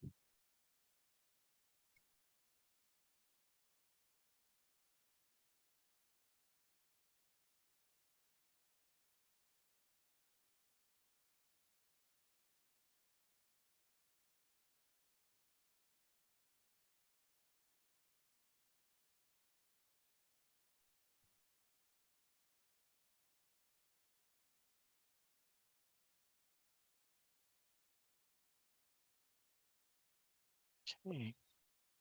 Good afternoon, Mr. Mayor, Mr. Deputy Mayor, and councillors. So for fire for this year for 2023, we've got a couple of smaller projects, a couple of bigger projects. So first one that you'll see on your list there, the extension of the chain link fence. So that's to separate the parking lot where the firefighters and volunteer firefighters come into from the trail. So we have a lot of people that cut over and use the trail that cut through our parking lot, which is inherently dangerous with trucks responding in and out or volunteers coming in for callbacks, or when we're doing any training out in the parking lot itself. So we use the hydrant that's in the front parking lot when every week when we're doing our testing on our aerial, it's extended out. So we end up potentially having a member of the public get in harm's way. So that's why we've requested the extension of the fence. It'll force them to access the trail a little further down. Next up on the list is our defibrillators. So those are due for replacement both by age and by losing technology. We just had Simcoe County paramedics come in and get us a workaround, actually try and be able to download our data. And currently Simcoe County is in the process of doing an RFP for their cardiac monitors. So this is something we're hoping to be able to tag along with when we replace our defibrillators on our trucks. The next one up, the portable equipment upgrades. So that's a little different. This is sort of over and above the little things that we have in operating. So this is if we happen to damage equipment on scene, anything used to connect hydrant or our hose to the hydrants, hose into the trucks. If we go or if we burst a piece of hose, anything to do with portable lighting. As soon as you put emergency services on any of these pieces of equipment, they tend to double in price. The traffic light optic comm controls. Right now, for the most part, that would be effective when we're going up and down King Street. So that cost right now of $5,000 is basically to outfit one vehicle at a time. So over the course of the next few years, we'd be looking for the same amount to do it on each apparatus. The upgrade to CAD dispatch. So that's in there. I won't say as a placeholder, but it's in there because we know Barrie is going to be upgrading their CAD in the very near future. We don't know exactly how much yet, but they're going to be updating their CAD and potentially the fire software that we use for our reporting. The next one, the biggest cost that we're looking for is the replacement of pump one. It's come to the end of it's at its 15-year shelf life now. When we eventually get around to presenting the fire master plan to council, you'll notice or you'll see in that report that both pump one and pump two that comes up in the next few years have been increasingly out of service. So we've been averaging 25 days per year that both of those trucks have actually been out of service, and the cost for repairing them are getting more and more each year. Command 2 replacement, that's to replace an 11-year-old pickup truck. So Command 2 is used by myself, fire prevention, the training officer, just for normal day-to-day running around. As well, I will use it for response to larger incidents. So it's 11 years old now. It's tired and again, increasing in maintenance cost. And then the last item, the NS, so North Simcoe Community Risk Assessment. So we're mandated to have a community risk assessment done by 2024. So this is, again, a cost sharing between ourselves, Penetanguishene, Tiny, and Tay, to split the cost of a community risk assessment that will cover all 4 municipalities or towns and townships. So each community is looking at putting in $20,000 to cover the cost of hiring a consultant or third-party company to come in and do that. And that's because it's probably between a 200 and 300 hour endeavor to put one of these plans together. And unfortunately, we just don't have the resources to do that all on our own. So those are the items that we're looking for this year. All right, questions for the deputy chief?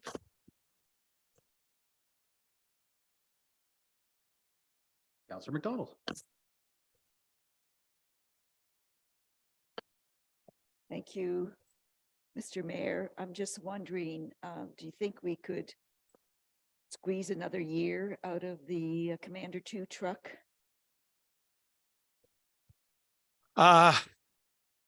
It's difficult. Like, it's normally replaced on a 7-year interval. So we've sort of gone 4 years. Next year will be 5 years past it. If we had to scrape by, we probably could.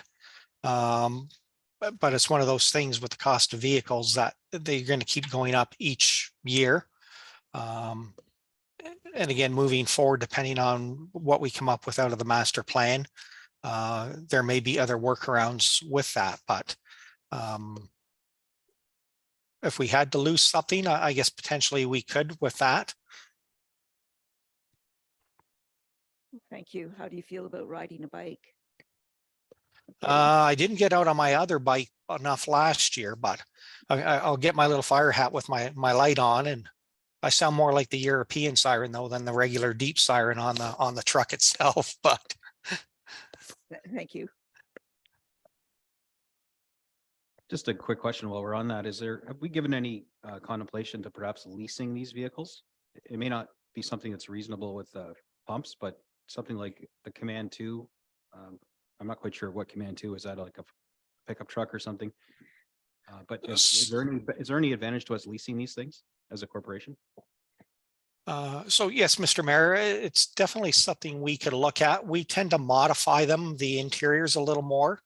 So I would have to look into how that would potentially affect trading the vehicle back in, if there's anything that we've altered.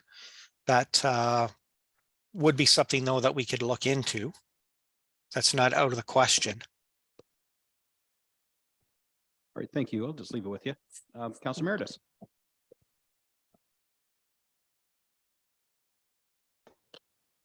Thank you, through Mayor Gordon to Mr. Lowell. The pump one replacement, is that mandated right now? Is it at its end of life cycle? Is it through mandate, or is it just through the costly repair that we need another one?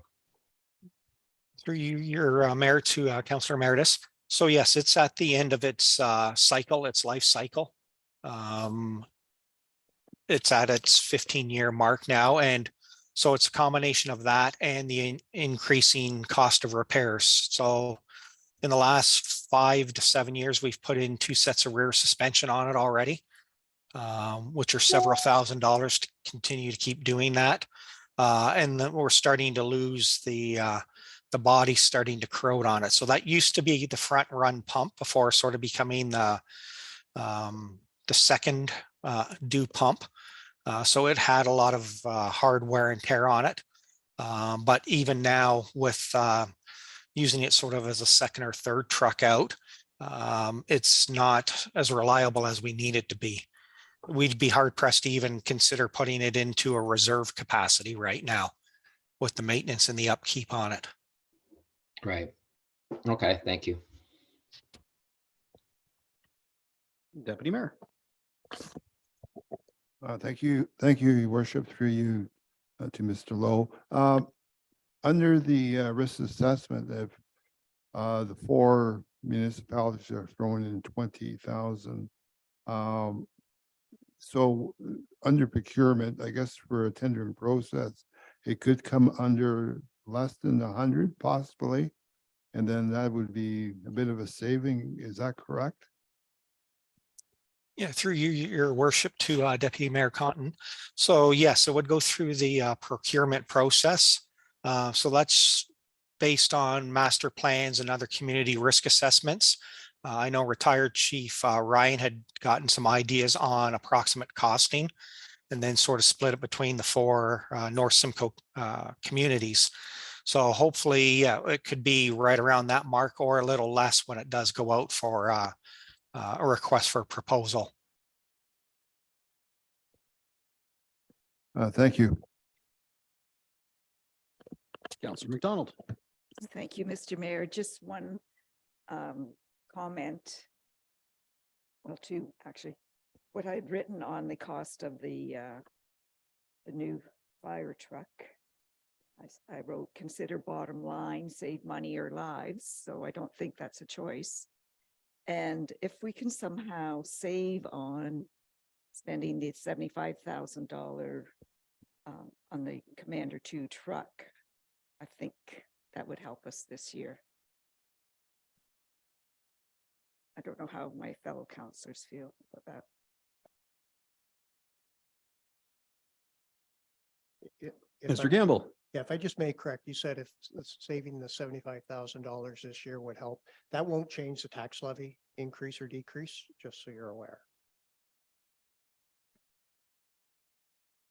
Yeah, it just defers the, I mean, if we agree that it needs to be done, when we do it, it just comes out of those reserves that we have to Okay. keep replenishing. I'm a slow You're right. learner. Councillor Downer. So I'd like to ask the chief, is there a waiting period for this new pumper, or do they have to build one, or is there one available? So through your worship to Councillor Downer. So that is a good question. Now, there are different options that are out there depending on what we need. So there are some companies that are building, I'll say, stock trucks right now, because if you go to a custom truck, we could be 18 to 24 months delivery date, which is what the sort of industry average is right now. But that doesn't preclude us from buying a stock truck if it works for what we need in Midland. So that's part of what we've been investigating right now, what we need our trucks to do, and see if, again, there's something out there that's available that would work for us. But ideally, yes, we need this sooner rather than later. If we can get one this year, that would be fantastic. But it's quite possible delivery might not be until 2024.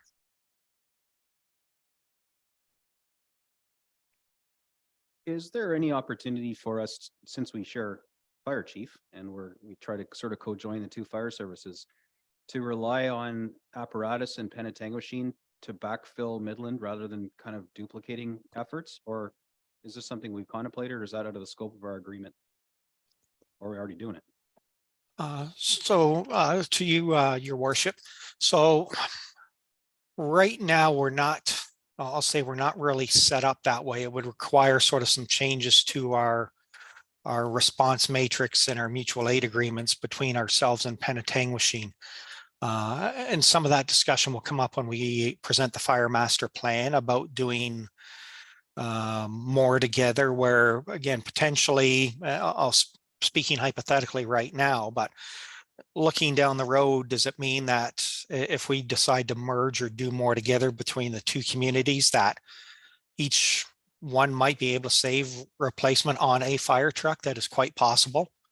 But we would have to look at it based on our response model. So right now we do what a mutual aid rapid intervention team for confirmed structure fires. So basically that means when we have a confirmed structure fire in Midland, Penetanguishene sends their aerial with 6 firefighters to assist. And then we reciprocate. If there's an event in Penetanguishene, then Midland, we supply our aerial truck with 6 firefighters. And again, with our deployment model, with us and with Penetanguishene, it's not uncommon that we rely on them for extra personnel on scene. So they'll send us an extra pumper if we need it, or we'll send them an extra pumper. And then we'll do it too if we can get into the need for tankers, where we'll even reach out to Tiny or Tay. So it's sort of going on, but that's part of a bigger discussion that we can get into for sure. Would it make sense then to perhaps defer this replacement this year while we have a more fulsome discussion around what a more amalgamated fire service looks like and how we would share costs? And maybe depending on the output of that, either we don't need to do this next year, or it's split with Penetanguishene, or, you know, are we putting ourselves in any peril if we were to defer this while we talk about the fire master plan and how to implement it?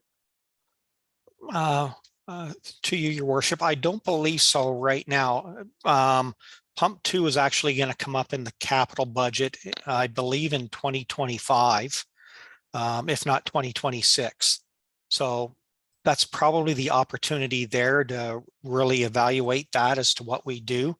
I would say this truck right now, based on the condition of both Pump 1 and Pump 2, that we need to at least get one of them replaced, because Pump 2 isn't too far behind as far as the same maintenance issues that we're having with Pump 1. It again is averaging 25 days out of service every year, because they're a sister truck. They're only 2 years apart. So that's why, again, 2025 or 2026 is the replacement for that. And I, with all respect, think we're probably better to look at that point in time. about maybe being a little more inventive or a little more thought process, and then we can get through that master plan and see what that means. All right, fair enough. So it's a conversation that we can commit to having perhaps in the next budget cycle. So Yes, we have a clear understanding of what, you know, more of these shared services look like. yes, for sure. Okay, fair enough. Councillor Emeritus, is your hand still up?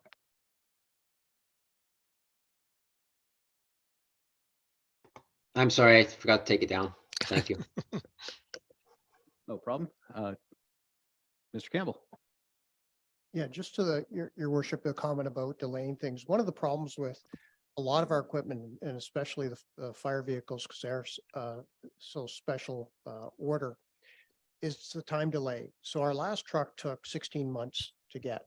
So to the deputy chief's comment around looking at the next truck, if you didn't make the decision today to order the new truck, which might take a year and a half to get, and then you at that point looked at a decision to do something, but at that point needed to replace this truck, it might almost be 4 years before you'd get the new truck. And this truck is at end of life, so you gotta to try and potentially stretch it out for 4 years if it wasn't ordered this year. I'll guarantee you that truck won't last 4 years. There's no firetruckdepot.com we can drive down to and pick one up. You can always go to Oshkosh and see what they look like on the factory floor. Yeah, but getting one is a different question. Oh, very good. Necessary evils. Any other questions or comments or wishes or queries of the deputy chief about the capital budget for fire? Seeing none. Thank you very much. Okay, thank you.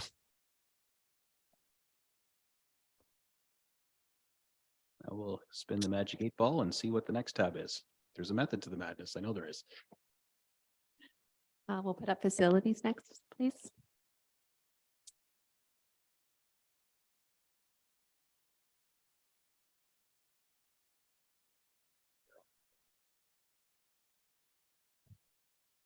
Sure, there'll be no questions around this one whatsoever.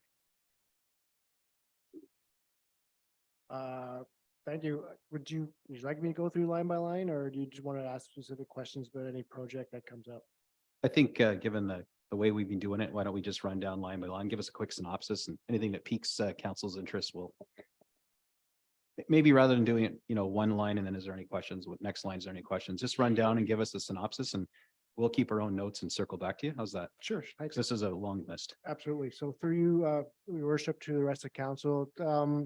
This is mostly for town hall, the HVAC control system upgrade, our BAS or building, our automation system is getting old. We need to rebalance our system to ensure that we're staying efficient and keeping temperatures on an even keel. There's some uncomfortable staff members at times, and we're lacking some controls on these. So it's due for a kind of a cleaning, upgrade, and balancing.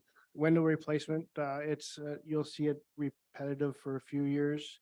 When we go and assess our windows, of course, in this building on their condition for replacement, some of them are still original 1978 windows. Same with the carpet. It was addressed in our building condition assessment that it's due for replacement, and this is obviously sections. We're not doing the full building for 40,000, so we kind of reassess it with spring. So it needs to be done. Some of the corners are peeling up, so they're getting due. Door access systems, that is our building control system, Enterpass. So this is for upgrades and additions and replacement of blocks if needed. Council chambers is due for a paint job and carpet. This is our original 2010 paint in here. So you'll see some of the walls as we look around, they just need some work. The interlock replacement, that's one of the big ones. The interlock around this whole building is 2010 when we did the upgrades. It was concrete. The salt has ate it pretty bad. There's several tripping hazards at each entrance. We're proposing a replacement of granite similar to the new front steps, which will outlast the building itself. Camera systems are security and surveillance cameras for the lobby and finance, or customer service counter. Replacement desks and office setups. Every year we're replacing the vintage desks and setups, as well as accommodating for students and new hires. Chair replacement goes along with that. Sound barriers are for the customer service area to mitigate some of the sound intrusion from interactions at the counter, people on the phone and whatnot, to make it a more peaceful workplace. Window replacement north office area, same idea as above. They're assessed each spring for replacement, and if not needed, pushed off to the next year. The garage bay in the OPP has heaved over the years and just needs some concrete repairs and a new grate. Change room, washroom, shower upgrades, that is for the OPP lower area. They just do for sprucing. Piping and plumbing, same idea. The building condition assessment has identified some of our piping that is due for replacement. Fire protection system, strobes and horns, that's not town hall, that's I'll come back to that one. Yeah, sorry, yeah, PUC main building is just an update to the fire protection and warning system. And the rest are upgrades to the PUC building and renovations. And the library at the bottom is just some building improvements as identified by the building condition assessment.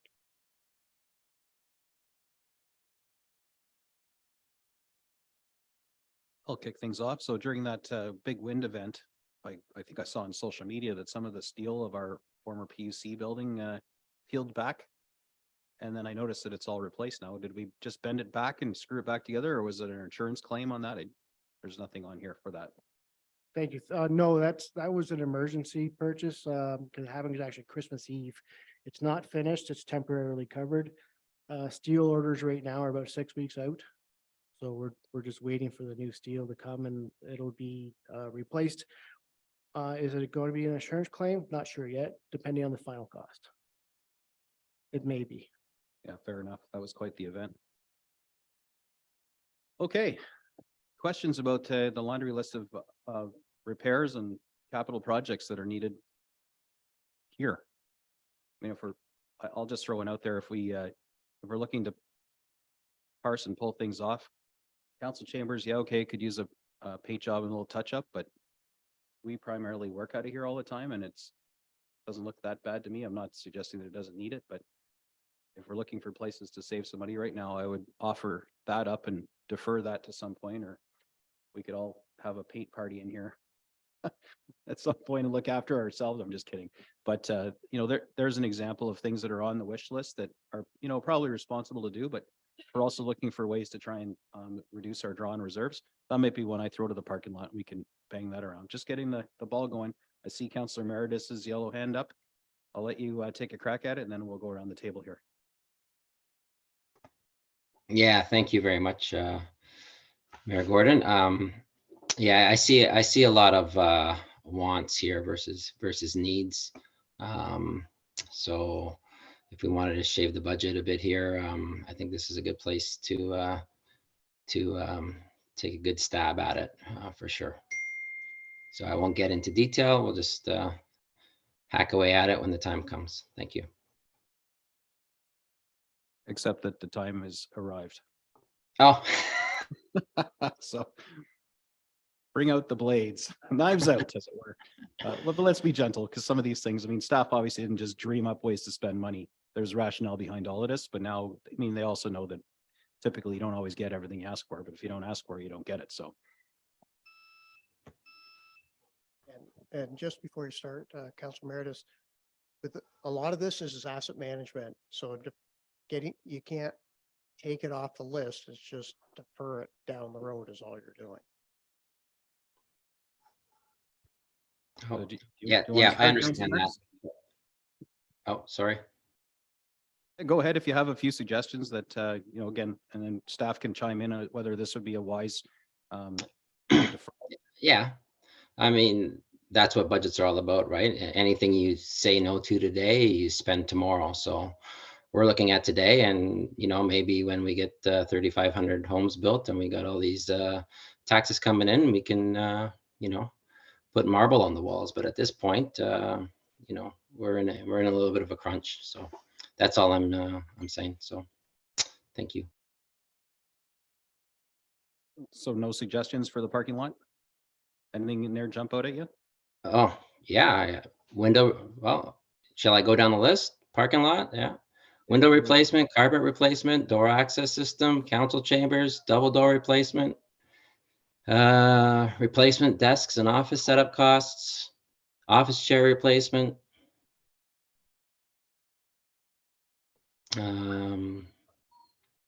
Where else is it? Where does it end here?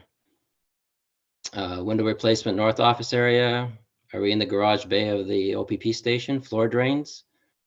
I think that was in the budget last year, unless we have more floor drain repairs. Change room, washroom, shower upgrades in the OPP station. I'm not sure how often they're used. They got a phone booth out there, so if our service level was different, maybe we could offer them that. I'm not sure how often they use that. Piping and plumbing is important.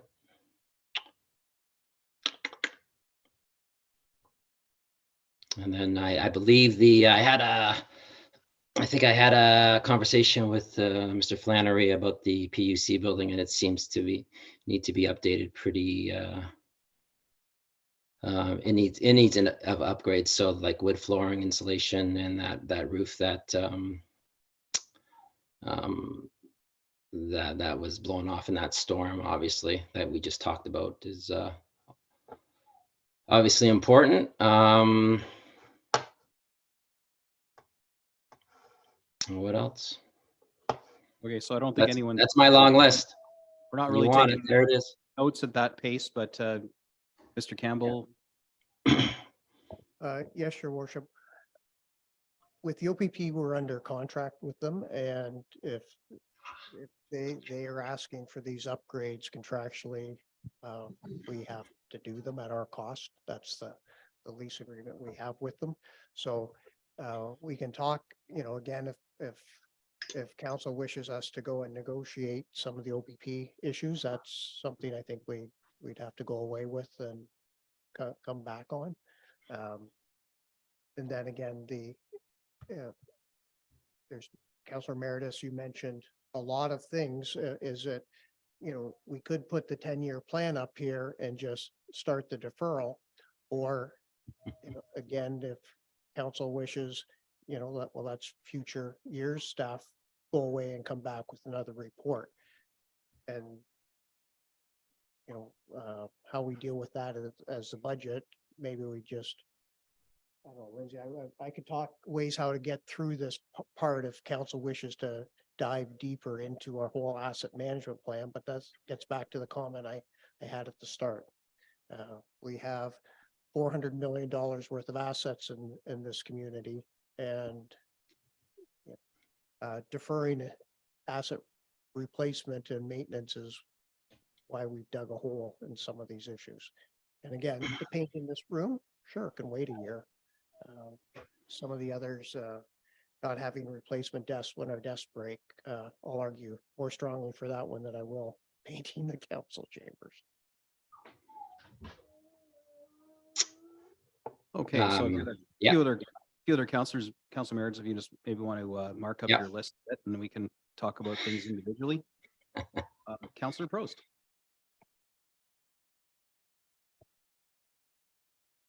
I guess I have two questions. The $30,000 for council chambers, that surely doesn't just mean paint and carpet. Or does it? Thank you through your worship, the councillor. It would be paint, carpet, refinishing the wood around. You'd be surprised what it costs to paint when you're up in the air this high, for the specialists to do that. No, it wouldn't be carpet, it's $30,000, but refinishing all the floor, the paint, top to bottom, yeah, that was our estimate. Okay, and the other one, there's quite a few for desks and chairs and office chair replacement. And I was trying to look at the numbers and I believe there's one for $20,000 that falls under the same 129 for council chambers. So would that be $20,000 for chairs for inside here? No, the replacement desk and office and chairs were for our general office area. For $24,000, which gets you about 3 desks and 3 chairs. For the other offices within the building? Correct. Okay, because there's under 370, there's desks and chairs for 45,000. I just see that there's multiple ones. 370 would be our PUC office. It's a different- Okay,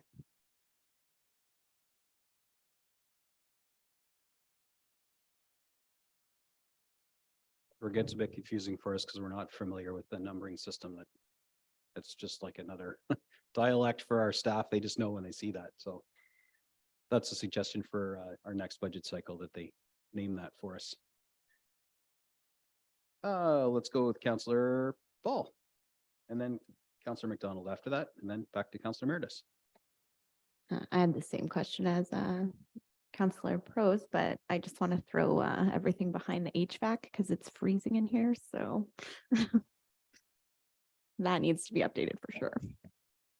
Or a space heater. All right, Councillor McDonald. Thank you, Mr. Mayor. I'm wondering if we could defer the cosmetics lines for a year. Because when I walk in here, I don't find it repulsive or totally out of whack. So if we can help our reserves by not using as much this year, I would suggest that we do it with the cosmetics, being the carpeting and the painting. There's a couple of other places, I think. Yes, and I thought that was a lot of money for a lot of chairs. So I don't know how much that would add up to, but I'm sure you could tell me quickly. So do you want to review those line numbers on the Excel sheet? We'll just maybe get staff to highlight them yellow or something, the ones you're contemplating or suggesting. Don't know whether the door access system is for cosmetics or because it's not safe as it is now.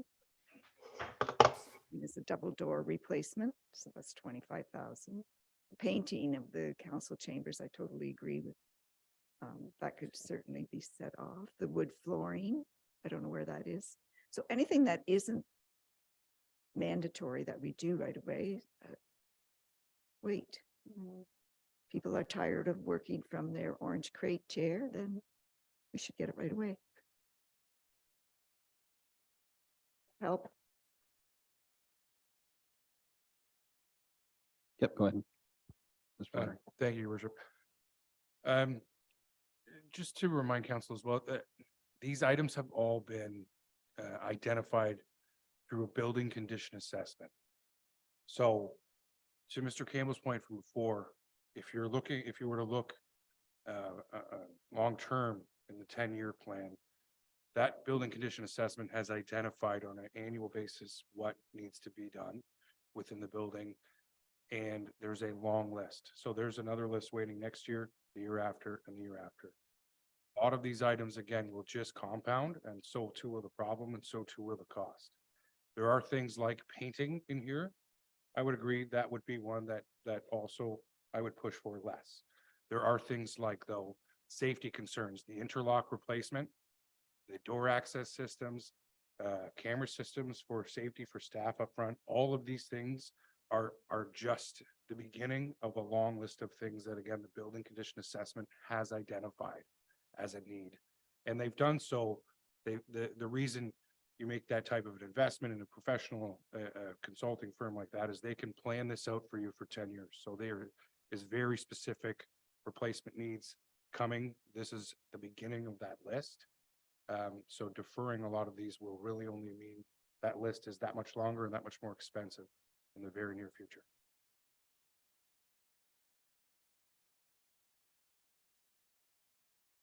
Did you have a follow-up, Councillor Prost? Okay, your little hand is still up there. No, Councillor Ball. That's good, thanks. Yeah, I was just going to agree with the council chambers. I understand that there is going to be a list. We are going to defer it, but right now the cost of construction materials is still fairly high, especially with wood. So I think that there is nothing that I can see that looks like it's going to be a safety issue. There's nothing that looks horrible to even look at. So that thing, I think that can be safely deferred until next year when hopefully we have recovered and all the construction companies have recovered from the cost of COVID and that's going down. I know we do see the cost of wood going down now already, so hopefully that will continue to go back down. And then we won't look at such a high cost, I guess, next year or the year after when we've been able to defer. I don't think that we're wanting to defer things to a complete disrepair, but I think the council chambers especially are something that is not a necessary thing right now. So is there a consensus then that we pull council chambers for now and defer that? Okay.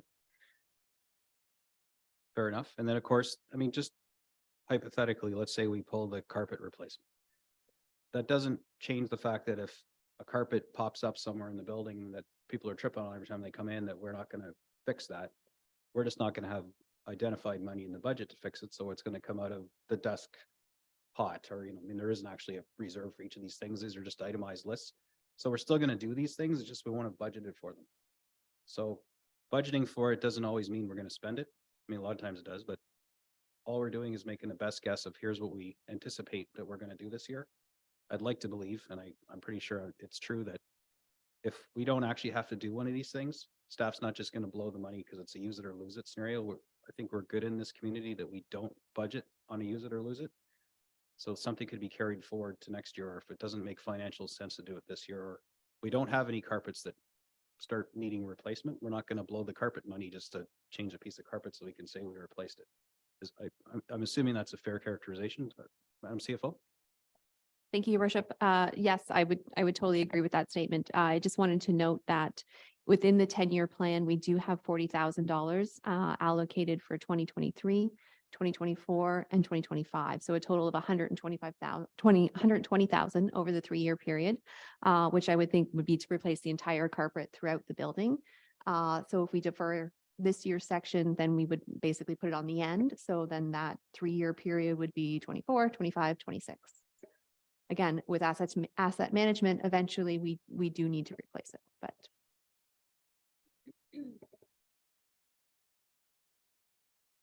Councillor East. Thank you, Your Worship. And I would kind of like to look at the window replacement and the wood flooring, even just to defer for a little while. The thing is, I'm quite confident with council and with our team that we're going to be building lots of houses soon. So within the next few years, we might be able to turn from about 3,500 houses into a little bit of a bank of money. And then at that time, we can look at, the final little touches on the windows and the wood flooring. Just food for thought on that one. Are any of the proposed window replacements because they're fogging up, or are they actually leaking, or are they cracked or broken and they're supposed to open but they don't, or is this just planned life cycle replacement of these windows in this case? Yes. A little bit of everything. Last year's cycle was replacing the foggy one, so we didn't actually replace the whole frame and everything, pull the glazing off, replace just the glass. Put new low-E argon double pane glass in. If the openers aren't working, then we try to actually repair them rather than replace the whole thing. So that's why we just did the glass last year. We'll have a couple companies come in, reassess our windows. We might not need to do any, but according to BCA, we're keeping on top of it to ensure that if we do need to do, we do have funds to do that.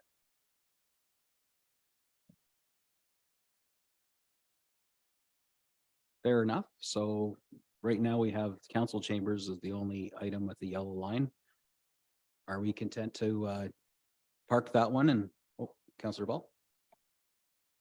Sorry, I'm just wondering if you can clarify the wood flooring, the insulation, those are for the PUC building. Okay, thank you. And are we talking hardwood floor that we could substitute laminate for? I think I'm being a little silly here, but the wood flooring replacement. The wood floor is actually the plywood subfloor. Because there's some places with no floor right now. Oh yeah, I was gonna say, we go to Costco, get a deal, I'll lend you my truck. Okay. All right, so we've got, we're picking on ourselves on this one and we're gonna live with our chipped paint. The rest of these things, we're content to move through and trust staff that they're gonna do it if it needs to be done, and if not, the ask will be less next time. Is that fair to say? Okay, Magic 8 Ball, what's our next tab? IT.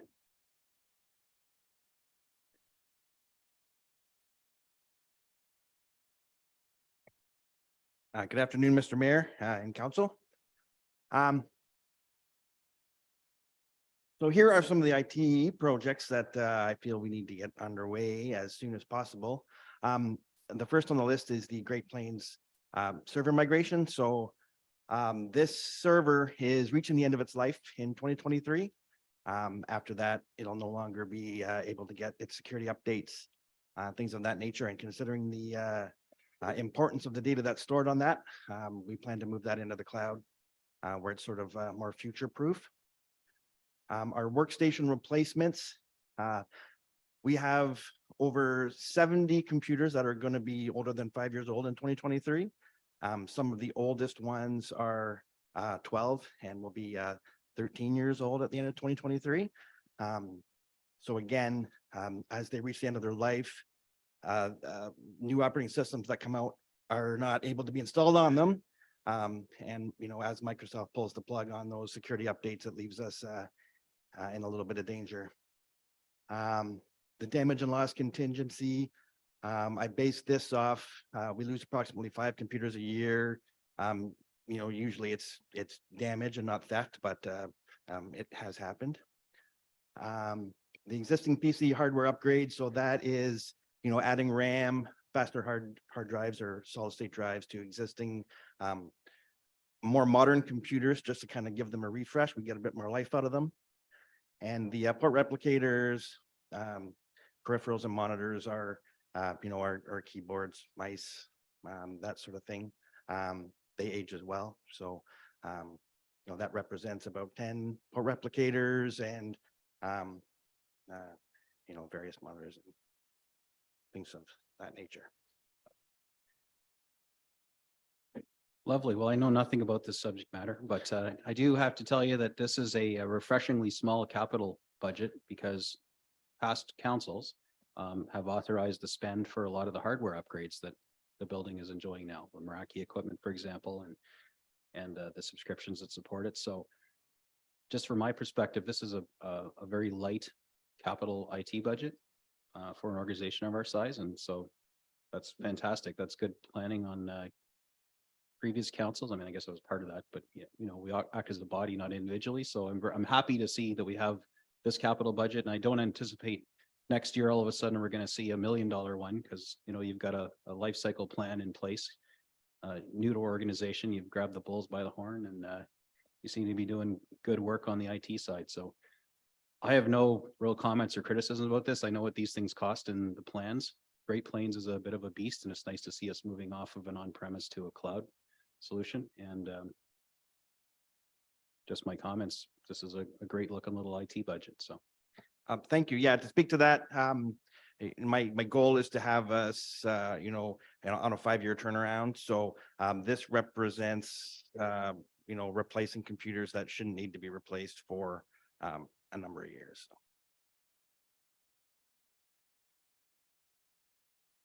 anyone else have any questions about put your propeller hat on and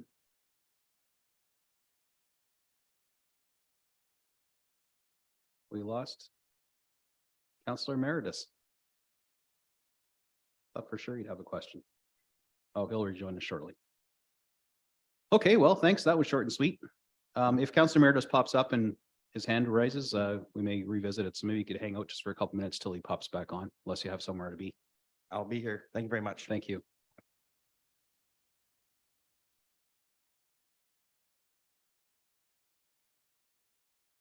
Oh, and there he is. Councillor Emeritus, we lost you for a minute there. Did you have any Yeah. questions about the IT budget? I had some computer issues there, and I didn't get a chance to weigh in on the paint job in the, I guess, council chambers. I lost you after that, so I guess everything went through. I'm not sure what happened there, but and then this one, yeah, I'm okay right now. Didn't really hear any of that presentation, but yeah, we'll just move on. I'm not a big, you're more of an IT guy than I am, so it's not really my my area of expertise, that's for sure. So we'll just go with what council thinks on this one. Well, for what it's worth, I was just congratulating them on a very thin capital budget.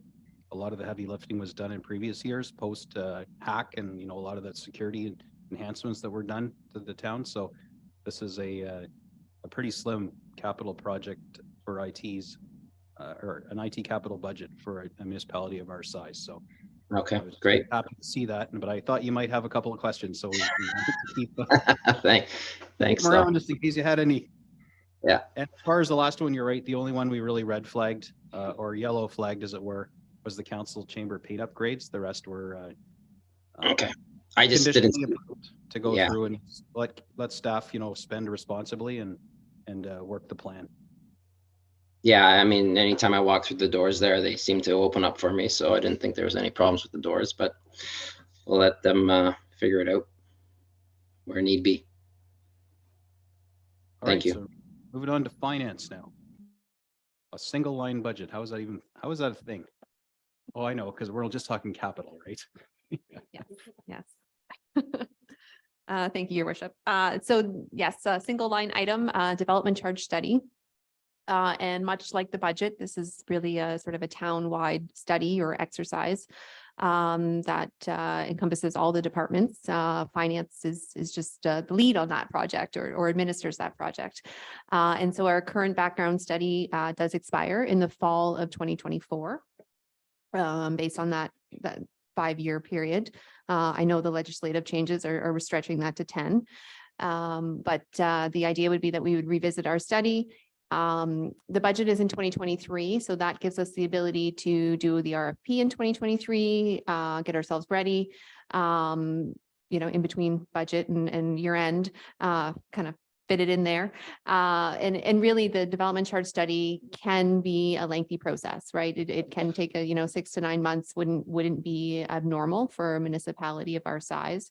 Because again, it does involve updating all of our long-term planning, right? And making sure that our cost estimates are appropriate so that the background study does reflect and the charges reflect what the actual capital needs are for the municipality and so that we're able to recover the appropriate costs. So 2023, we would, like I said, we would go to RFP and then begin work sometime after, probably late 2023, early 2024, so that we would be ready to go before the current study expires.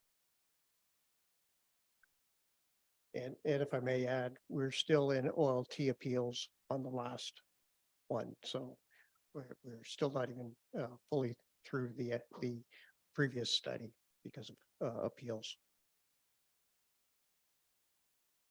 Yeah, and then there's the new reality, Bill 23. We're not even sure, we can go through these machinations, and if development, affordable housing or other qualifying things like nonprofit housing comes to us, then that growth is supposed to pay for growth. Well, apparently there's an email address we can send it to the province. So anyway, we'll see what comes of that. I'm sure Councillor McDonald is going to be wondering, hey, here's another consultant. But again, these are one of these things where, again, inch wide, mile deep knowledge in the sector. We're not big enough to have full-time people that can do this in-house, so we farm it out, as it were. But before you even ask it, I know these things add up, these consultancy that we rely heavily on. But I guess maybe just a quick question before I turn it over to Councillor McDonald, so I'm sure she'll have something to say here too. How is this something that we could partner with Penetang Machine? Is this a regular cadence that these DC studies need to be done would we save any money? And because we're all working towards the same end goal, if we went in on it together with our neighbors in North Simcoe? My initial gut says no, just because, they are largely are driven by sort of similar to like a time and material type job, right? It's based on the number of hours. I would say the savings would be pretty minor. And then you'd also have to look at, well, when does their study expire, right? And the consultant would then have to interview all of the town of Midland staff about our operations, because again, they do need to know our operations. And then again, complete that work with Penetang, right? So, because it is very much asset based. So, I'd say no.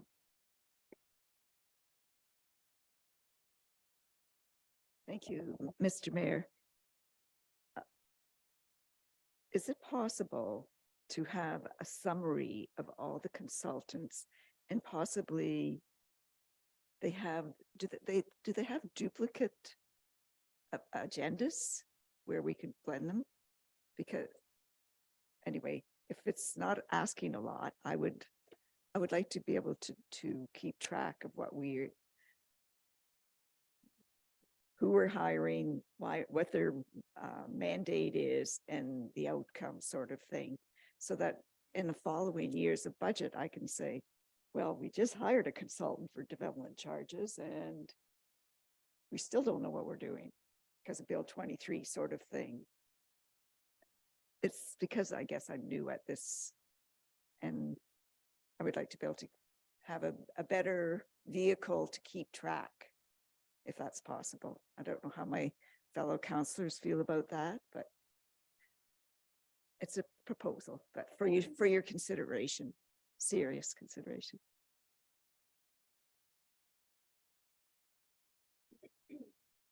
So that would, Madam CFO, is this something that's you keep, that you'd be able to share with us, or would you need council direction to prepare something like this and maintain it? If you're just looking for an update, so we do provide updates. We, try to do a mid-year report as well as, 3-quarter year-end report, as well as a year-end report. There's lots of reports. And so you could get a sense of what we're spending on consultant dollars. I guess the thing I'd like to point out is all of these projects, I agree, it's consultant, they're all unique projects. The person I hired to do the development charge study can't do the harbor master plan. They can't do the transportation study. It would be very difficult to find one person, and we talked about hiring, a staff person, right? To find one staff person that could do it all, right? These consulting firms have a lot of depth to them, have a lot of, there's a lot of knowledge there. The report itself, so the background study and the resulting bylaw, that's the end result of the work.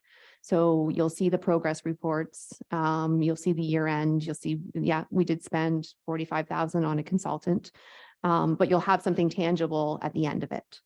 And same would be true for the asset management plan and all of the other master plans. Thank you. Thank you. I'll try and remain optimistic. Deputy Mayor. Thank you, Your Worship, through you to the CFO. In the study, are we looking at residential new development as well as commercial development? Because I'm not quite sure what the picture is for commercial in terms of new business coming in, how that impacts the overall study.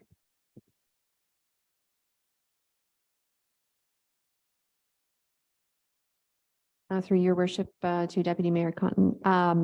So yes, the study does look at residential and commercial, right? So it sets a residential rate based on new housing. So whether that's a single family dwelling, a multiplex, a apartment building, the rates are determined through the background study for each of those types of units. And then on the other side, it does have a commercial charge, which is typically in square feet or square meters, which is again set for new commercial developments in the various classes of development. And it would also include population growth estimates and, you know, new business development as well.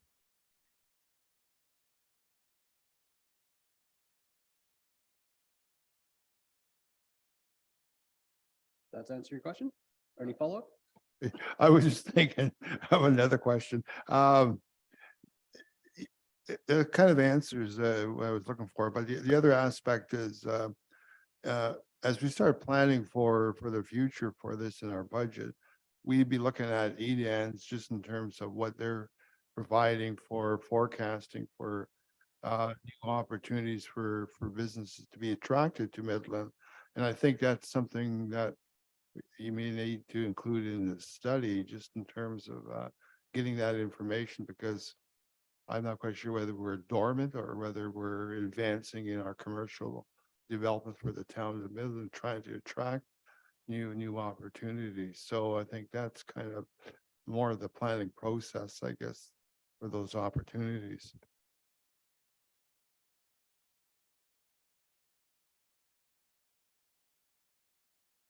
Okay.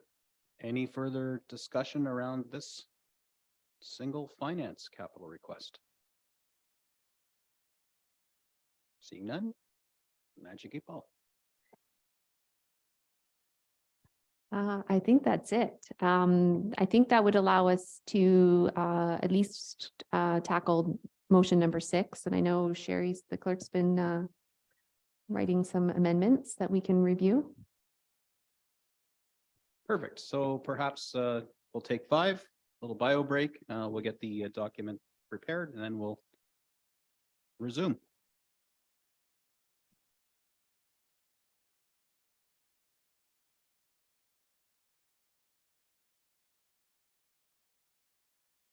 Welcome back, Council. So we've just wrapped up the capital plan section.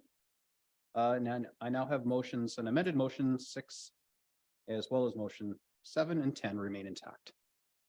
So motion number 6, moved by Councillor Downer, seconded by Councillor Prost, that the 2023 capital budget with total new requested expenditures of $13,123,749 be approved as amended. And in there are the 4 items that we moved to the parking lot, as it were. One being defer project 385-1111 Gardens on Pier for $60,000 to 2024. The next that we defer project 385-8003 Harbor Master Plan $75,000 to 2025. Next, that we remove project 750-111 Hostile Vehicle Mitigation Intersection Barriers, $92,000. So we're removing that entirely, sticking with Jersey barriers for now. And defer project 129-1111 Council Chambers, $30,000 to 2024. Any discussion or questions about this amended motion? Councillor Ball. I'd like to remove the Harbor Master Plan, not defer it. So right now it's contemplated, it's deferred to 2025. Just remove it completely. Okay. Is there, we'll need an amendment to the amendment. Is there any comments, concerns from staff? I mean, obviously at some point we need to do it, or you'd like us to do it, but we're contemplating just yanking it and revisiting this another year. Your worship, as I mentioned earlier, at some point, we have to deal with Central Marine and give them sufficient notice. As I mentioned, we can defer it for a few years. If this council wishes to push it totally out of their council term, I would suggest we just choose a date in 2028 or something. If council wants it never to be considered, then that is the motion, or that is a motion be on the floor. And when we get closer to having to deal with Central Marine, then I guess we'd have to come back to council and have discussions at that time. So perhaps it would make sense then to defer it to 2026 budget cycle, which will be after the next election. So then there's actually a date for it to come back, and it'll be, we're basically kicking it onto the next council's agenda. I guess I just wondering, because we're dealing with the Marino, do we need a $75,000 consultant fee for that. I feel like that we can deal with that internally. It was my entire point to that conversation. I didn't think we needed that like the specific consultant that's $75,000 to deal with the marina and give them sufficient notice. I felt like that could be done without that consultant. Your worship, through to Councillor Ball, certainly the contract negotiations, lease negotiations, that's an internal exercise we would do anyways. It's more the master planning and what is council's vision of that waterfront. So at some point, staff will have to get council direction, because otherwise, what do we know to negotiate with the Central Marine? And just today, we don't have the resources to do it. Maybe a few years from now, we might. But so again, there's no pain. I'm not going to argue too much on this issue today. It's just something we can punt to the future, and in the future, it'll have to be dealt with. I guess my vision to that is that we have a capable staff member eventually that can do that. So that's my I'll take the vision. staff member today if you wish to put that on Perfect. the floor. I feel way more comfortable with having a capable staff member than just blowing one-time fees all the time. So the way it's worded now is we're deferring it to 2025. So that's two budget cycles away. Are you content that we defer it for a couple of years? Doesn't mean we can always pull it back early next year, and we can also kill it again. Just because we put it there, it doesn't bind our hands. Well, if you want to defer it, definitely. I'm just making my point clear is that I don't support it in any way. So I would rather see it gone. So if it's amending motion, if the on the floor, if there's amending motion, then I guess we would vote on the amending motion, and then however that goes, we would go back to the original motion. That makes perfect sense. So I've read the motion in where it's deferring the project 2025. We have a motion on the floor to amend the amended motion that would see it removed or struck completely from this motion. Any discussion around this specific, rewording to remove it entirely? Because we're going to vote on that. And if it fails, then we're back to the original motion. If we do vote to remove it entirely, then it's gone, and this new motion will be amended accordingly. We're clear on the process? Okay, so any discussion, Councillor McDonald? In regards to the amendment of the amendment, I am not going to support it, because as much as I have trouble comprehending the needs for consultants all the time, I feel by leaving it on the budget, it will keep that need in the forefront. It's going to come back to us, and then at that point, I think we'll have a better idea whether we need the person or not. Councillor Maris. I should say the consultant or not the person. Pardon me. Thank you, Mayor Gordon. So the consultant would be if Central Marine or we're only just, sorry, Councillor Maris, we're only discussing whether we're going to remove this item entirely or defer it. As it stands, it's going to be deferred. But what we're talking about right now is we're going to call a question on it, is whether we're going to have the clerk providing input to me to go ahead. Thank you, Your Worship. Councillor Ball would need a seconder for this amendment. Yes, that's right. We do need a seconder for getting the amendment on the floor. We're already having discussion about it. Someone want to second it? I'll do it in the worst case scenario, but I'll second it. Okay, Councillor East is seconding that to get on the floor. So, Councillor Meredith, basically, should it stay or should it go? There's a song in there somewhere, but oh, for me? Well, I guess that's it doesn't what we're talking about right now. Yeah. So my question was about the lease, but yeah, I don't need to spend 75,000 now, but to revisit it down the road doesn't hurt. So it all depends on the situation, what's going on with Central Marine, right? If they want to leave, I don't know why they'd want to leave, but they may leave. They may go to, anyways. So your position is, it's sounding like you're content with keeping it as it's worded, and that's kicking it down to 2025. Yeah, that's okay. Any other discussion on the amendment? If this passes right now, we are going to remove it entirely. If it fails, we are going back to the original amendment where we're kicking it to 2025. So I'll call the question. All those in favor of removing this subsection 2 from this amended motion? Hands up. I see 3. Opposed. And so that is defeated. Now we're back to the original motion, which sees the project for the Harbor Master Plan deferred until 2025.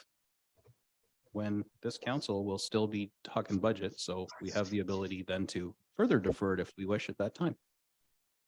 So any discussion or further discussion around this motion?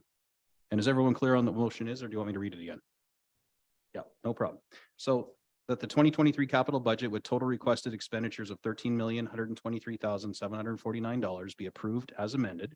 Those 4 amendments are: 1, to defer project 385111 Gardens on Pier for $60,000 to 2024. Defer the project 385-8003 Harbor Master Plan 75,000 to 2025.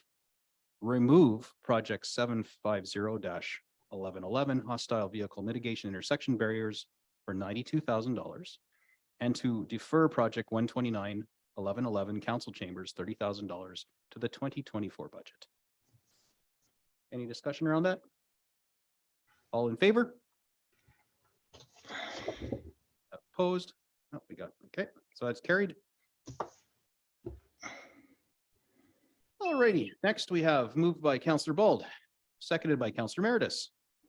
And number 7, the 2022 capital project amendments for projects carried forward to 2023 totaling $111,258 as outlined in the analysis section of staff report CSR 2023-7 be approved and added to the 2022 capital budget.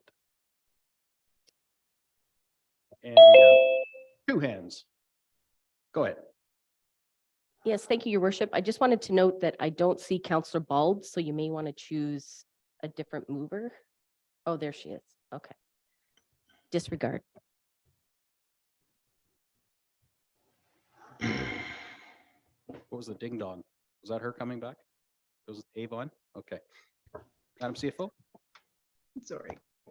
Thank you, Your Worship. So these are the 2 projects that I mentioned earlier. So one being that replacement of WW number 9, so not WW8, WW9. So that's reinstating the $55,000 budget for that van purchase. Again, that van has already been purchased. We had a budget for that van as a clerical error. It was deleted. So we do need that reinstated. And so that would get added to the 2022 budget. For clarity, because the discussion earlier was a bit confusing. And so the current budget that Councillor Meredith noted of 48,000, that budget will carry forward to 2023. And to that, we are looking to add another 58,000. So that gives us a total of 103,000. And that is to purchase WW number 8, which is a 3/4 ton plow truck. And so we do feel that that is the budget needed to purchase that vehicle this year. Any questions on that before I move on? Councillor Meredith, already pre-unmuted. Thank you. How did you know? So going back to my original question, which it was $103,000 that was kind of for basically for 2 vehicles. We're buying 2 vehicles, or we're setting aside 103,000 for 2 vehicles in 2023. Is that what I'm hearing right now? Or no? Through your worship to Councillor Meredith. No, the 103,000 would be for 1 3/4 ton plow truck. Oh, okay. We're not talking about the water for Mr. Pepin's vehicle. Is that correct? We're talking about a plow truck now, or is that the truck? That is the truck. So they are water or water vehicles, but it is a plow truck. So I believe probably to plow their parking lot. Okay, so in the budget, it was, I'm sorry, in the budget, it was 55,000. Now it's 103,000. So the 2022 amount would be carried forward because we haven't actually made that purchase yet. And then we're looking to add another 55,000 to that budget. Okay. We can Well, I'm- discuss offline if you'd like. Again, it took me a moment to wrap my head around as well, so be happy to chat. I think everybody's had enough chatting on this one, but Yes, yeah, the correction with the van purchase made it a little more complicated, I'll be honest, than it had to be, but it is correct. okay. It'd probably be a good idea if you guys worked offline and just really got Councillor Meredith comfortable with what happened on Yeah, that I can do that. kind of yeah. clerical error that now compounds itself. So now I have the head scratching question is, I'm reading that we're approving 111,258, but we're talking about 103. So Yeah. So So again, the error made it more complicated than it needed to be. So in the report, I laid out two adjustments. One was for 55,560. And then the second was for 55,698 for a totally different project. So that's how you get to the 111. The 103 is the 2022 carry forward amount plus the 55,000 from this year. okay, I'm going to take your word for it. Which isn't in this amendment. That is true. Yeah, like I said, I could, and you know what, I'll put it in an email and I'll send it out to council just so everybody gets the same information and can see that that there's no double counting. Okay. but it only looks like. At some point, we have to have some faith in our CFO and that the bean counters are doing their thing. So is council comfortable with proceeding with this because it reads 111,258? Okay. Good. And if we're all wrong about this and it gets to be a big public inquiry, then we can all go down in flames with the exception of Councillor Meredith, who can hold his head high. I'm going to say no because I don't understand it. You guys can say yes, but I don't know. So just to be clear, so what you're voting on right now is an amendment to the 2022 budget for 111,258. That includes 55,000 for the van that was already purchased and 55,698 for asset management software for, again, work that has already been completed. That was part of a grant, but because we received the grant after the budget was already done, it didn't get added into the budget. So that's where the 111 comes from. And that's what you're voting on right now, if that makes more sense. All right, that does make sense. So Okay. that's why this says, and I'll read it again, just so we're all clear. So the public doesn't think we're just voting on stuff. That 2022 capital project amendments for projects carried forward to 2023, totaling 111,258, as outlined in the analysis section of staff report CSR 2023-7, be approved and added to the 2022 capital budget. So we're doing some housekeeping here. It's not going into the 2023 capital budget. We're going back and correcting a boo-boo. Gotcha. That's fair. Juvenile way to describe it. Part clerical error, part grant funding received after the budget was adopted. Yes, Yes. that makes sense too. Yeah. All right. Because the Okay. grant funds don't always come in when we're doing, as we just saw with the FedDev thing, which wasn't new money. That's things we already knew about because we got the nod, wink, wink, and we got it moving ahead with things. Okay. Dare I ask for discussion or should I just call the question? We'll just call the question. All those in favor of this Frankenstein motion here? All right. Any opposed? None. Okay, carried. Praise the Lord. Okay, next we have a motion moved by Councillor Meredith, seconded by Councillor Ball. Item number 10, that council adopt the 10-year capital plan as presented in the 2023 draft budget as amended. Discussion around this. This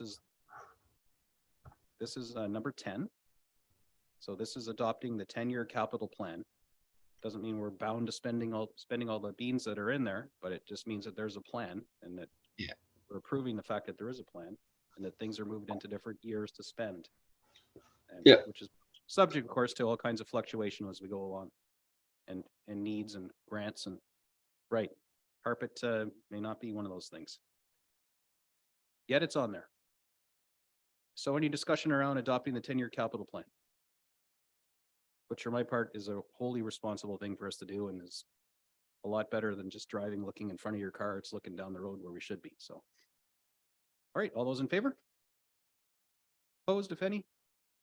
And that is carried. Lovely. Now we move into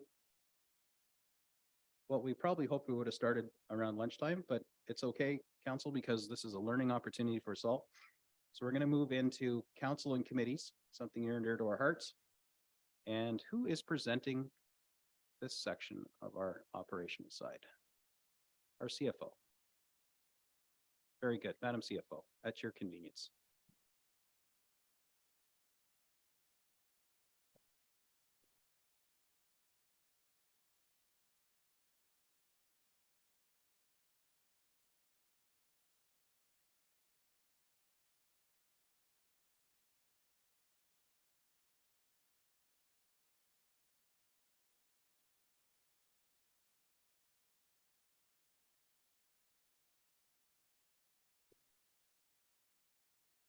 Okay, thank you, Your Worship. So first up, we do have council and committees. So again, this is the tax supported operating budget section. So you would have seen a summary similar to this earlier on when we discussed the rates-based budget of water and wastewater.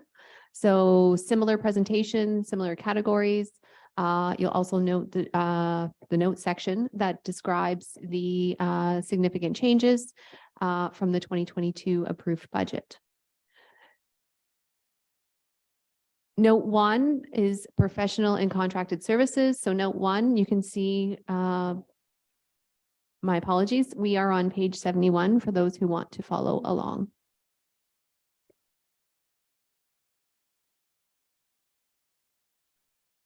So the first note, note 1, refers to professional and contracted services. And you can see in the 2023 dollar change column, that's a dollar change of 25,000. This is a good, budget is a good example of where we've reallocated budgets. So it doesn't necessarily mean that we've added money to the budget. It just means that we've shifted it from one area to another to better reflect our operations. And so note 1 refers to $25,000 that was moved from various departments to support council initiated reviews and studies.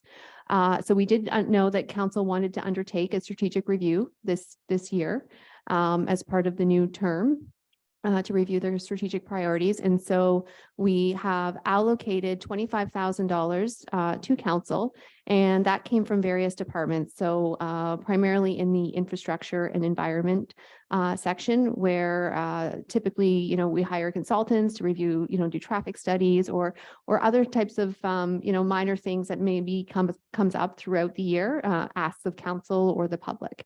And so we have allocated money there for that strategic review, as well as for any, asks that may come up throughout the year that the council may initiate. So that was a change, like I said. So it's money that's come from another area. No, the net bottom line is zero. So now again, you could remove that entirely and save 25,000, but just wanted to let you know it's not new money being added to the budget this year. The second note, note 2, refers to community grants and donations. So this is another area where we've moved the budget of 63,000, which remains unchanged. And that was previously in, I believe, community services, which is essentially a department that no longer exists. Again, we've consolidated our operations. We now have facilities, fleet, and management. And so within that, community services has kind of been broken down where town hall is now with facilities. This budget got moved into council because again, council is the one who does authorize those grants to this community organizations. So we thought it was a much better place for that budget to remain. Again, not new money. added to the budget, but a reallocation. And again, it's up to council whether they wish for that amount to remain in the budget or not. Gifts and mementos. So that, again, that's another budget that was moved out of so that was moved out of council in this case and moved to human resources. Human resources manages that budget and has, I think, for years. So again, it's just a housekeeping item more so by moving it into HR gives them the ability to access the funds a little more freely. So that was note 3. And finally, note 4, transfer to reserves. So this is a transfer that you'll see actually in all departments where we provide a transfer to the IT department for your computer needs. So your computer setup, software, equipment, all of the operational support that you receive.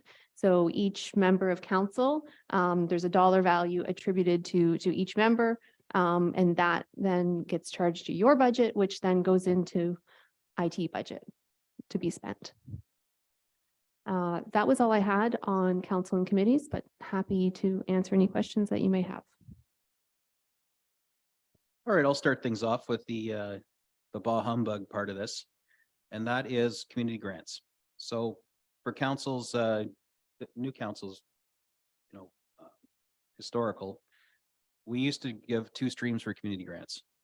And one part of it was sort of towards the safety stream, and the other one was towards everything else.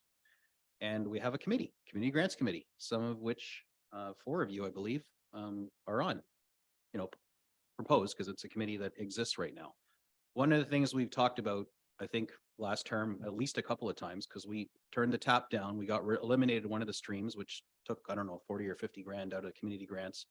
And then we reduced what was left to, I think 63 is where we're at right now. One of the things contemplated was either eliminating community grants entirely or further turning the tap down and having less money. Other municipalities in North Simcoe don't do this kind of grant program anymore. Tiny, for example, runs a Mirrors Golf tournament where they bring money in that they then donate rather than, making it a tax on everybody. It's the golf teams and the developers primarily who, come out and participate. That money gets raised that way. We're still doing it kind of the old fashioned way where it's coming out of taxes. I sat on the community grants committee and really enjoyed my time there. You make some heart pulling decisions about worthiness based on a scoring matrix. And you'll be asked to do that again this term if the funding remains in place.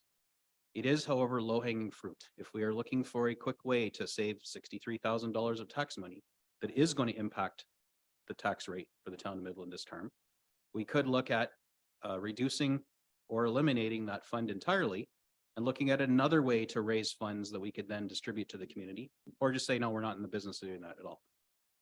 I would rather see us find some other way to raise funds to give it to the community. But that takes time to set that up. So, and a lot of agencies are counting on the fact that they believe in good faith that there's going to be a community grants program for 2023, and they've anticipated the requests to come in as soon as we open the program up and let them apply. If we pull the rug out from under them and say there is no funding, some of these things just may not happen.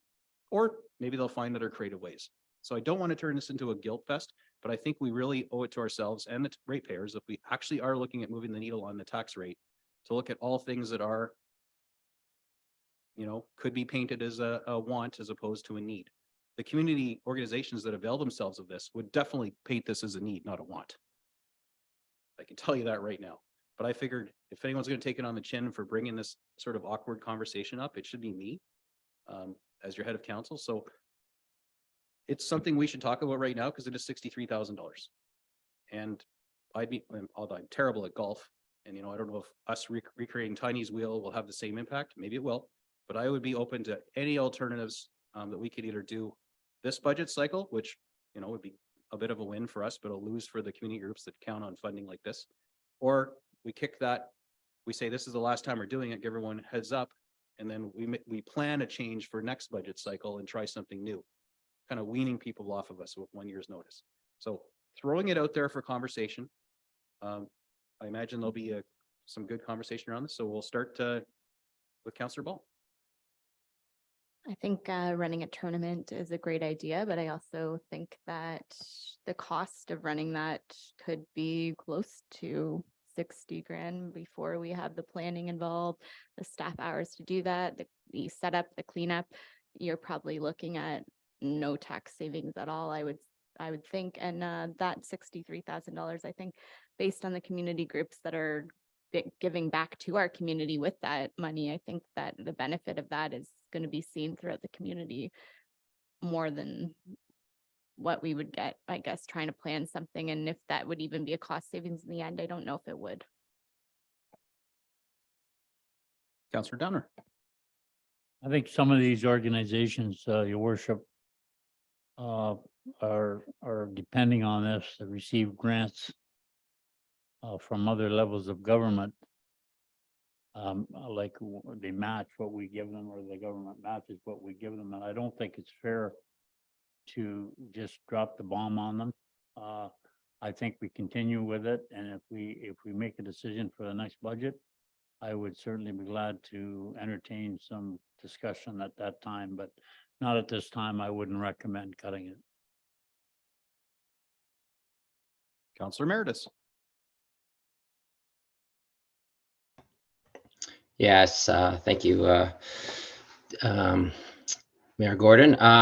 I feel the same way. I don't think, I think that should be left in. I think, you know, if we're looking to save money, we should, you know, we should have took out $63,000 or $100,000 out of the, you know, the town hall renovations to compensate for this. But I don't think we should be taking this out of the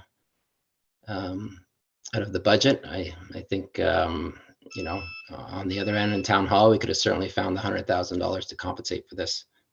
Thank you.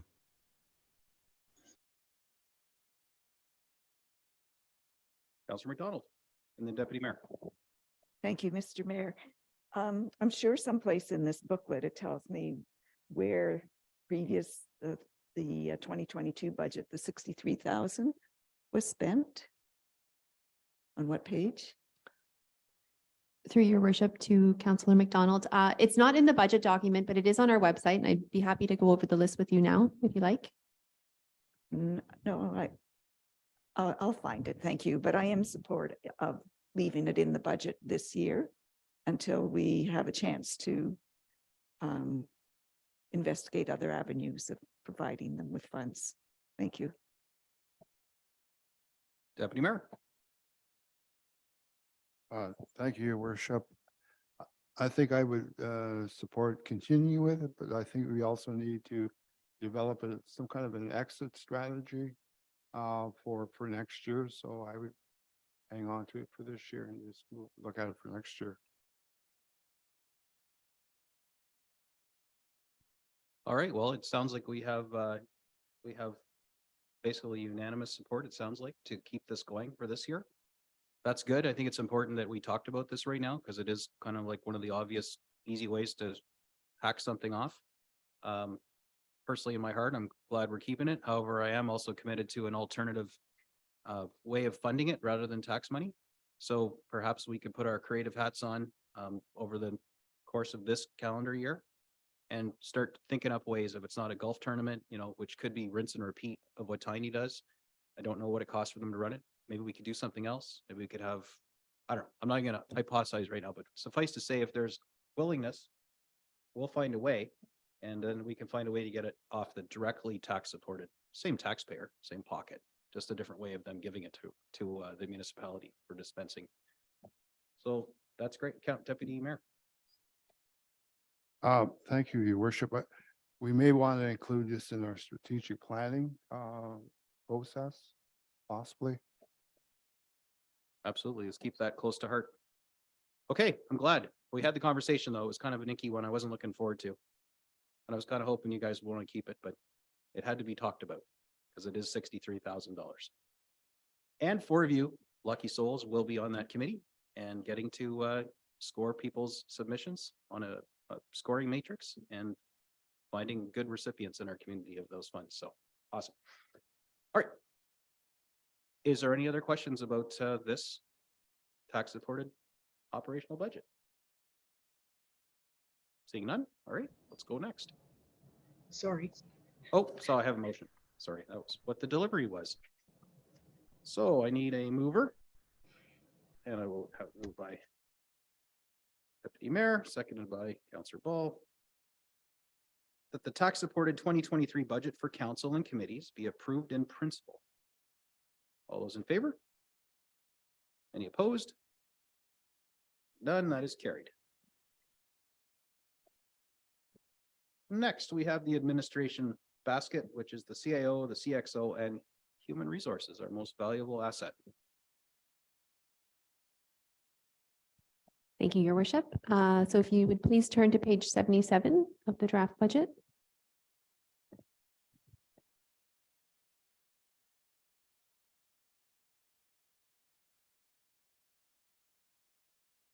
Thank you. So this area of operations does include the CAO, the Customer Experience Office, and Human Resources.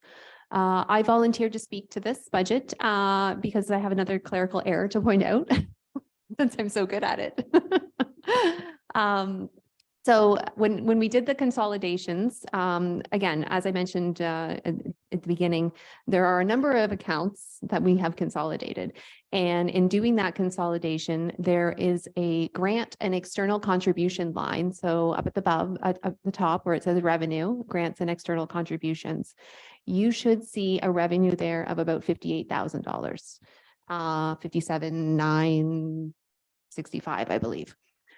So that's funding that for modernization that we received and that is being applied to the job evaluation project. And so you can see that on this summary, note 2 does capture that grant and captures the funding for the job evaluation, but the dollar amount is actually in corporate services. So again, net effect is zero, right? No impact to the tax rate. We've still captured the revenue.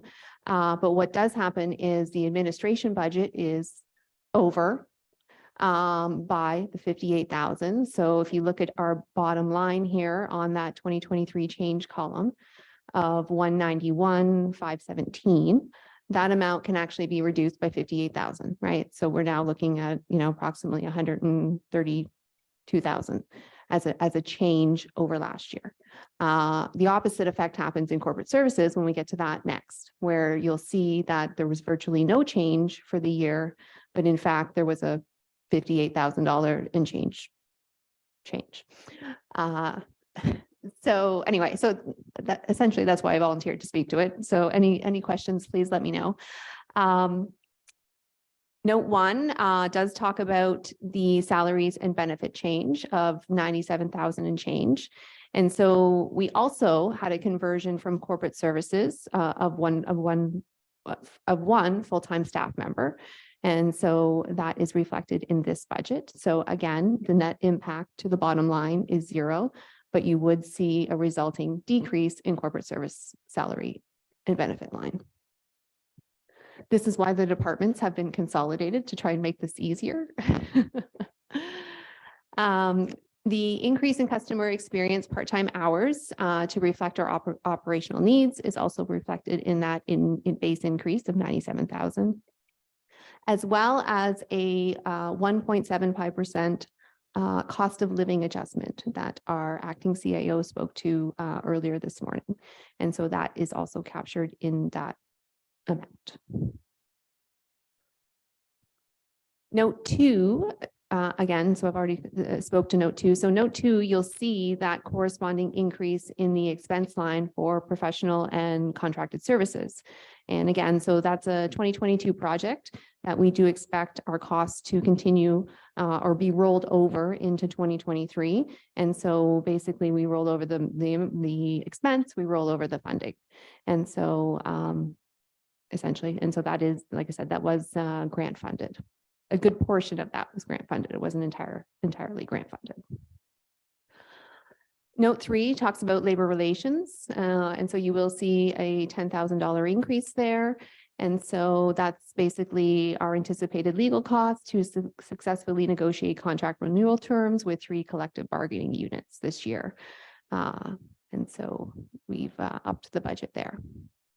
Note 4 is the advertising budget. So that's to reflect the ongoing recruitment efforts throughout the organization. And increase community engagement to promote our town services.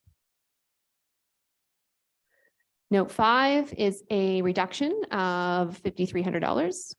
And that's the elimination of the Engaging Midland communication platform. Note 6, software support and licensing. You'll see a corresponding increase of $8,800. Increased costs for our payroll system. We have a comprehensive service package and we do have a 2-year commitment on that service. Note 7, increase of $6,500. And that's the gifts and memento budget that I mentioned earlier, where we moved it from council. So you saw the decrease there, and then you'll see the corresponding increase here. So again, a net effect of 0 between budgets. I should note that we did increase it from 5,000 to 5,500 though. So first statement, not true. Net impact of $500. And finally, again, that transfer to reserve. So in human resources, again, that's that transfer, human resources, the CXO and CAO, that's that transfer to our information technology reserve for computer related equipment and operational support from the IT folks. That ends up in their budget. The manager of customer experience, the director of HR, and obviously the CAO are all here to answer your questions. Thank you. I've got a quick one. So on the gift and mementos, I mean, that's probably, if I'm thinking right, that's one of my favorite parts of the job is giving people their opening plaques for their new businesses, or somebody turns 100 or some milestone birthday, we produce a certificate that I get to sign and often present to them. Is that the budget for those kind of items, or is this for Town of Midland swag, like the pins and things like that we give to the hockey players and things? All of the above. Mara's desperately trying to get her mic to. First time we've had her on the mic. Yes, thank you. First time today. Thank you, Mr. Mayor. The gifts and mementos line is for employees. So it's service awards, it's employee recognition, staff awards, the staff events and things of that nature. And then we also have the life events policy that council approved last year, which allows us to recognize a small amount for things like marriages and deaths in the family and births for employee members, and also some significant members of the community at council's request. Okay, so just out of curiosity, where do the plaques and things like that come from? Which budget?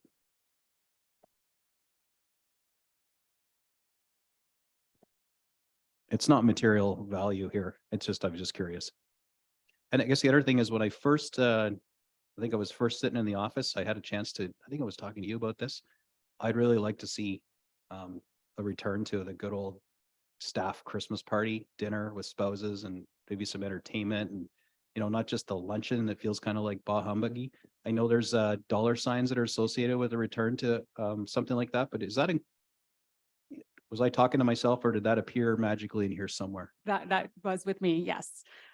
So that is something that we've worked into the 2023 plan based on staff feedback. We're alternating in daytime and evening because some prefer the more quiet affairs, some prefer the one where you can have a +1, which obviously has some additional impacts and people would chip in for that. But all the daytime ones are not necessarily humbug. We had a really nice event in September.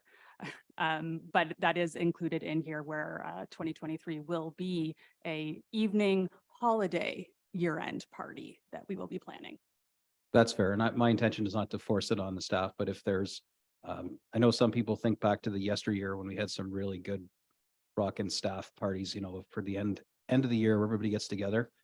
If that's something there's an appetite of our staff to pursue, then I would be quite content to argue for the funding for it. I guess that's where I want to put it, but I don't want to impose it on them, especially some schedules don't allow that. So it's in your hands. So if you've contemplated that in the budget, then I'm happy, and whatever happens, happens. Councillor Meredith.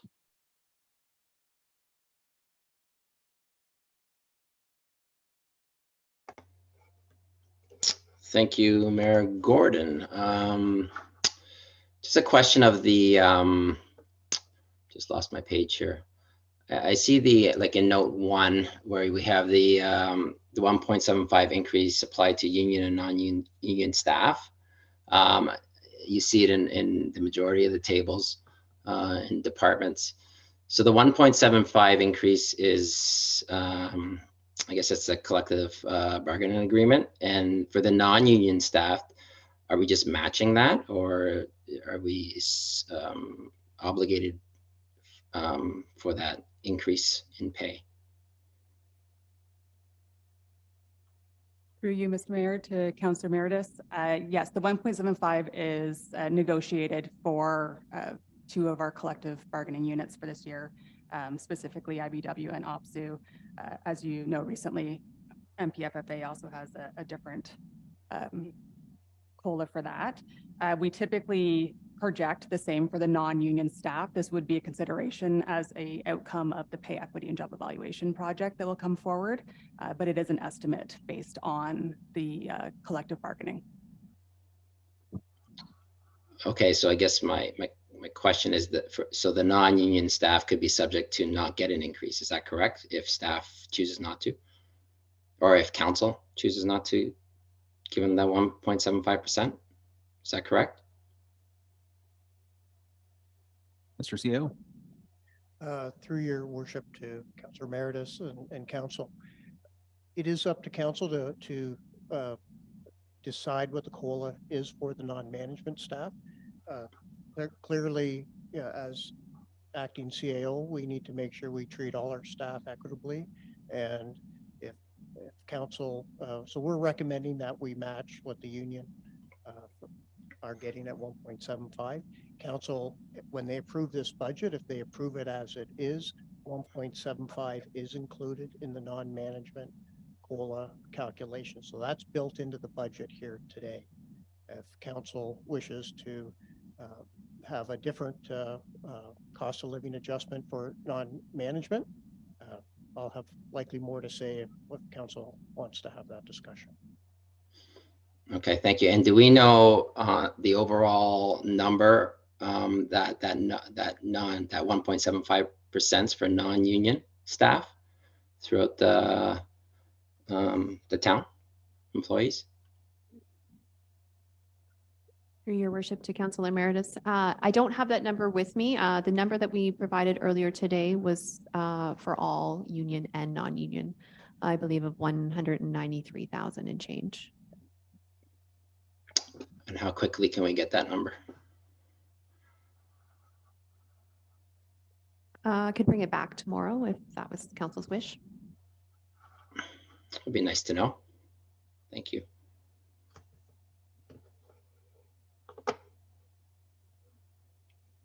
Any other comments or questions about this? Oh, certainly, Councilor McDonald. Thank you.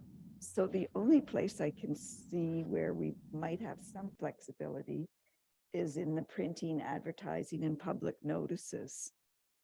I think the public notices is there, like Midland Today, full page ads, a lot of them. I believe they're pretty costly. And are we tied to the full page? Because I noticed the last time, it was just my opinion, the same thing was repeated throughout the page, like to fill up the page. So I don't know, it's very minute, I'm sure, but that's one place we could look at, is my comment. And then I have a question in regards to pay equity. Do we not have some outstanding things that have to be balanced out there? And what page in the budget is that presented to us? Are we putting money aside for that? Through your worship to Councillor McDonald. Yes, you're correct. So that project is ongoing. We're nearing the final stages, but not quite there yet. And so we do have some money in the contingency reserve that we could use towards the outcomes of that project. But the current budget does not include that market pay equity component.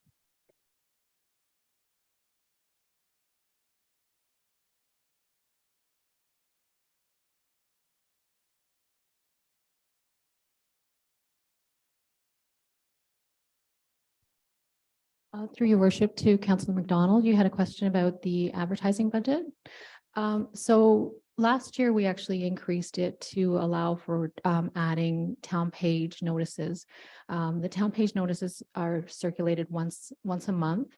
And sometimes those circulations end up taking about 5 weeks to get to the next month. So there's often times where we are not able to communicate things that we want to for our residents. And excuse me. We also this year we have actually started to add the circulation twice a month. So we've started running it on the first and the third Thursday of every month. And the main reason for doing that was because, first of all, because we were missing opportunities to advertise, but we also found that not all of our residents are using social media. And a lot of our residents do choose to read the newspaper, and that's often where they find the information that they're looking for. So we're trying to reach all of our residents and get that information to everybody based on the type of communication that they like to receive from us. So that's why that budget was increased. And the additional money this year, the 6,500, that's actually more for additional community engagement. So, and it's also in a service level change. I believe it may have been added into the base budget as well. So we might need to check that. But that is going to be for more community outreach that we'd like to do. Last year, we did a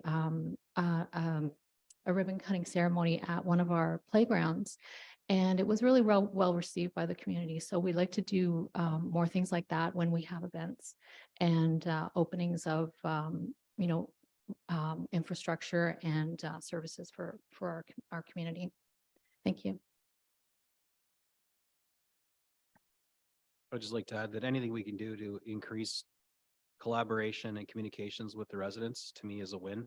I mean, we're not spending foolishly, but communicating in some of the more old school traditional platforms, as I've found through the election cycle, is still very, very critical to a large segment, surprisingly, of our population. Some of them are getting email blasts from our local online newspaper like Midland Today, and that's how they get news, which is great. I don't think we pay anything for content in Midland Today. They just seem to cover us and do a great job at it. Simcoe.com or Metroland as well, although they are the only print one. So that's the one we pay for placement in, and to reach the folks that, just aren't internet savvy or internet connected, or they still like to walk to the end of their driveway and wrestle that newspaper out of their snowblower, bring it in, which is what I end up doing most of the time. But anyway, I think it's money well spent that way. I think you guys are doing well on it. Our other communities too are in North Simcoe are using the same platform with usually full page or half page ads to communicate with their residents. So I think it's I think you guys are finding a good balance and a good mix. I also noticed that we don't often pay for color, which is kind of nice. Color's good, but it's also more money. So I recognize your efforts to try and save money by doing some black and white when it just makes sense. So anyway, good job on that, for what it's worth. No little yellow hands online. It's all good. Okay.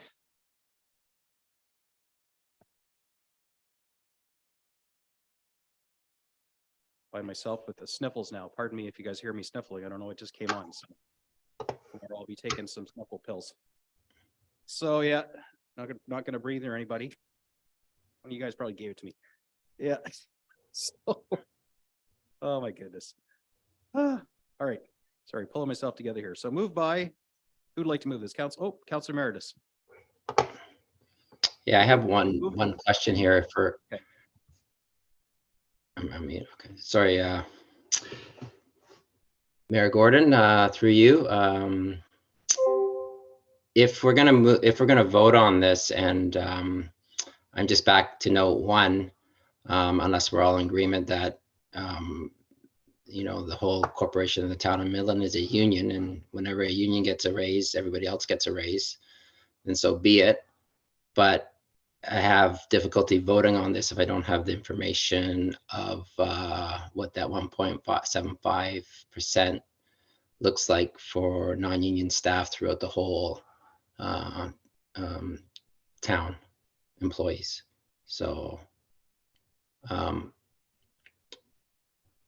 so unless we're is it standard that every time the union gets their, whatever outcome the union gets, that the employees of the town, the non-union employees gets the same rate, which I'm all for it, but at the end of the day, they're not unionized. So I would just like to see what that number looks like before, we can vote on this. Just my. I'll pass you over to the CAO, but just so you know, this motion is that we're approving it in principle. So Okay. please come back or, when you get the numbers tomorrow in more detail, we can decide. And I'll let Mr. Campbell explain how the cost of living is applied to non-union staff. It isn't directly tied to negotiations with the unions, but I'll let him explain. Okay. Actually, I recall last budget cycle having a very similar conversation to Councillor Emeritus. So let me toss it over to Mr. Campbell. Thank you. Through your worship to members of council. As we mentioned, we can bring back that non-management COLA cost that's built into that. We just don't have that here this afternoon. So we'll bring that back. But I would recommend that council proceed with in principle this budget and any others we talk about before we bring in. We can have a separate discussion on the COLA for management before we're done this exercise tomorrow. No, thank you. Okay, so I need a mover. Moved by Councillor East, seconded by Councillor Downer. That the tax supported 2023 budget for administration be approved in principle. All those in favor? Any opposed? And it is carried. All right, up next is, well, it's 3:55. So here we have the defining question. Do you want to keep on pounding through and trying to get through corporate services, clerks, finance, information technology, legal and risk management so we stay on track? Or do you want to knock it to tomorrow and have kind of a domino cascade effect? Votes for tomorrow?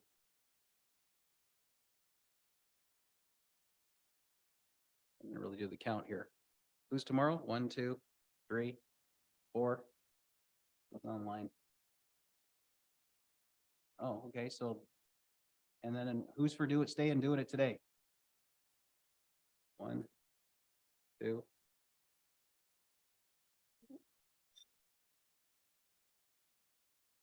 Three. Councillor Bald, where are you on this one? 4. Okay, and I'll be the bad guy then. I'll vote 5. So let's pound through and do this. Again, if there's contentious issues in here, we're approving things in principle, so we can pull out the weeds tomorrow. But then we stay on track because we do have a very full day tomorrow. All right. Ripping the Band-Aid off. Let's keep on trucking. So next is corporate services. Oh, Thank you, Your Worship. I just wanted to confirm, had you voted on the administration motion? Oh, yes, we passed it in principle. It was moved by Councillor East, seconded by Councillor Downer. It didn't have a number per se, other than it's B, it's like 3B.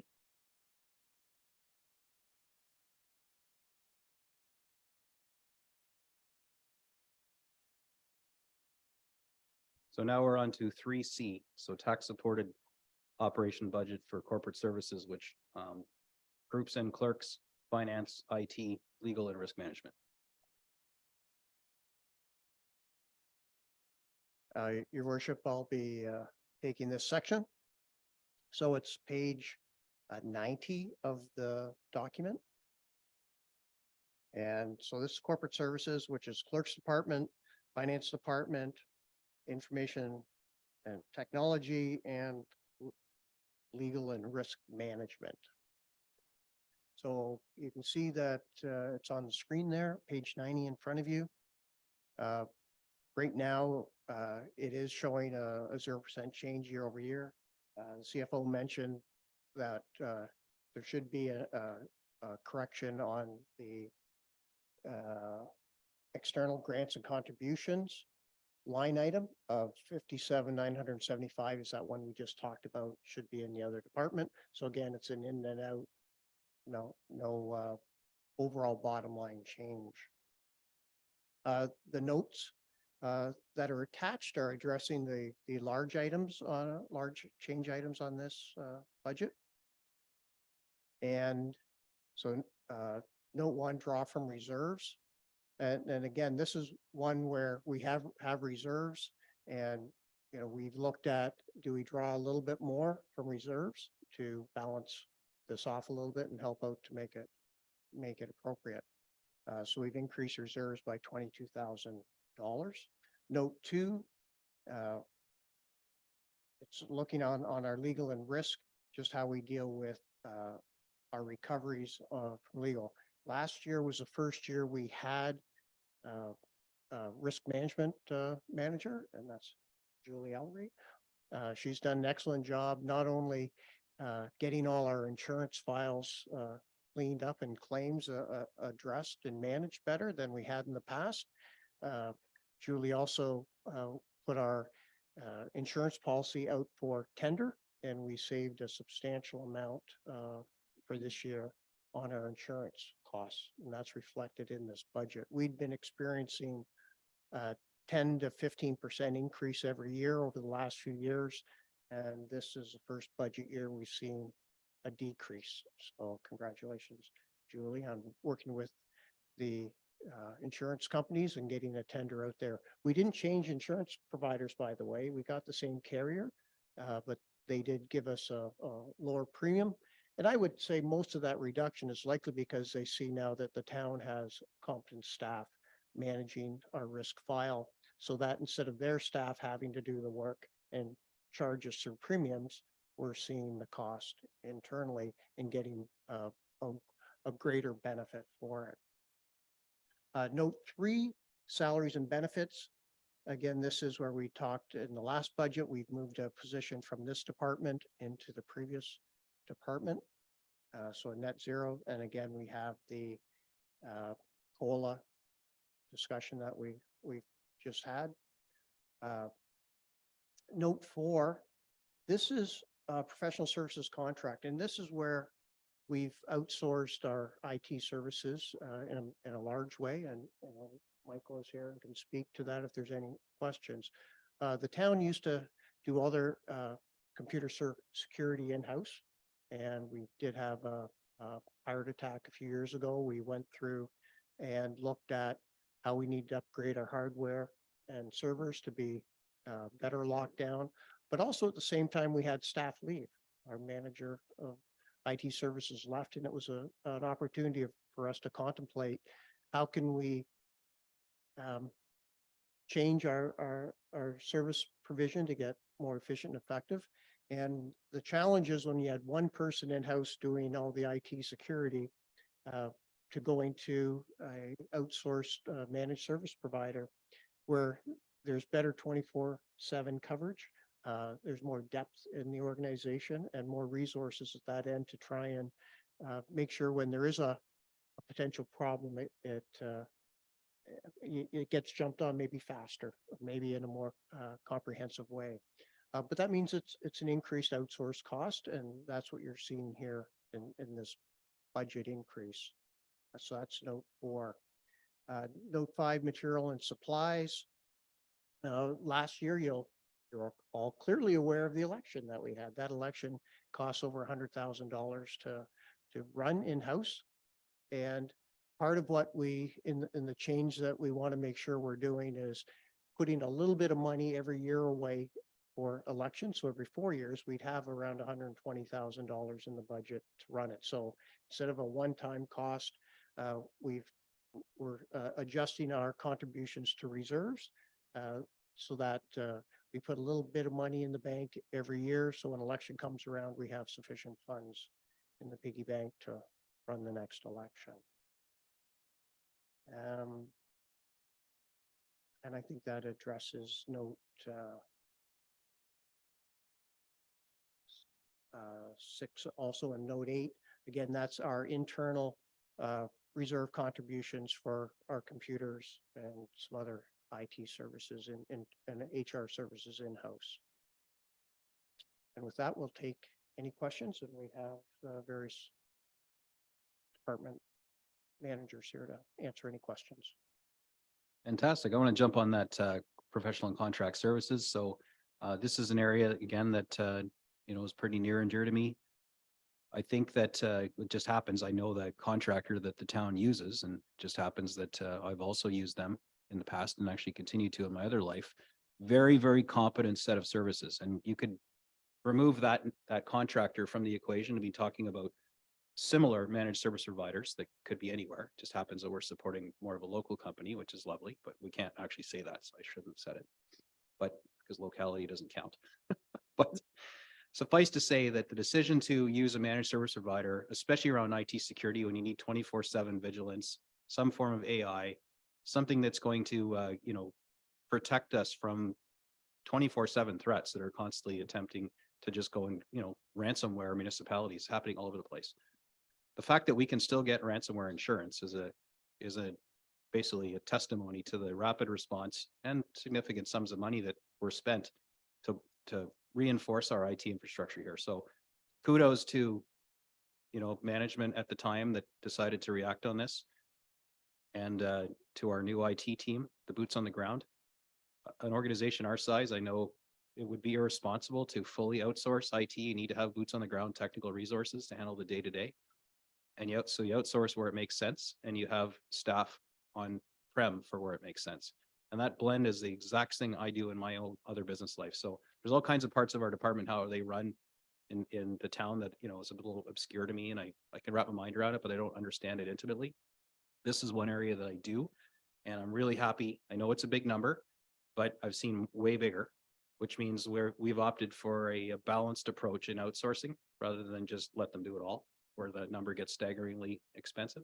So happy to see that. And I'm very happy with the IT talent we have in-house right now. And hopefully we keep you guys for a while, because you're doing a bang up job. So I am happy to see this contract services. And I wanted to point that out because, it appears from the outside looking in that we have a propensity to just contract everywhere, just contract. This is a good balanced approach.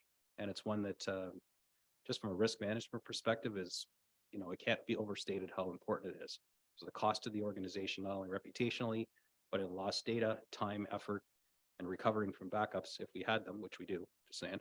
But a lot of organizations find themselves in a real pickle. So I know it's a big number for those looking at this, but from my perspective, it's money well spent, and I think it's a good balanced approach. A little testimony for that. Any virtual hands? This is quite a portfolio.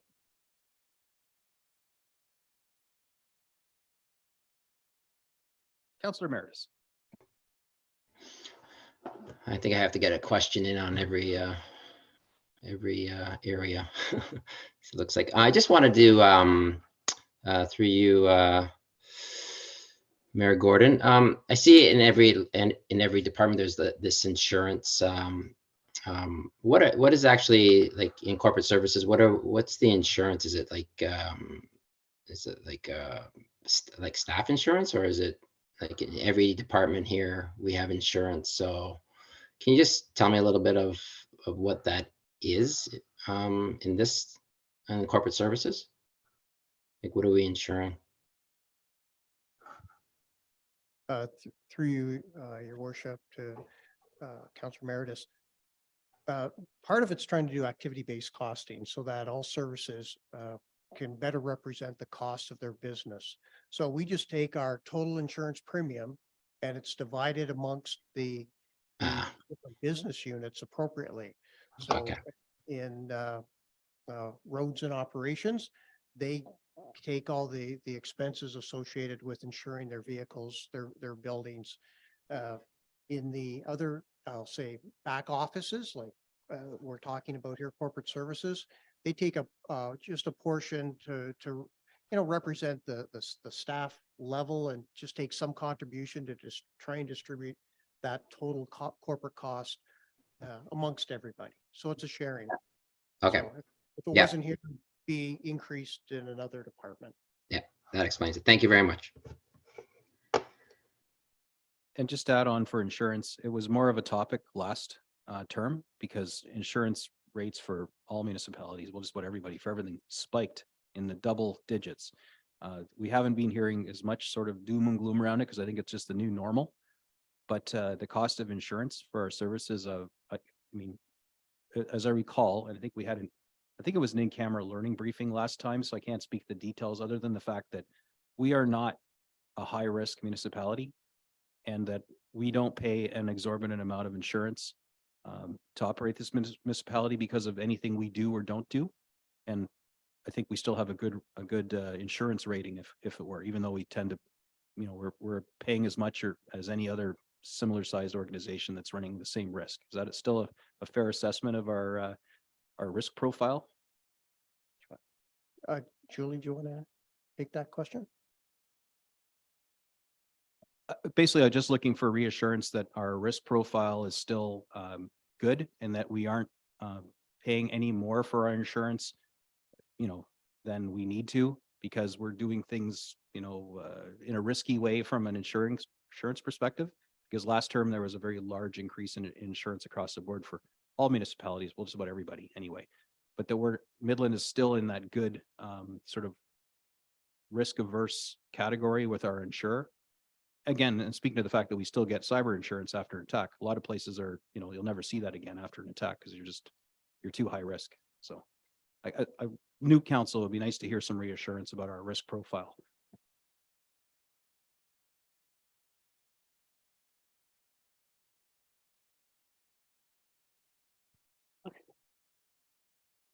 Sorry, thank you.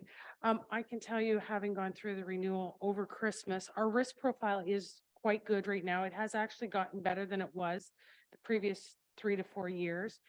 We still have some work to go. We have a frequency issue on our claims that we're going to work on this year to try and reduce frequency. But we are doing quite well. Our big issue that I'm going to be working with Mike on this year is our cyber. We were very, very lucky to get any cyber insurance at all, which says something about where we are. A large part of that was this very large contract that we've got in the budget. If we didn't have that, we would have no insurance. Our cybersecurity is going to be very important that we work on that in order that we can maintain that part of the policy. But yes, our risk is quite good compared to a lot of other municipalities. Super. And at some point, council will get another briefing. Unfortunately, these things don't go in the public realm because they're about legal matters, but we'll get a briefing on trips and falls and the kind of claims that we face and what steps we're planning as an organization to do to mitigate those. Council will get a briefing on that sometime in the next couple of months. You'll all be kind of brought up to speed on where we are and the good work that's been done. I just have the benefit, and so do a couple of us returning ones, to have had to watch us progress the past 4 years to where we are now. So it paints a pretty good picture for us. I'm feeling comfortable about it. Councilor McDonald, I saw your hand. Thank you, Mayor Gordon. It's just in regards to outsourcing IT and clarification. When we outsource IT, did we save in salaries for people that were doing the work here before? Is my first question. And then note 4 says the increase is reduced by the elimination of the 2022 election related services, which I heard mention that was $100,000. So it should, if we hadn't that expense, would that IT line be 535 as opposed to 4?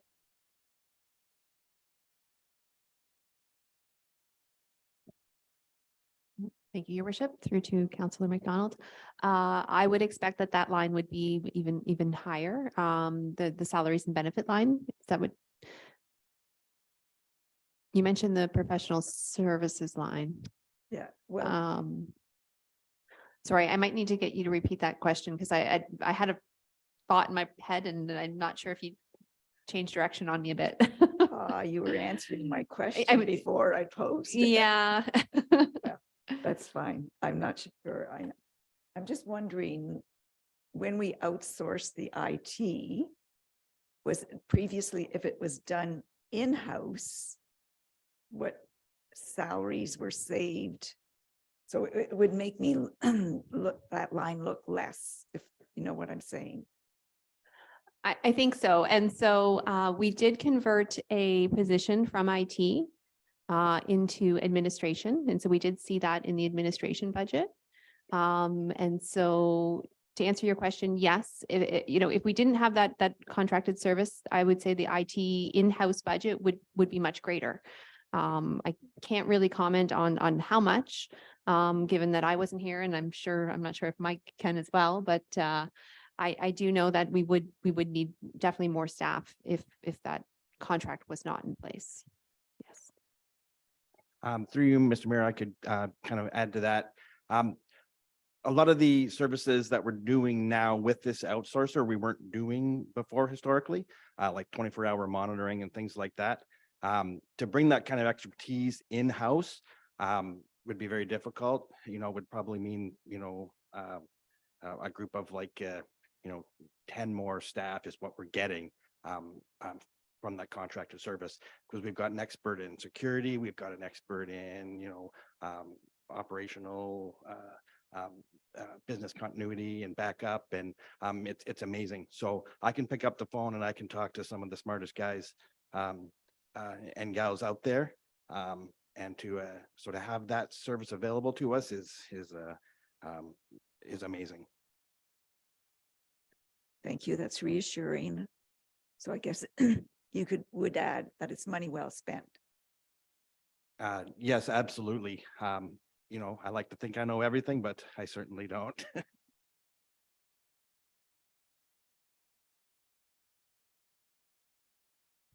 I can add on to that it's never a replacement, it's a supplement and an enhancement typically. So you wouldn't see the cost of outsourcing negate the cost of having the staff. You get a lot in that basket of goods and services that you wouldn't normally be able to do in-house. So I know where you're going with it. Did we save $198,000 worth of staff, salaries and benefits? I don't believe we would have. It's not the way that kind of deal works. End up paying a bit more, or sometimes a lot more, but you get a lot more services. And if we didn't have a service package like this from a provider that has the reputation that we've selected, we probably wouldn't get cyber insurance either, which means we run with 100% exposure. It's driving around in a race car with no seatbelt. But you're a good driver, so we're good to go, right? And that's the risk that municipalities that can't get insurance are literally operating under right now, which is insane. So that's kind of, again, there's lots of parts of this organization that I have cursory knowledge of, but this one I think is a wise decision. I had no say in it, other than I think I might have recommended that we do this a few years ago. It's awesome to see it's happening, so. Okay. Any other questions? If not, that's almost going to be the wrap for the day. We're going to adjourn. So we'll have a motion to approve this budget in principle. And then we'll recess and reconvene tomorrow. So for the corporate services, who'd like to move that one? Councillor East, seconded by Councillor Ball. Sorry, I'm not looking at the screen enough in case one of you guys are putting your hands up. This reads that the tax supported 2023 budget for corporate services be approved in principle. All those in favor? Any opposed? And that is carried. Next, moved by Council Emeritus, seconded by Councillor Balt, that this special meeting of council regarding the 2023 budget held on January 24th, 2023, recess at 4:16 p.m. and resume tomorrow morning, January 25th, 2023 at 9 a.m. All those in favor? And that is carried. We'll see you tomorrow.